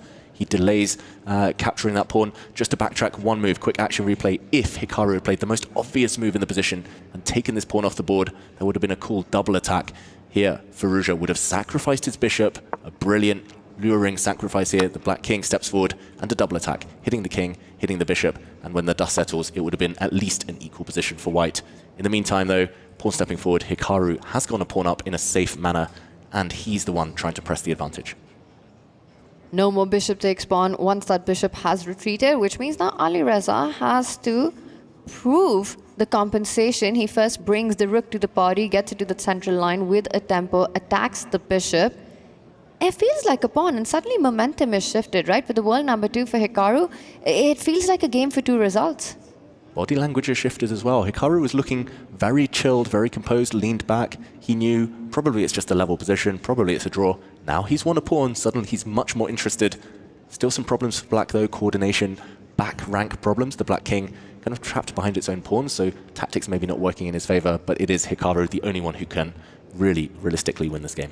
And looking at the way the pieces were exchanged as well, there were ways in which could have opposite colored bishops here. And I know we've spoken about with major pieces still on the board, that's really dangerous, but ensuring that the dark squared bishops are the minor pieces still here, I feel like that's an attempt to keep the position a little bit more sharp, to engineer situations where your opponent just has that little bit more opportunity to make a mistake, where just a little bit more calculation is required on every move to make sure that there isn't a trap of some description. Yeah, there's still plenty of flavor here. I'm not sure how happy either side are. Watch out, there are still some tricks in the air. If you take the black pawn on e5, the black bishop will slide over to f6 with a bit of a skewer, hitting the white queen, hitting the rook in the corner. But yeah, this is definitely a design by Hikaru to try and win. It's still 4 pawns versus 3. The fact they're on the same side is maybe what will hinder him winning this game. But Firouzja, in the meantime, going active. That's a great kind of trait by all the top players. They defend actively. This is going to be quite spicy because Alireza is going in for the attack. You know, the rook coming in, another rook could join in on the 7th rank, targeting the black pawns in front of the king. Your h4 idea, you know, the alpha 0 way always on the cards as well. And Hikaru, they're almost giving up a tempo. He moves the bishop one step and then another step back to defend. The e5 pawn now can be picked up because the skewer you earlier lined up isn't possible anymore. So queen takes pawn would, in fact, neutralize that material deficit. Yeah, not just giving up the pawn, but giving up his winning chances. It feels like Hikaru, maybe a bit of panic there from him losing a tempo with that bishop. Now it's Hikaru who wants to pull the brakes. Maybe he's going to try and trade off the queens, trade off rooks in some scenarios. It is 3 pawns versus 3 pawns, very symmetrical. Looks like it's heading towards a draw, but missed opportunity, or at least a half chance there for Hikaru, squandering that pawn advantage.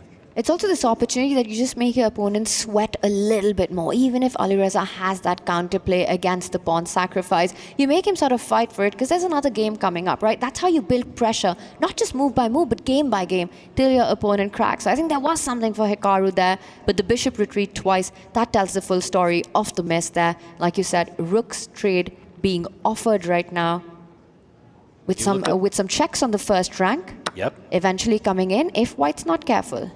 When you look at the relative activity of the pieces as well, like previously it felt like Hikaru had a little bit more harmony. The rooks were on the same file before Alireza could get his own into a decent position. But now when I compare the position back then to how it is now, there are significantly fewer imbalances in the position. I feel like Firouzja has had some time to get his house in order. The most active pieces have been traded off. We've got a little bit more harmony in white's position, and it's now difficult to see where the breakthrough is coming. Yeah, the problem is for either side here that you're not going to win unless you can land a tactical blow. There are no pass pawn potential. Queen trade, draw. Rook trade, draw. Bishops off, likely draw. And here we go. We see the look on Hikaru's face. This game is going to be guided towards safety any moment and a draw by agreement. All right, so the first game ends in peace. 0.5 apiece going into game number 2. There was a little bit of a surprise though, because Alireza Firouzja did break out an opening that Hikaru might not have expected, but they both navigate the middle game. Hikaru showing his experience in being able to handle that under pressure, and at the end of the day, a relatively peaceful conclusion to game number 1. Hikaru handled it really well, and going into this final 10+0 game, you know, Hikaru's got to be pleased with the way things went. I think the draw was completely on his terms, starting with the black piecings, being the one with the edge, with the advantage, pushing through. He never really had too much, even the extra pawn. Alireza with that advantage of compensation, of initiative, things under control, but I think Hikaru starting with the white pieces, he could very much go all out in the next one. Does Hikaru respond with a surprise of his own? Like, he was a little bit... We saw his facial expression in game 1. Has he got a surprise with white, David? I think he does, Hikaru Nakamura. Nice to see smiles from the fans out there, by the way. Also, I should mention in the action replay, we saw 98% accuracy from both sides. In order to beat the top players, though, you do need a surprise. You need a bit something a bit spicy. Often that means compromising your own accuracy in your quest to bamboozle the opponent. Yep. And with white, Hikaru, I think this is his chance, or at least he sees it that way. Whether it's a direct surprise or a surprise a bit later in the game, he's going to try and land the first blow. I have to say, that was so in sync when the referees walked on. I thought they were the backing dancers for a second. That was beautiful, stride for stride. But no, the players getting ready now for game number 2, checking that the issues at the start of the match no longer persist. Everything looks good. We're about to get started game number 2. Hikaru with the white pieces. I really want there to be some sort of surprise here, because I would love to see how Alireza Firouzja responds in the equivalent position to what he just put Hikaru Nakamura through. And what's really interesting about Alireza's brand of chess is that he's one of the fastest when he's got little time on the clock, but very often he's also behind on the clock a lot. You know, he's the one who comes in with that time deficit, uses up those extra minutes at the start. So if Hikaru is able to get that opening surprise, we might see that being played out. Right. And against a player like Hikaru, you really don't want to be the one who's behind on the clock. You're faster, but if you're faster out of necessity and not by choice, to what extent? It's obviously a useful skill, but against someone like Hikaru, if he's putting you under time pressure, you never want that, right? So what we have here, we've got the French being busted out. I'm not certain anyone's in surprise territory just yet. Yeah, it's actually Alireza Firouzja reverting to his childhood favorite, the Caro-Kann defense. And although it is a French pawn structure now, the pawn's blocked in the center, Hikaru baiting Alireza into breaking that center. It's a temporary pawn sacrifice. Black did take the pawn on c4. We'll see that material balance reestablished, and this is just super trendy stuff. I think Hikaru may be landing the first small surprise going for this variation, 30 seconds up on the clock, but Alireza still, he's seen this before. He's been playing it since youth. So crucially, if we're very, very used to these French-style pawn structures, realistically, there's not going to be any quick liquidation. There's not going to be any instance of a player going, "Oh, I wasn't expecting that. I didn't realize," or how to necessarily play this out. The players will already have a good feeling of where the best squares for their pieces are likely to be, which means early game, early middle game mistakes, rather unlikely in this game.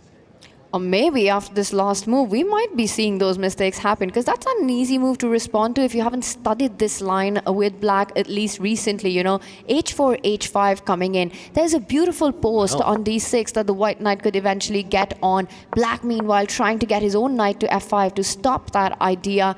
This is an imbalanced game. This is what we want. I think this is where also both these players really excel at. So I'm expecting it to be even more exciting. Hikaru Nakamura also setting up a beautiful square for his queen to land on G4. Yeah, despite the fact that we've already had 11 moves now, it doesn't feel like Hikaru is winging it. He's not just playing it on the fly in this clash between the Falcons. He knows exactly what he's doing. This position, I believe, has been studied before. It's been played before even. We see a knight trade. Just the speed. Hikaru, he's only spent 50 seconds to make some big decisions. Now it is a pure French pawn structure with the blockages in the center. It's a check. The white king will happily move, though. This is fine when the center is blocked. And I do fear for the black king. Speaking of the Black King, it's Hikaru who goes the bon clave, gets the king on E2. You know, it is his favorite, opening the favorite square. It does arrive. You know, you're mentioning the French defense. Now, the biggest problem in the French structure for Black is the light squared bishop, which is stuck behind his own pawns. Now, with that off the board, that is why it's absolutely level, because the problem child is not there anymore. So once we get into... I guess there are still some reservations about white wanting, for example, to bolster the H-pawn push with like F4, F5, something like that. You want to get the rooks behind it and ideally get the queens off the board as well, because otherwise the king's looking pretty breezy in the center. This isn't something that you can accomplish in the next 3 to 4 moves. It's more long-term strategic thinking.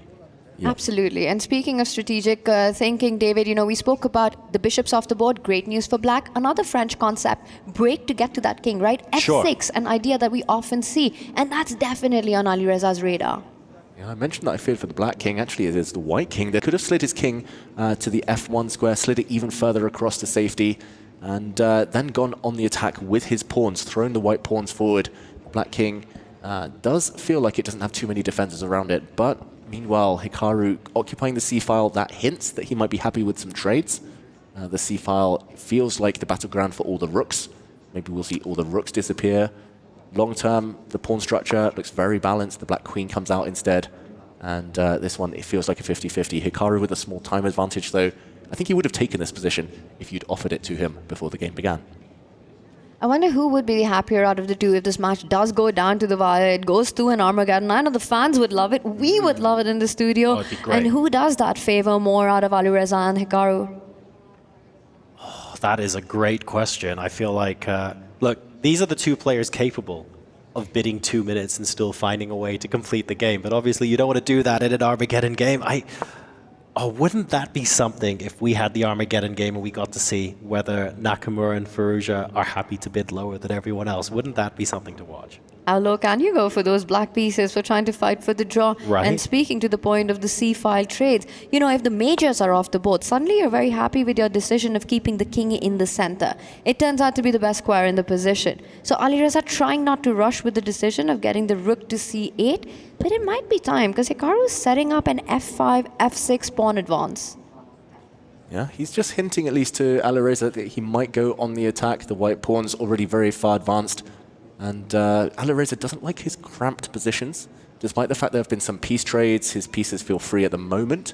Long term, the white pawns are more likely to push forward. So I still feel that Hikaru may be the more comfortable of the two, at least his position easier to handle. And again, that's reflected in the clock. Hikaru definitely wants to stay ahead of his young rival, his young teammate here. It certainly feels like the best way I would describe it is that Firouzja feels like he's playing a little bit more reactively to what Hikaru wants to do, or he's waiting for the timing that Hikaru can dictate to determine the course of the game.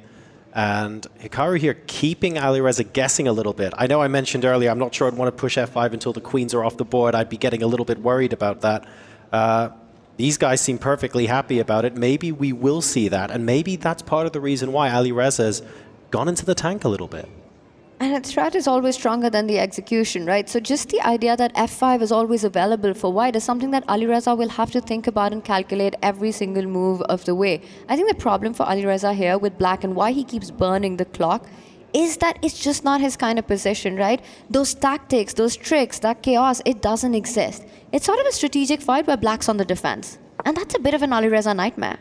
Let me ask you a question, and maybe the answer to this is it's not possible. Is there anything that can be done conceptually? Like if you had 3 or 4 free moves and you got to play around with where the pieces are, what can turn this into a position that he would love? For Alireza, first he needs active pieces. I'm looking at a few of them here. The Black Knight has nowhere to jump forward to. I think he would love this position if the final set of rooks also disappeared.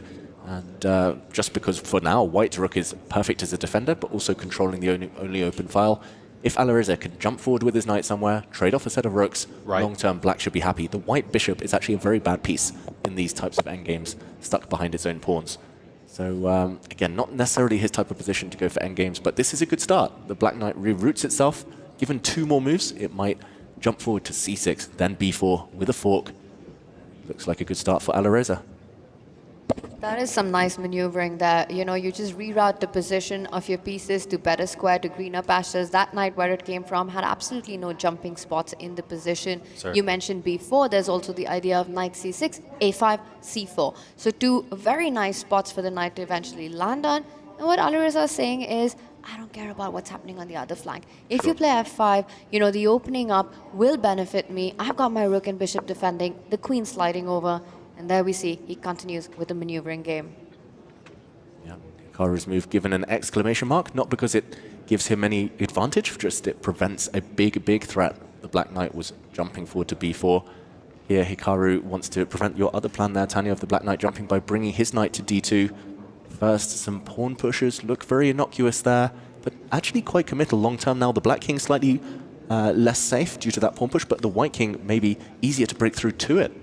I want to point out one spot which, you know, is easy to miss out. That H-pawn, which has been a strength, is something that can come under fire. Yeah. With all of Hikaru's forces on the left side of the board. And look at that. I think Alireza's heading towards the move. Queen E8, Queen H5. Start putting pressure on that pawn because guess what? Hikaru's placed too many pieces on the other flank. I was wondering about that as well, because as soon as I saw that, I went, h5 looks weak. So does e6. Is white going to play queen g6 is what I was wondering. And it feels like both players saw the light square weaknesses maybe at the same time. And you obviously can't push the f-pawn or take because you've got queen takes e6 with check. So we're now consolidating on the light squares for both the white and the black pieces. Yeah, and that was a hole presented to the white queen. She jumped in, attacking some pawns. Now you've got to be a bit careful with Hikaru Nakamura. The white queen doesn't have too many escape squares, especially if black gets the time to push the pawn to f5. There's no way back after that. The black knight is within a couple of moves of kicking that white queen out. So this looks like a very, very nice maneuver from Alireza Firouzja. The problem for Hikaru is no teamwork here, no coordination. White's queen is flying solo. And for now, it does feel like Hikaru maybe losing the thread slightly. Maybe a bit overextended here with the white pieces. And it's really fascinating how Alireza sort of played in his own camp, you know, the queen coming back, queen placing to d7, but all of it comes with this big idea. f5 is actually a huge threat to trap that white queen. And guess what? If you came back from where you came, yes, Alireza will have the option to perhaps repeat, but he could anyway go f5, you know, take away that outpost from the white queen and then target the h5 pawn. He's down on the clock, but he's slowly getting up on the position, and I think Alireza realizes that. Yeah, the time difference at some point was almost 4 minutes. Now it's down to around the 2-minute mark. Hikaru has slowed down, realizing it's not so easy. Retreating the white queen, probably a necessity, there we go, in the next couple of moves at least, and feels like a loss of time. The black queen now can slide across back to the e8 square that it wanted to use in the first place, and go for that lonely white H-pawn. I've got a question to both of you on this position now. Oh, well, hang on a second. The queen's potentially being swapped off. Do we want to resolve the tension for white or for black with the pawns on f6 and e5? Do we actually want to take that off? Possibly, but maybe you want to wait so your opponent does it on your terms. In the meantime, fascinating moment. A repetition is in the air. Oh, wow. Okay. We are going to Armageddon, ladies and gentlemen. This was an entertaining, a very interesting fight, a very cerebral fight between these Team Falcons teammates, but it is a second draw in a row, and that means we are going to see Armageddon, I think, for the first time on this stream today. So both players will be bidding for time. The player with the lower number, we will get as the black pieces, and at the end of that, if the black pieces draw, that counts as a victory. I love it. Two of the fastest players on the planet going into an Armageddon, but for me, slightly surprising that Alireza decided so quickly to take it to that repetition. Just felt that there's maybe something more to fight for, maybe something more to play for, but perhaps it was the clock, and we saw a very high accuracy there. 97% to Hikaru, 98% to Alireza Firouzja, but perhaps Hikaru, the more relieved one. Two high-quality games cancelling each other out. Ultimately, Hikaru was slightly faster in both, so maybe that bodes well. Maybe that gives him some confidence for the Armageddon. But either way, these two Falcons, it will be decided in this next game. All right, well, Armageddon it is. The players are getting ready to bid for time. It all comes down to one game. Draw, no longer possible because that will be a win for the player with the black pieces. The players are now getting ready to submit their bids to the referees. We're going to a quick break. When we come back, we find out which of the Team Falcons players make it to the quarterfinals.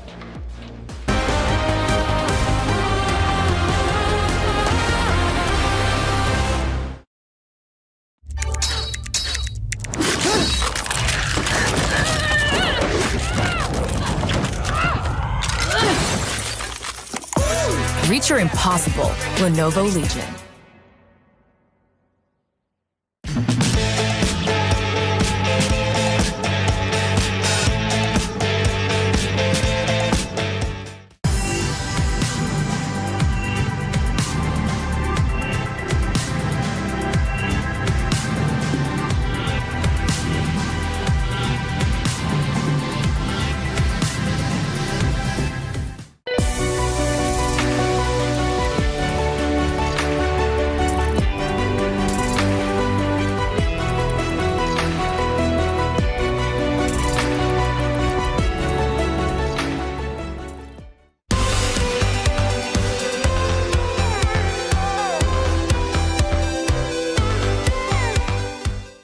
Welcome to the most exciting format in chess, Armageddon, the ultimate tiebreaker.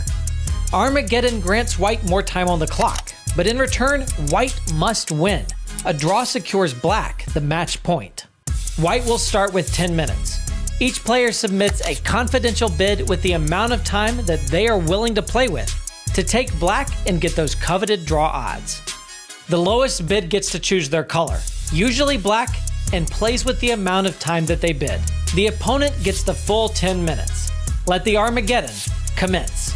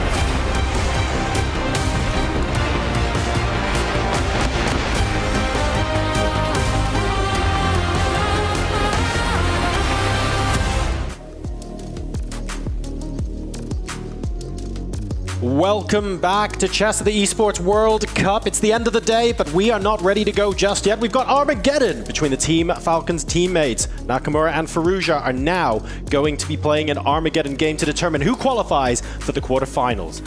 First of all, we have this process. The players will bid for how much time, and the lowest bid wins. But the reason you want to bid for lower time is because you play black with your bid on the clock against your opponent who has 10 minutes with white. You're thinking to yourself, well, hang on a second. Doesn't that mean I have a much bigger chance to lose the game? Yes, you do. You have less time, but you have one massive benefit. A draw results in a win for black. So let's take a look at what times the players bid and who is going to be playing with what. 6 minutes, 48 seconds is the bid from Alireza Firouzja, who will be playing black in this Armageddon game. So Hikaru Nakamura with 10 minutes, Alireza Firouzja with 6:48. A draw is a win for Firouzja. This is exciting. And that is a very brave bid from Alireza Firouzja. Coincidentally, he only won the bid by 10 seconds. Hikaru Nakamura bid 6:58. But that's time difference now, over 3 minutes advantage that he'll start with. Hikaru, he'll be trying to put pressure on the board and the clock. Firouzja, will that courage pay off? 6:48, dangerously low. But the fact that Hikaru went only 10 seconds higher than that, perhaps these two just know each other so incredibly well. And I have to say, what a way to end day one for chess at the Esports World Cup. You know, we get these two speed demons going down to the wire. It's the Armageddon, it's the final game. This is exciting stuff. This is in murky water territory. We have been saying, a lot of people have been saying for some time, these two are speed demons, but if push came to shove, maybe Firouzja's just a little bit faster. But is he 3 minutes and 12 seconds faster in a 10-minute game? That's a lot. That's a lot, and already Hikaru landing the first surprise. There's been a knight for bishop trade. This is a king's pawn opening, but slightly offbeat. No clear path forward for black, and Firouzja's been eating away at his clock already. Spent 20 seconds. Hikaru only spent 5 seconds up until this move. It does feel like Hikaru, with the white pieces, has come up with a great opening strategy, but he needs to apply that pressure, keep it up. I think we'll find an answer as to who is the most in-form player today. If we have the version of Hikaru that plays 20 or 30 moves by the time he's gone 1 minute on the clock, I mean, bringing that version of Hikaru out now when your opponent's already over 3 minutes down, that's got to be the play, right? And that's a big move by Hikaru, you know, just opening up the position. It was a question mark, but I think practically really smart. Alireza forced him to think just a little bit more right now, and Hikaru pauses before he picks up that pawn. There are some exciting, tempting options for white. You could develop your knight. You could push the e-pawn forward, hitting the black knight, or will he go for bishop takes pawn here? David Hikaru, he takes a pause after that first f4. There was a big shake of the head as well from Hikaru. He kind of shook his head, closed his eyes, being like, why did I do that? He accelerated the play. That means he's gone a bit more direct, and that helps Firouzja. Now it's clearer what black's plan is. Black is going to castle. Black is going to blow open the center with a pawn push to d5. I think Hikaru, Armageddon strategy, maybe he should have been keeping the tension, and there we go. He sits back again. A quick shake of the head, and he's trying to reset because he knows suddenly things are speeding up, and it's not easy for white to find moves. So let's explain that for the viewers at home. If we engineer any sort of situation where Alireza Firouzja basically has a clear strategy, you can almost pre-move your next 5 to 10 developing moves or spend very, very little time thinking about them, there's a chance that negates a lot of the advantage Hikaru Nakamura had by starting with 10 minutes on his clock, and a draw would be disastrous because that counts as a loss for Hikaru. Exactly, and just by nature, in a must-win scenario, you need to invest a bit more time. You need to just eliminate the moves, the variations that might lead towards a draw.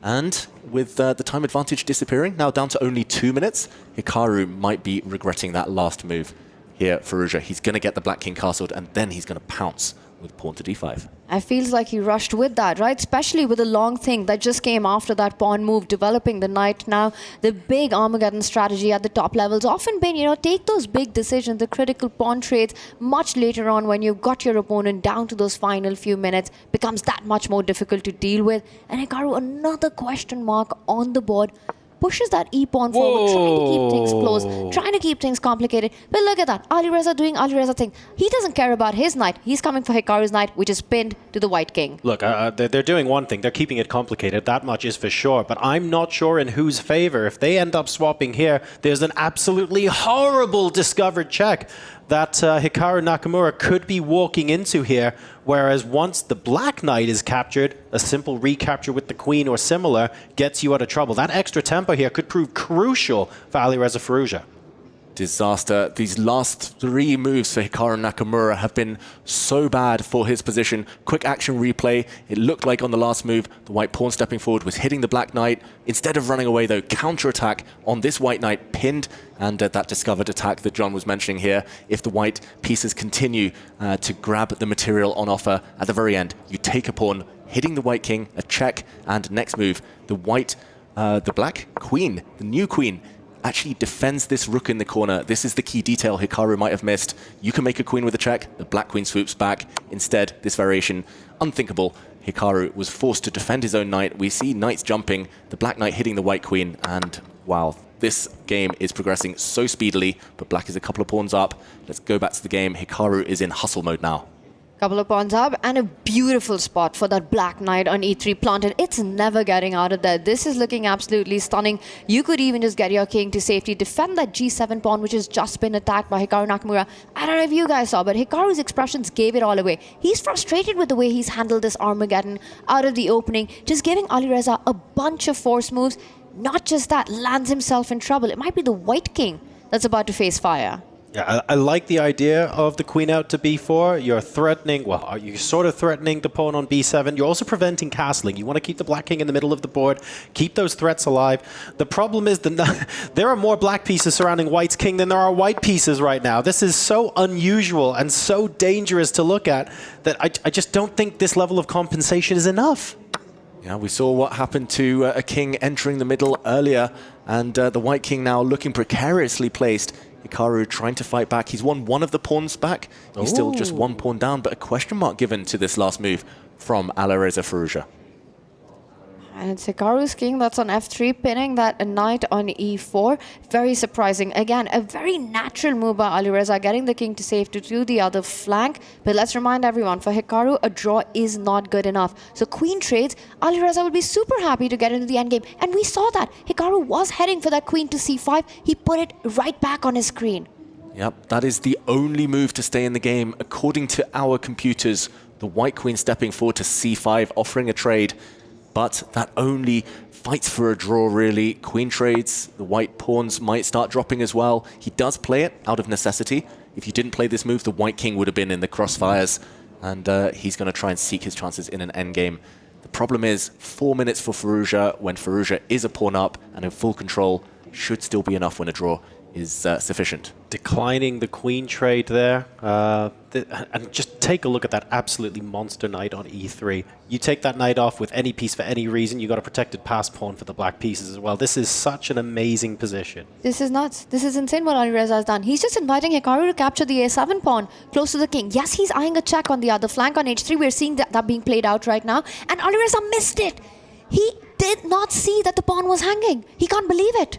Wow, that was a blind spot. He just made a massive assumption, Alireza, that the black queen can jump in with a check, but that's just a one-mover. That's just a one-move trick. The white king will happily step back and run away. Suddenly, the attack is on the black king. Why didn't he trade queens? A draw up his sleeve in an Armageddon, enough for black. He could have traded queens, gone to safety. That was very impractical. That was Alireza's intuition taking over. You know, something that's his biggest strength can sometimes be your weakness. He wanted to keep the attack going. But again, the practicality of the situation, you have a beautiful knight planted. You have an extra pawn. Get the queens off the board. You need only a draw. And look, this isn't like a game-losing blunder or by any means. But when they say the hardest game to win is a winning position, that's when you get the most complacent. That's when you start missing these small details, these little things that could have ended up being crushing. And there's a big threat on the board. Queen a8 check. Knight coming in with the check would fork the black king and queen.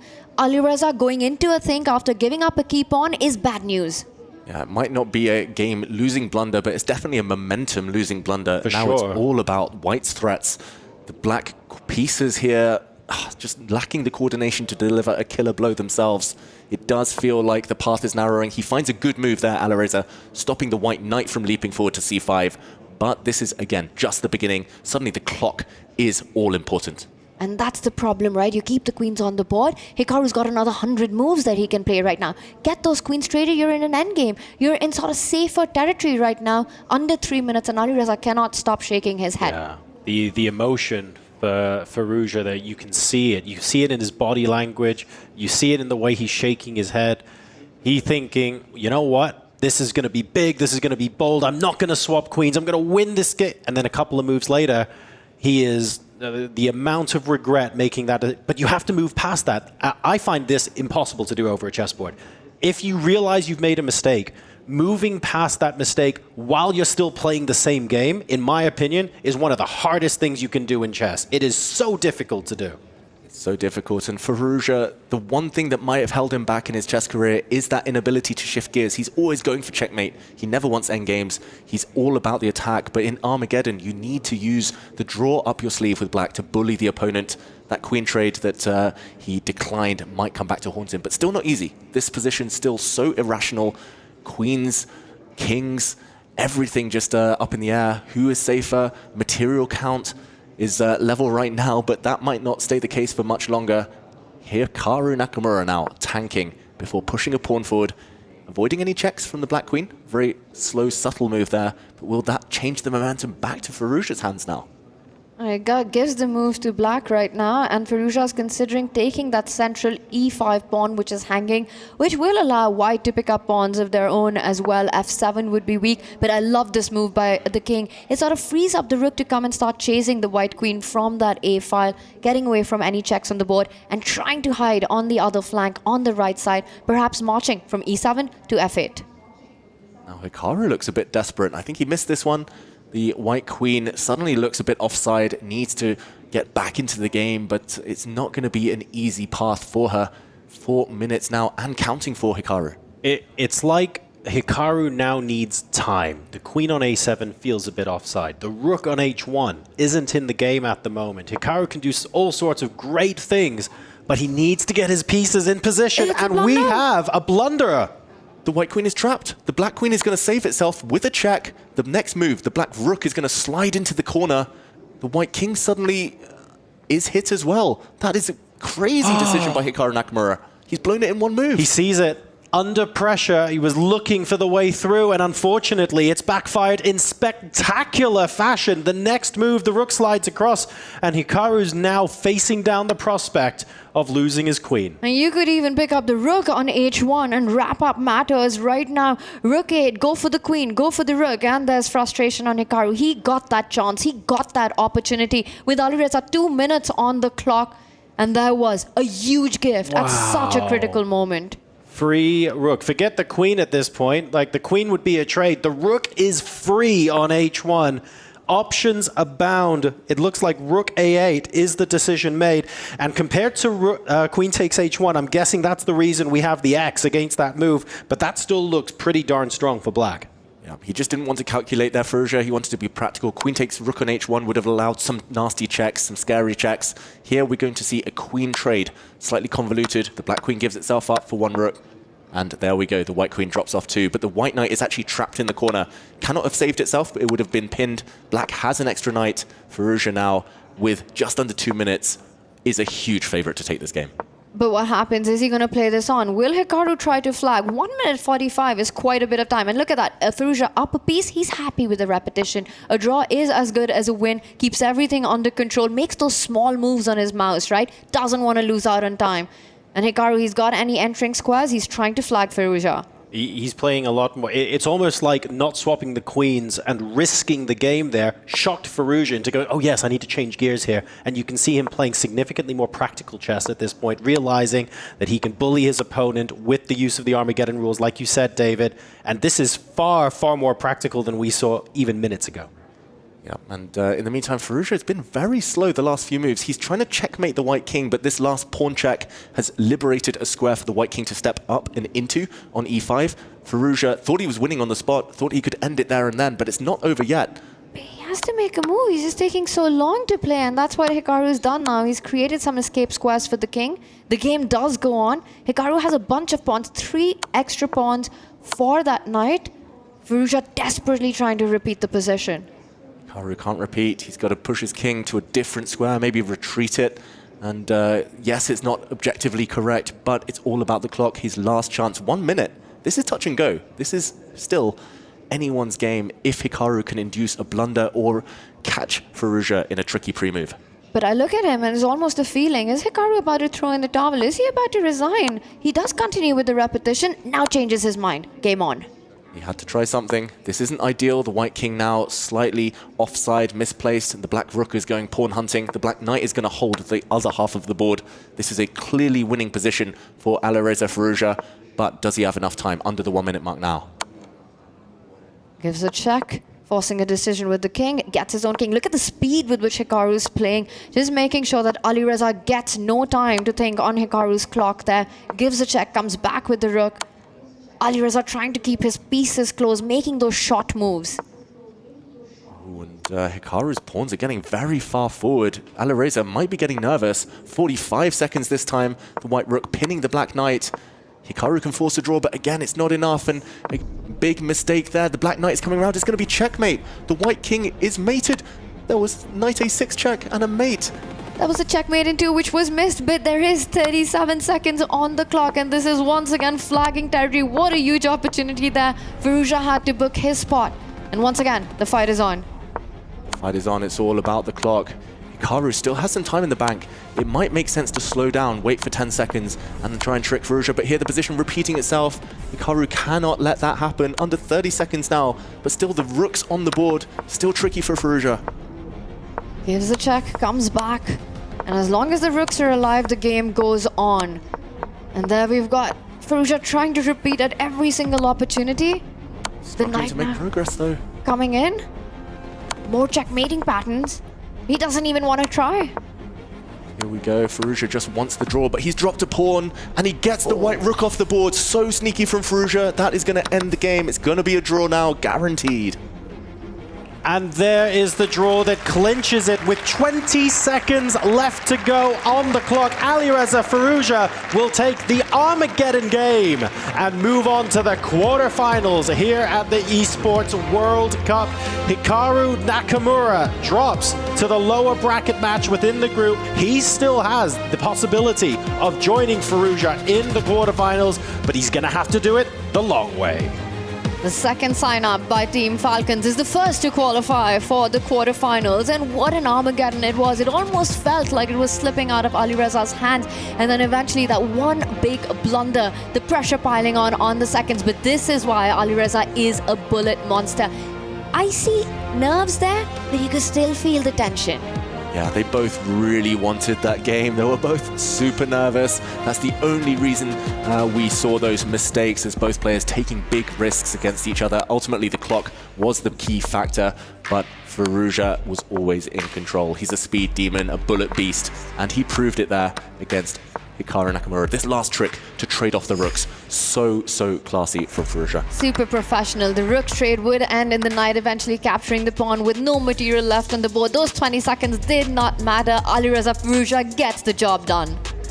Absolutely fantastic stuff. I mean, in the Armageddon as well, I have to say, we saw a little bit of a dent in the armor of Firouzja there. The number of times where he could have put it away and he was still looking for the checkmate and he didn't shift gears meant that that was open to 3 results for so much of the game. That was the most exciting possible way to end the day. Thank you to both of the players for giving us that incredible piece of entertainment. But now let's go ahead and hear live from Alireza Firouzja.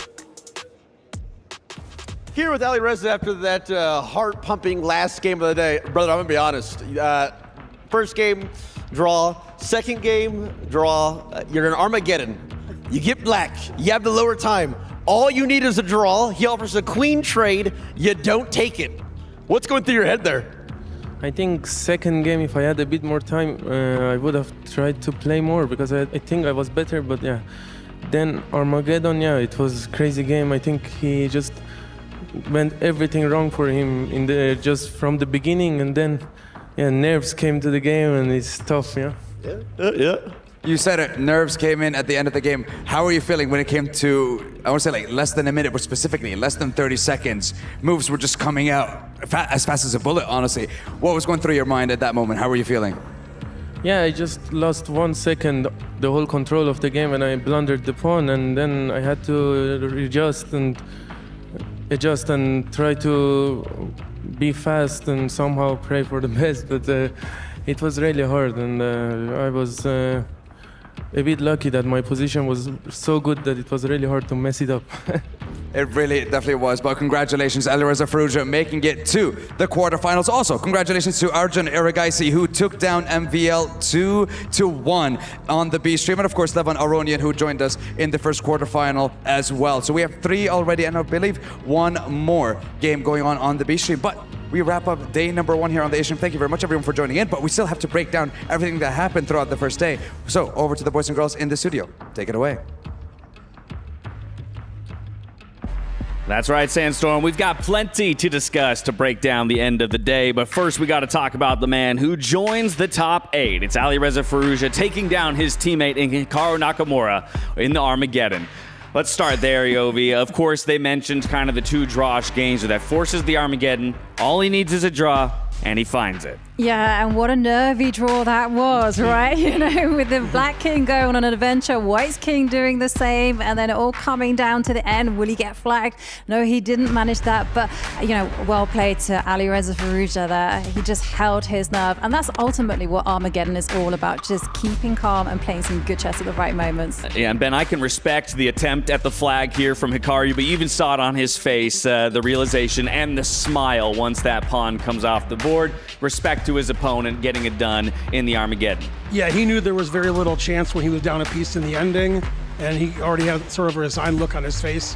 But he fought until the end, and he got his opponent down to 20 seconds. So without increment, if Firouzja didn't find rook d4, forcing the trade of the last pair of rooks, could have been a different outcome. So an amazing try by Nakamura, but brilliant play by Firouzja, ensured the draw and ensured the match victory in the Armageddon. Yeah, a smile, a laugh from both guys, a well-deserved show that they just gave us, and a well-deserved berth into the quarterfinals here for Alireza Firouzja. Hikaru Nakamura, of course, his journey is not done. As John mentioned there on the caster booth, he's going to drop down to the lower bracket. A longer road to the top 8 if he wants to get there, but by no means out of it. No, but no means out of this whatsoever. He's going to be facing the winner of the lower bracket, because of course they have 1 more game extra there. Yeah, so he'll come back tomorrow to play again. He doesn't get that rest day that maybe a couple of the players will be able to enjoy, Alireza being one of them. It was also mentioned, of course, that we have 1 other game playing out on the B stream as well. That's Magnus Carlsen up against Jean-Christophe Duda. That's going to be a fireworks matchup as well. So if you want to catch the end of that one, make sure you're tuning in to the B stream. But what a day we had. Can we just take a moment to appreciate the display of chess that we saw here first time out on the World Cup stage for chess? Yeah, absolutely. It's been an incredible day of excitement. I mean, it started off with a mad time scramble with Yesipenko with a surprise there defeating Jan Nepomniachtchi. We had incredible sacrifices. We had checkmates from the middle of nowhere, right? And we also had an Armageddon. And Ben, I had you at the top of the day as we previewed everything. We talked about front runners, favorites, contenders, dark horses. So far, Alireza obviously going through. Hikaru couldn't match it just because they were forced to play against each other. Magnus possibly going to join the likes of those 2. But I think this was one of our biggest surprises of the day right here, and it came in game 1, match 1. That's right. We thought Jan was going to win, and Yesipenko played better than Jan in both games and was in control all the way, winning 1.5-half. And also, I'm surprised. July seems like it's the month of Aronian. Aronian winning in Vegas, winning his matches here. Aronian, to me, was the biggest surprise. He's the oldest player in the event, and didn't seem like it. It seemed like he was fresh off his tournament victory, and he's looking to continue his winning ways. A little bit of a face of disgust there from Nepo. I mean, but how about the ending to that? A time scramble, queen versus rook. You had to find the checkmate at the end, and you got it. That's relief right there. That's relief if I've ever seen it. Absolutely. I mean, you have all the feels looking at that one. And yeah, here we see Group A. Group A, Andrei Yesipenko, he moved on to face Levon Aronian, but that's what we were talking about, feels unstoppable in the month of July. He goes straight to the playoffs, so it's Yesipenko awaiting the winner of Jan Nepomniachtchi versus Vladislav Artemiev. That will be an elimination match that takes place tomorrow. That's the picture of Group A. From Group A, though, we got to talk about that Levon rook sacrifice, because I think this is one of the things about his play that makes it feel like he might be in unstoppable form. Yeah, this is the thing with Lev. You know, when he's feeling happy, it's almost like luck is on his side. He plays gutsy, fearless chess. We saw him bid in an Armageddon with a really, really bold time bid. He won that one. And there you can see the smile on his face as he enters and advances to the knockouts. I mean, he's already had a great month of earnings, and it's just going to get better as he's already up into the quarterfinals. Here's a look at that Group B and how it's played out. It was MVL over Anish Giri to kick things off, and Arjun Erigaisi over Nihal Sarin. Arjun Erigaisi would again advance to the playoffs. In the bottom bracket, that means MVL is awaiting the winner of Anish Giri versus Nihal Sarin. So still a lot to go when it comes to that bracket. Let's take a look at bracket C as well. We're just going to run through it all, make sure you guys have a good picture of what's in store and what took place on the stage today. This is the matchup that we just took a look at. It was Hikaru and Alireza who both dispatched their opponents in the opening matches. Alireza would get it done in Armageddon here against Hikaru. So Hikaru awaits the winner of Vachier-Lagrave, a possible rematch, or Wei Yi. And I think that'll be a very interesting one, to say the least. This was an exciting matchup. Hikaru's checkmate against Vachier-Lagrave. Obviously, it did require Vachier to miss a little bit something, but I think that's the beauty of the format that we have here, Ben, that you get to see finishes like this. Yeah, and it reminds me of the Magnus game that he checkmated his opponent at the end, in the end game with just a rook and a bishop.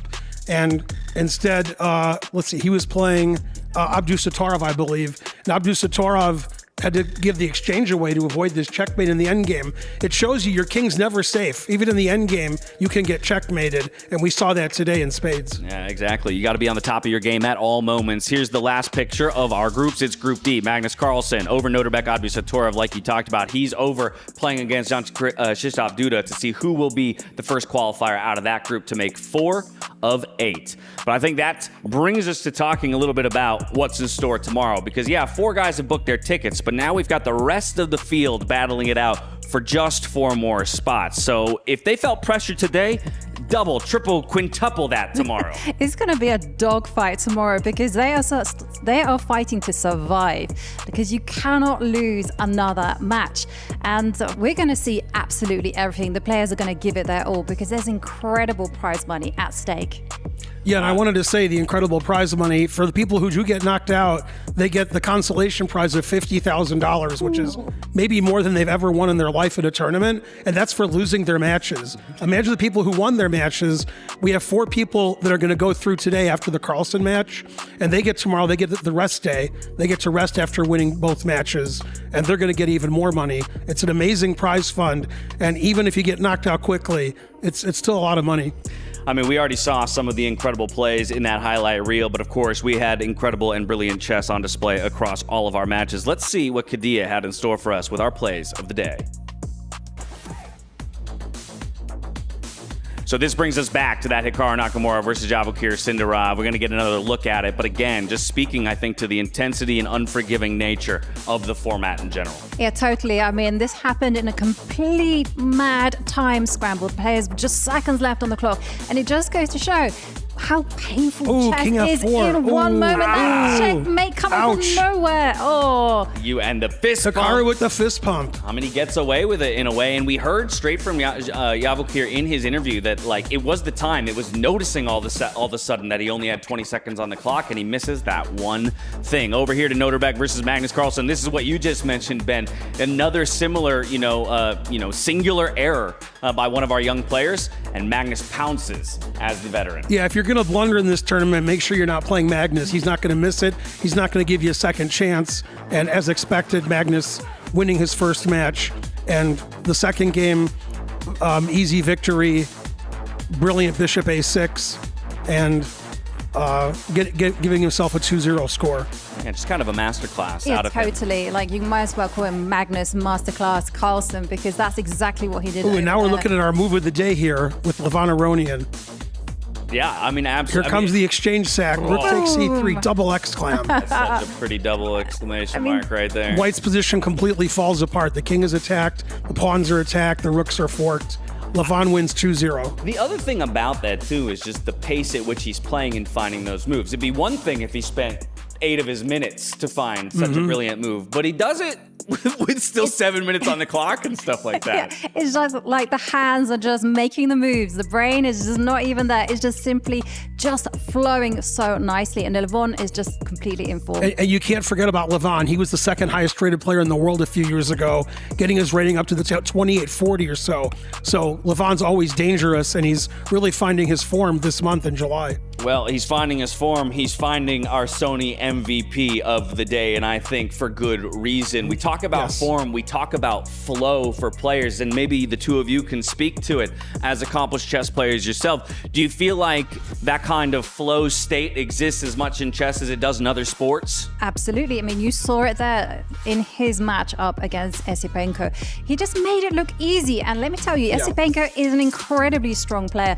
And for Levon in that particular game, the moves just flowed. He didn't even need to use that much time. It was all just coming so naturally. I mean, just take a look at this. He just goes in for a full attack there on the left side of the board. And now, boom, that rook slams down in the position, just wrecking havoc on the pawn structure that White has. And that's... Can't get back from that. Absolutely. An unrecoverable position at this point here for Esipenko. And I think right now, Team Reject feeling very good about their pickup in Levon Aronian. Oh, yeah, definitely. Yeah, Esipenko looked like clearly the better player against Jan Nepomniachtchi in the first match. And then Levon made him look silly in this match. Levon looked like the savvy veteran that he is, and made Esipenko look like he needs to look at his openings again and try to get an advantage somehow. A great match by Aronian, a great day for him. Yeah, so looking for Esipenko to recover tomorrow, but that guy right there, he's earned himself a day off. He's going straight to the quarterfinals, and we'll see how he performs when he gets there. Now, we've talked enough about him. We want to hear from the man himself, my boy from the League of Legends world, Quickshot, standing by here with Levon Aronian. Yeah, I'm going to go behind this time because he's going to get attacked by fans. So. Series qualified for the next round. Let's start by talking about the games. How did they go, and how do you feel reflecting on both of your wins?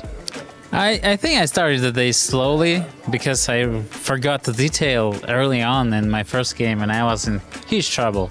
So when I managed to win that game, I kind of relaxed, and then I lost like a baby in the next one, and then I fought back to win the match. Yeah, so it was a tough start, but I think in the second match I played much better because I think I kind of relaxed after, at least winning one match. And yeah, I'm quite happy with the way I played in the second match. I can hear it in your voice, the relief. We chatted very briefly before we started and talked about the wins.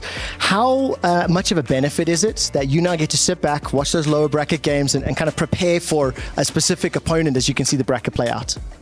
Yeah, of course it's an advantage, but at this stage in tournament, so far there are no easy opponents, so it's going to be tough, and I know that I'm going to be an underdog.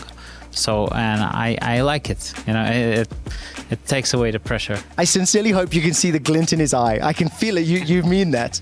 Now, you look like a sprightly young 35-year-old man. I imagine you've been around for a little while. Yeah. What's it like seeing chess at an event like this alongside other more traditional esports titles? Yeah, I love it. Since I was, let's say, 17, I've been playing chess online, and chess always had this presence in the internet. And it's a great joy, personally, for me to see that chess is being included with more traditional titles. And it also makes me proud because, the game of chess, it takes from 20 to 30 years to master it. And I think that's quite a contrast to the other games. Big time. Some of the other games, it's 20 to 30 hours, depending on your skill level, yeah. The last 5 years has seen an explosion in popularity of chess, especially in the online world. I'm a child of the internet, so I only know the internet. Queen's Gambit, esports organizations, streaming, now EWC. What comes next for chess?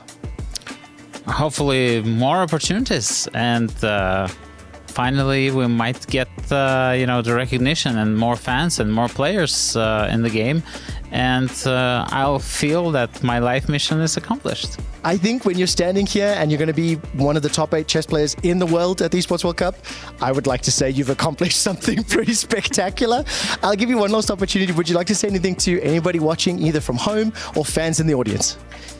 please continue being interested in chess and learn to play. And this is a world of lots of interesting things, and it's a deep game, and I'm sure you'll love it once you get to know it better. I'm going to do one more quick fire. I'm taking a shot, Jax, to know chess. What is the name of your favorite opening move in chess?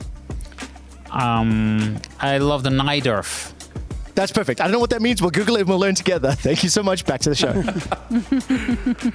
Thank you so much, Quickshot. Maybe later in the week we'll do a little Nodirbek explanation for you so that you can put a picture to Levon's answer there. But I would say in Levon's efforts to inspire and bring chess to the greater world that he did a great service today with the kind of style of play that he put up. I'd say he inspired a few people. He certainly did, because it was magical when it appeared on the board. And, he summed it up really nicely. You've got to be relaxed. You've got to just enjoy. Yeah, here you have just some of the matchups that are taking place tomorrow. Those TBDs, of course, those are reliant on winners from our first elimination matchups that will qualify through. But the core element here is we got 12 players now fighting for only 4 spots, Ben. Yeah, it was an amazing day. I like Levon's answer, the Nodirbek. I wasn't expecting that. I was expecting a chess move like D4 or E4. So confusing the audience, the Nodirbek is one of the most amazing openings for both sides. And it's been considered mainline theory for many years, many decades. And it's actually a very good answer.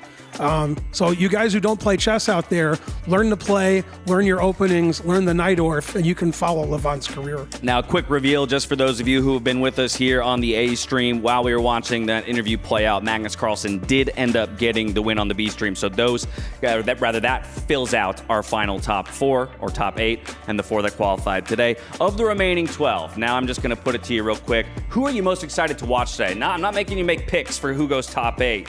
But who really excited you with the way that they showed up today going into those elimination and qualifying matches tomorrow? Okay, I'm going to say MVL. Okay, I know he's in the lower bracket right now, because he lost to Arjun Erigaisi, but I was so impressed with his first match against Anish Giri. The way that he kept solving problems with those tactics, the way he just magicked all these complications out of nowhere. I thought that showed something very special. Yeah, my answer is Levon Aronian. I can't believe he's still playing well, being the oldest player in the tournament. And he's just on a roll, and he had the move of the day, the game of the day today. And I'm looking forward to watching Levon play, although I'm going to have to wait, because he won all his matches. He's not playing tomorrow. He gets to have a rest day. Yeah, that's so tough. I can't wait for a couple of days to see Levon play again. I'm going to have to wait. I like it, though. We've got a teaser for tomorrow and a teaser for 2 days from now. Right. And how about one more teaser? We got a quick word from Magnus Carlsen as he qualified into the top 8, got himself a day off tomorrow as well. Take a look. We're with Grandmaster Magnus Carlsen, who got the job done today, 2-0 in his matches. Now, in your last event, you said your nervous system didn't hold up on day 1, but it felt like it held up pretty well today. Yeah, decently, but I still felt a bit shaky in both these games, but he's a very good player, so I couldn't expect to get an easy ride. Now, in both of the games, I saw you make gesticulations at the screen. Were you getting mad at yourself for an oversight, or was it something else? Yeah, I was just annoyed with myself a couple of times for things that I missed, and also in the first game, like rushing at a crucial moment. But it's part of the game. These games are very tense, and it's a kind of reaction to stress. And in game 1, you got the win. You only needed a draw in game 2. You played bishop takes h3. Did you see a good continuation, or did you kind of figure, there's going to be a perpetual at the least with a move like that? Yeah, I felt that there was no way I could be worse after that move. So I was thinking that's the move I'd play in a normal game, so I should play it in this situation as well.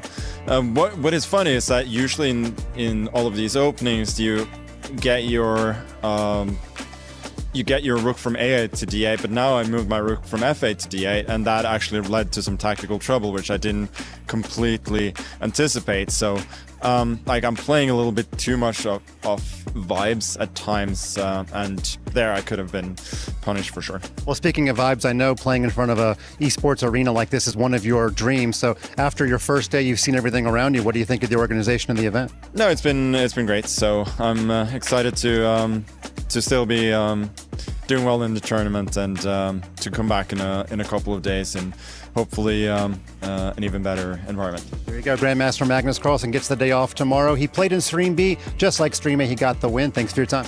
Thank you. Thanks, guys. Thank you very much, Mike. Magnus, he gets the win, and he will join the other 3 as 4 of our top 8 and earning a day off tomorrow. So things are taking shape here with chess at the Esports World Cup, but we still have 12 players in play for another grueling day and brilliant day of chess tomorrow. 4 spots remain in our quarterfinals. Who will take it? Meet us back here, same time, same place tomorrow to see it all unfold. Until then, stay healthy, stay safe, and be good to each other. Good night.